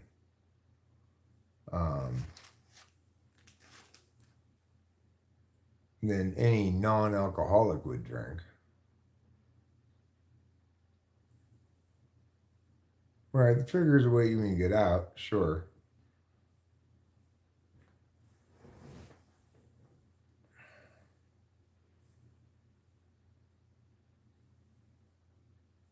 I was told that triple is just like spice, put holes in your brains. What's triple? Never even heard of it. And spice, I'm not sure I've heard of that either. Is NI plus NE seeing everything? No. I mean, NI is a receiving function, whereas NE is an action function. So, like Datura or Benadryl likely has an anti-muscarinic, anticholinergic drug in it. Very hard to do. I appreciate you sharing. I find better ways to go. I stop feeling bad for myself and find a better coping mechanism. Well, there is one drug that you can abuse as much as you want, and it's never really going to cause you serious problems unless you have some particular sensitivity to it or whatever, and that's marijuana. Because unlike most intoxicants, marijuana has a curve of diminishing returns. Like, if you keep drinking shots of alcohol, you'll keep getting drunker.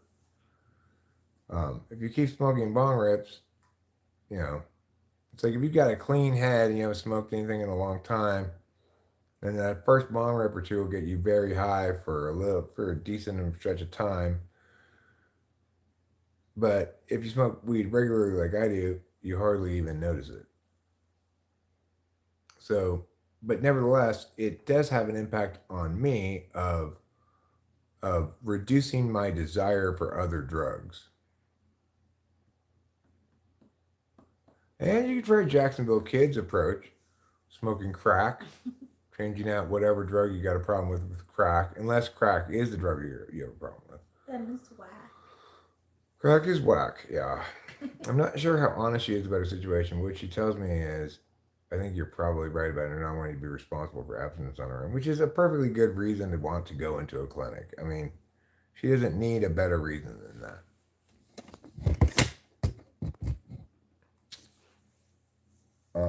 It's just her way of saying, I don't think I can do this unless I go into a clinic. Generally speaking, it takes people a while to get physically addicted to alcohol. It's not naturally an addictive substance like that. It's habituating one. People easily become habituated to it because it promises the wonders of alcohol, which is to say, are you done with this? Yeah. Or if not, I'll leave it. It's mostly black. I know. Oh, okay. Yeah, I'm done. I'm asking if you're done, not what color it is. I didn't want to know its race. Sorry, I was so confused by it.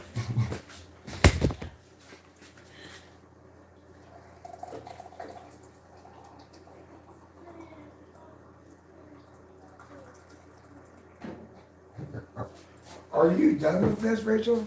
It's mostly black. I'm just talking to the camera. It's a strange answer, right? Are you done with this, Rachel? It's mostly black. I Okay. thought you were gonna drink it. Right. That's intuition run amok, right? She intuits that she knows why I'm asking if she's done with it or not. The real reason I'm asking if she's done with it is because I'm going to use the cup to make my own cup of coffee without dirtying a new cup. But she thinks I'm going to drink it, and she knows I don't like black coffee. So I say, in response to, are you done with that? She says, it's mostly black. So that's I knowing incorrectly why I was asking if she was done with her coffee. I did want to do something with her cup of coffee, but it wasn't drink it.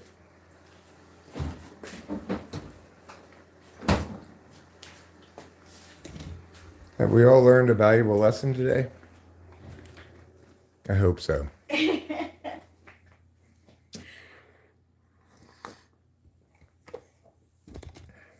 I'm glad she's asking for help as well. And I hope she finds the help she needs and puts it together and, quits drinking. Because I know that no addiction is fun, but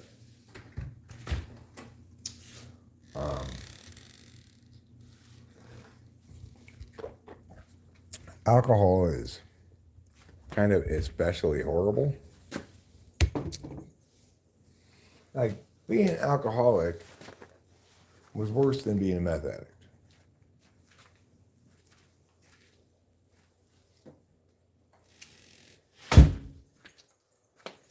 Being a meth addict didn't induce nearly as much shame. Maybe it should have at times. But I didn't hate myself when I was a meth addict. I hated myself when I was drunk. And,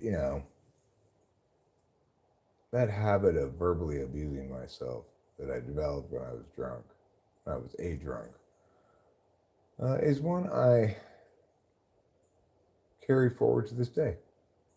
I'm trying to break myself up, trying to not say mean things to myself all the time. Because, I'm not a drunk anymore, so I don't deserve it. Whereas before, I did deserve it. I deserved to tell myself mean things all the time. You're a horrible arc.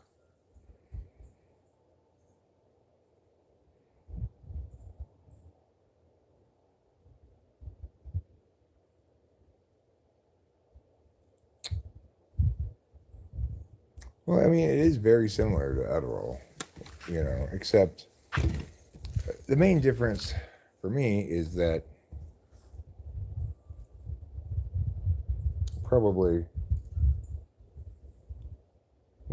meth tends to last longer, and you tend to get more gacked out, especially if you're smoking it like I was.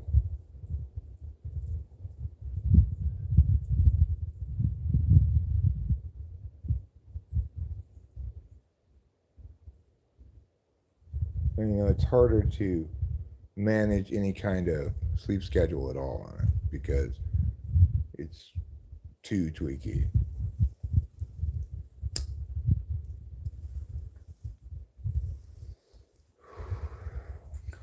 It's like it lasts forever, You don't need like if I were to get a small amount of it now, it would last for a long time, even if I were to do it regularly, because it's just so strong.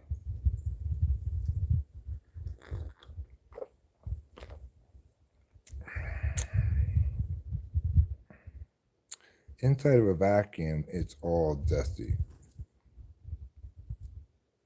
Imagine your neighbors, and one of the first things they do is get hopped up on drugs and yell at you through the night. That was like 6 months after we moved in, Fly Guy.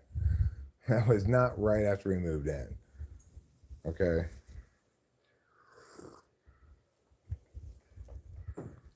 We're very good neighbors. We're very quiet neighbors. you know, the neighbors across the street, they're quite loud. And I'm sure those neighbors can hear them too. But Rachel and I are exactly the kind of neighbors you want. Keep to ourselves, we're quiet, we don't cause trouble. You know, not yelling at anybody all the time like those neighbors. We don't have a barking dog. I try to be very conscious of keeping the outside lights off at night because I know that bugs me when people have their lights on outside at night around here, and I want it to be dark, you know. And just generally trying to be good neighbors, I guess.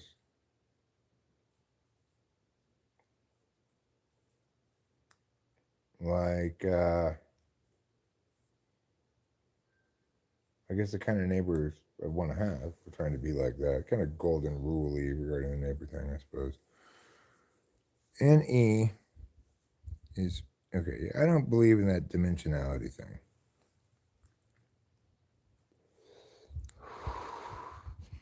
I think it's garbage.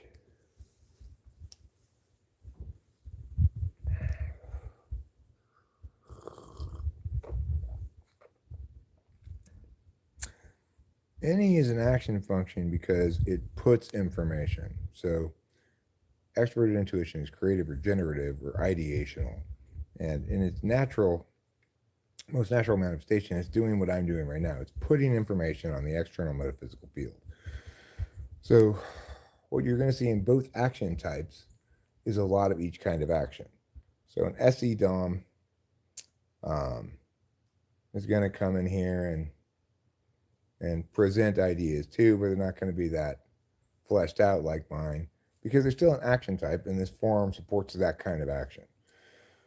Whereas the receiving type is here to hear my kind of action, which is here to collect, receive objects that I'm throwing out onto the metaphysical field. And they may engage with those objects by asking follow-up questions. They may not. They may simply receive them and know about them one way or the other, you know, either with SI, is say, either trying to learn what I'm saying actively rather than simply knowing about it, or they are linking what I've said here to things they've heard in the past. Those are both SI ways of knowing. SI ways of knowing.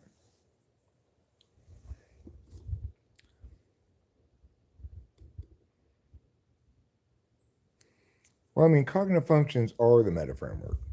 There is no higher level of frame because cognitive functions pulls back as far as it can. It always addresses the individual human beings that are involved in a function analysis, whether it be the one actively paying attention in this way or that, be it the one paying attention to the one paying attention, or some third party paying attention to both, as happens with the typing session. Regardless, cognitive functions are the metaframe precisely because there's a top level frame that one can conceivably inform, at least inform everything. It's not necessarily usefully informative about things. If I'm trying to do math problems, cognitive functions isn't going to usefully inform me about the answer. But prior to cognitive functions, I believe there was no metaframe. But obviously, since I'm working directly with the metaframe, there's no other frame higher than that. Instead, I would say about whatever frame you're bringing into the equation, that it's either a specific application under the metaframe, like here's a way for us to, I don't know, type people, or here's a way for us to use people's typings to process information through this like recipe or whatever processing. But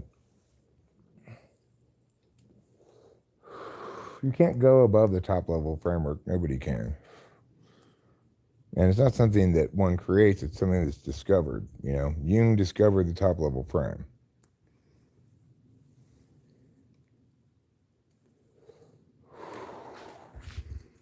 But you might not be using exactly the right term for what you mean. I'm not sure. Regardless, everyone wants to it wants to treat cognitive functions as though it's something to do ideational work in. Unfortunately, it was when I arrived, but the work's been done. You know, extraneous stuff is likely to just be exemplifying a failure to distinguish between this kind of argument, that kind of argument, this kind of thing, that kind of thing. You know, it's just likely to be exemplifying and or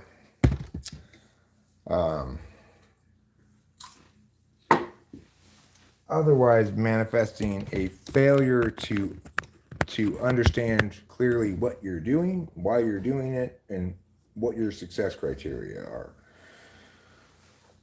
With defensible typology, what we've got is a working explanation that says what we're trying to do is model human consciousness across time and make it simulatable.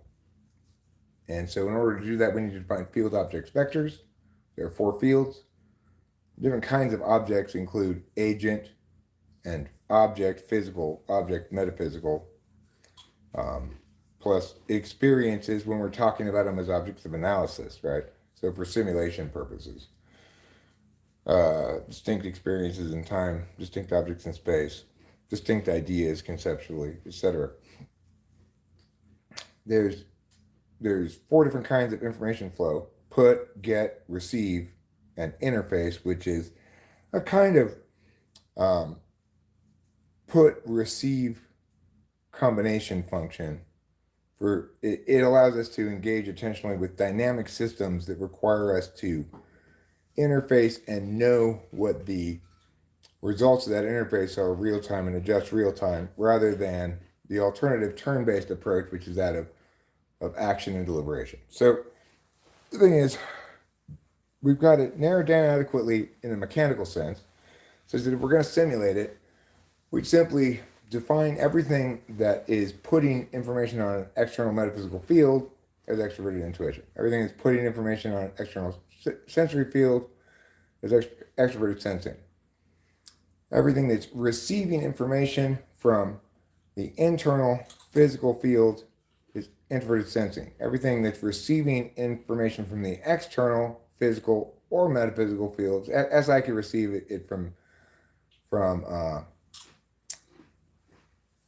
the internal metaphysical field or internal physical field, and I from either of the external fields, is introverted intuition. Anything that's getting information from external field,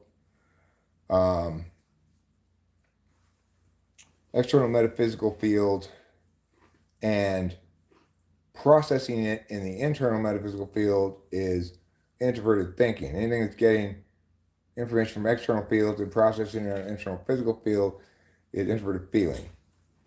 So by defining things clearly like that, then we can actually simulate it and see if it works. Is that actually the way that cognitive functions operate? That everything that puts information on the external metaphysical field is extroverted intuition? Well, not necessarily, because, for example, if I ask you, when did Columbus sail the ocean blue? And you say 1492, you're putting information from introverted sensing that you've learned before. So it's certainly possible to do that. And this explains somewhat why NE and SI are on the same pole. But true examples of extroverted intuition are creative in some sense. While I may have expressed these ideas before, I haven't ever expressed them before in exactly these words. And I'm kind of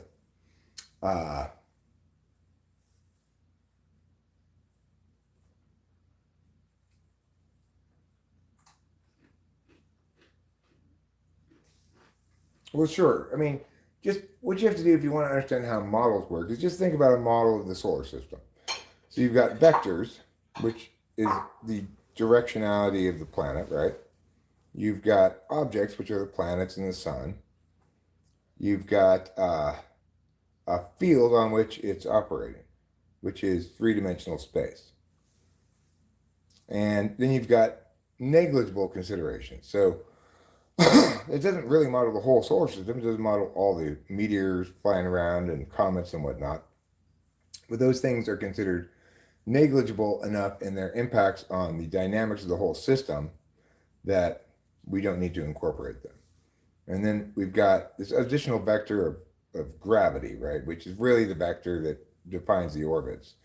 But it's implemented in the simulation not as a vector of gravity, but instead as a vector of relational speeds of the various planets as you watch the model go around. So this one takes this much longer, takes the amount of time it takes this one to go around this much, it takes this one to go around, this one goes around twice. Okay, so let's say something like that. That's simulating orbital differences caused by gravity without actually using gravity in the simulation at all, right? So it's okay if we approximate some of what's going on, as long as our approximations are consistent with observations and so forth, and the model works. It still tests proof of concept, and it still provides proof of concept. So I taught my kids to spell by making silly sentences from the letters of the words. Kids like fun and funny.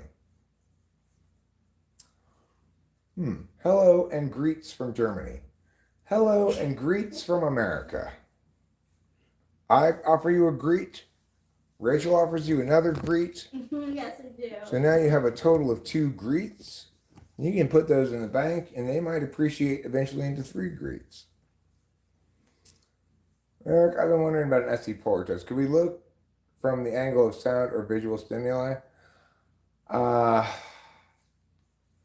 not sure how that would play out. Like, I could ask people to self-report about it. I'm not sure how their self-reporting would link to actual experience. So people typically can metacognate reasonably well, self-report reasonably well about stuff that they don't have any attachment to. When people feel strongly about, like, I'm super logical, even though maybe they're not very logical, then they self-report obviously badly because they're reporting what they'd like themselves to be rather than what they actually are. They don't care about a given thing, they're much more likely to report about it accurately. So questions that ask them to self-report about their relationship with visual stimuli, etc., I'm not sure how informative those would be. If you're talking about an actual test that you could do in person or some sort of flashing screen of stuff that they could look at, and then that would require a lot of testing to see if it's testing anything, right? I'd need to try it out on a lot of people that I know their type on first and see where the linkages are, because I can't intuit what the linkages would be exactly.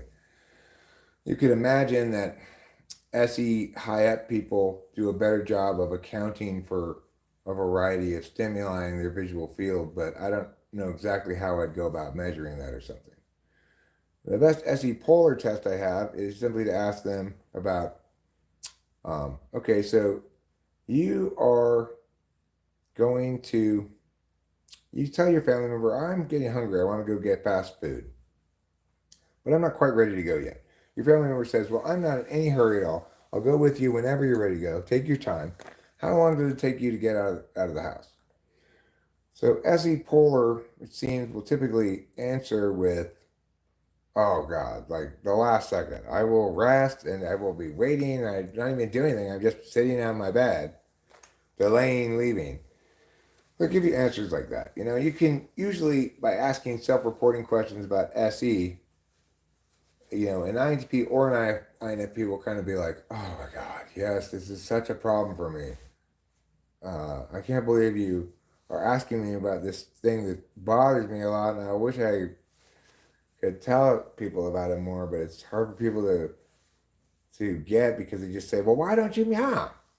Mm-hmm. So it's like SE polar people are usually happy to, first of all, they're NE tools, so they've got plenty of things to say about stuff, but they're usually happy to articulate their thoughts about their own relationship with procrastination and or, you know, timeliness of execution or whatever. And that's pretty effective way to tell them what type they are. German beer is so good. I like Klausthaler is my favorite non-alcoholic beer from Germany. And my real favorite is Bitburger, which is also from Germany. Yeah. But the favorite of the ones I can get now is Klausthaler. Is Bitburger 100%? Yeah, Bitburger Drive is 0% alcohol. Which is pretty good, you know. It tastes a lot like beer. It tastes so much like beer. It does. Crystal Miller wants a beer. Well, you know what? You sound like a mix between Crystal Light and Miller, the champagne of beers. So, pick a lane. Crystal Light, disgusting. Miller, barely drinkable. Neither of your names is, to me, representative of a good beverage. How old are you, if I may ask? I am 52 years old. Big 5'2". My brother got in a car crash, the one named Beto. Oh, it's these people again. Hello, Zach. I'm so sorry to hear about your brother Beto getting in a car crash. I hope he's okay. I pay taxes on both sides of the road. Okay, so you can go out, you can drink your Crystal Light, you can float in the pool, and, you know, not consume calories. Yeah, not worry about calories. And then later on, you can have some Miller Lite and also not worry about calories. You just turned 40. That's a good age. Rachel here is 39. Yeah, I'm going to be 40 next year. She's 39. I'm 52. And do I like Sprite? Not particularly, no. More likely to get 7-Up than Sprite. Me too. I would feel that way too. Okay, well, come in. I'm not interested in having some sort of compromise segmenting out of our respective skill areas here. I still maintain my fundamental position regarding things, and you think what you think, and that's fine. He broke his leg and his arm. And his hand and his ankle and his foot. Sorry to hear that. Hello, it's Alex. Who do you love? I love my wife, Rachel. Oh, I love my husband, Eric. She's a wonderful lady. He's a wonderful man. Colby Curtis is 31 this year.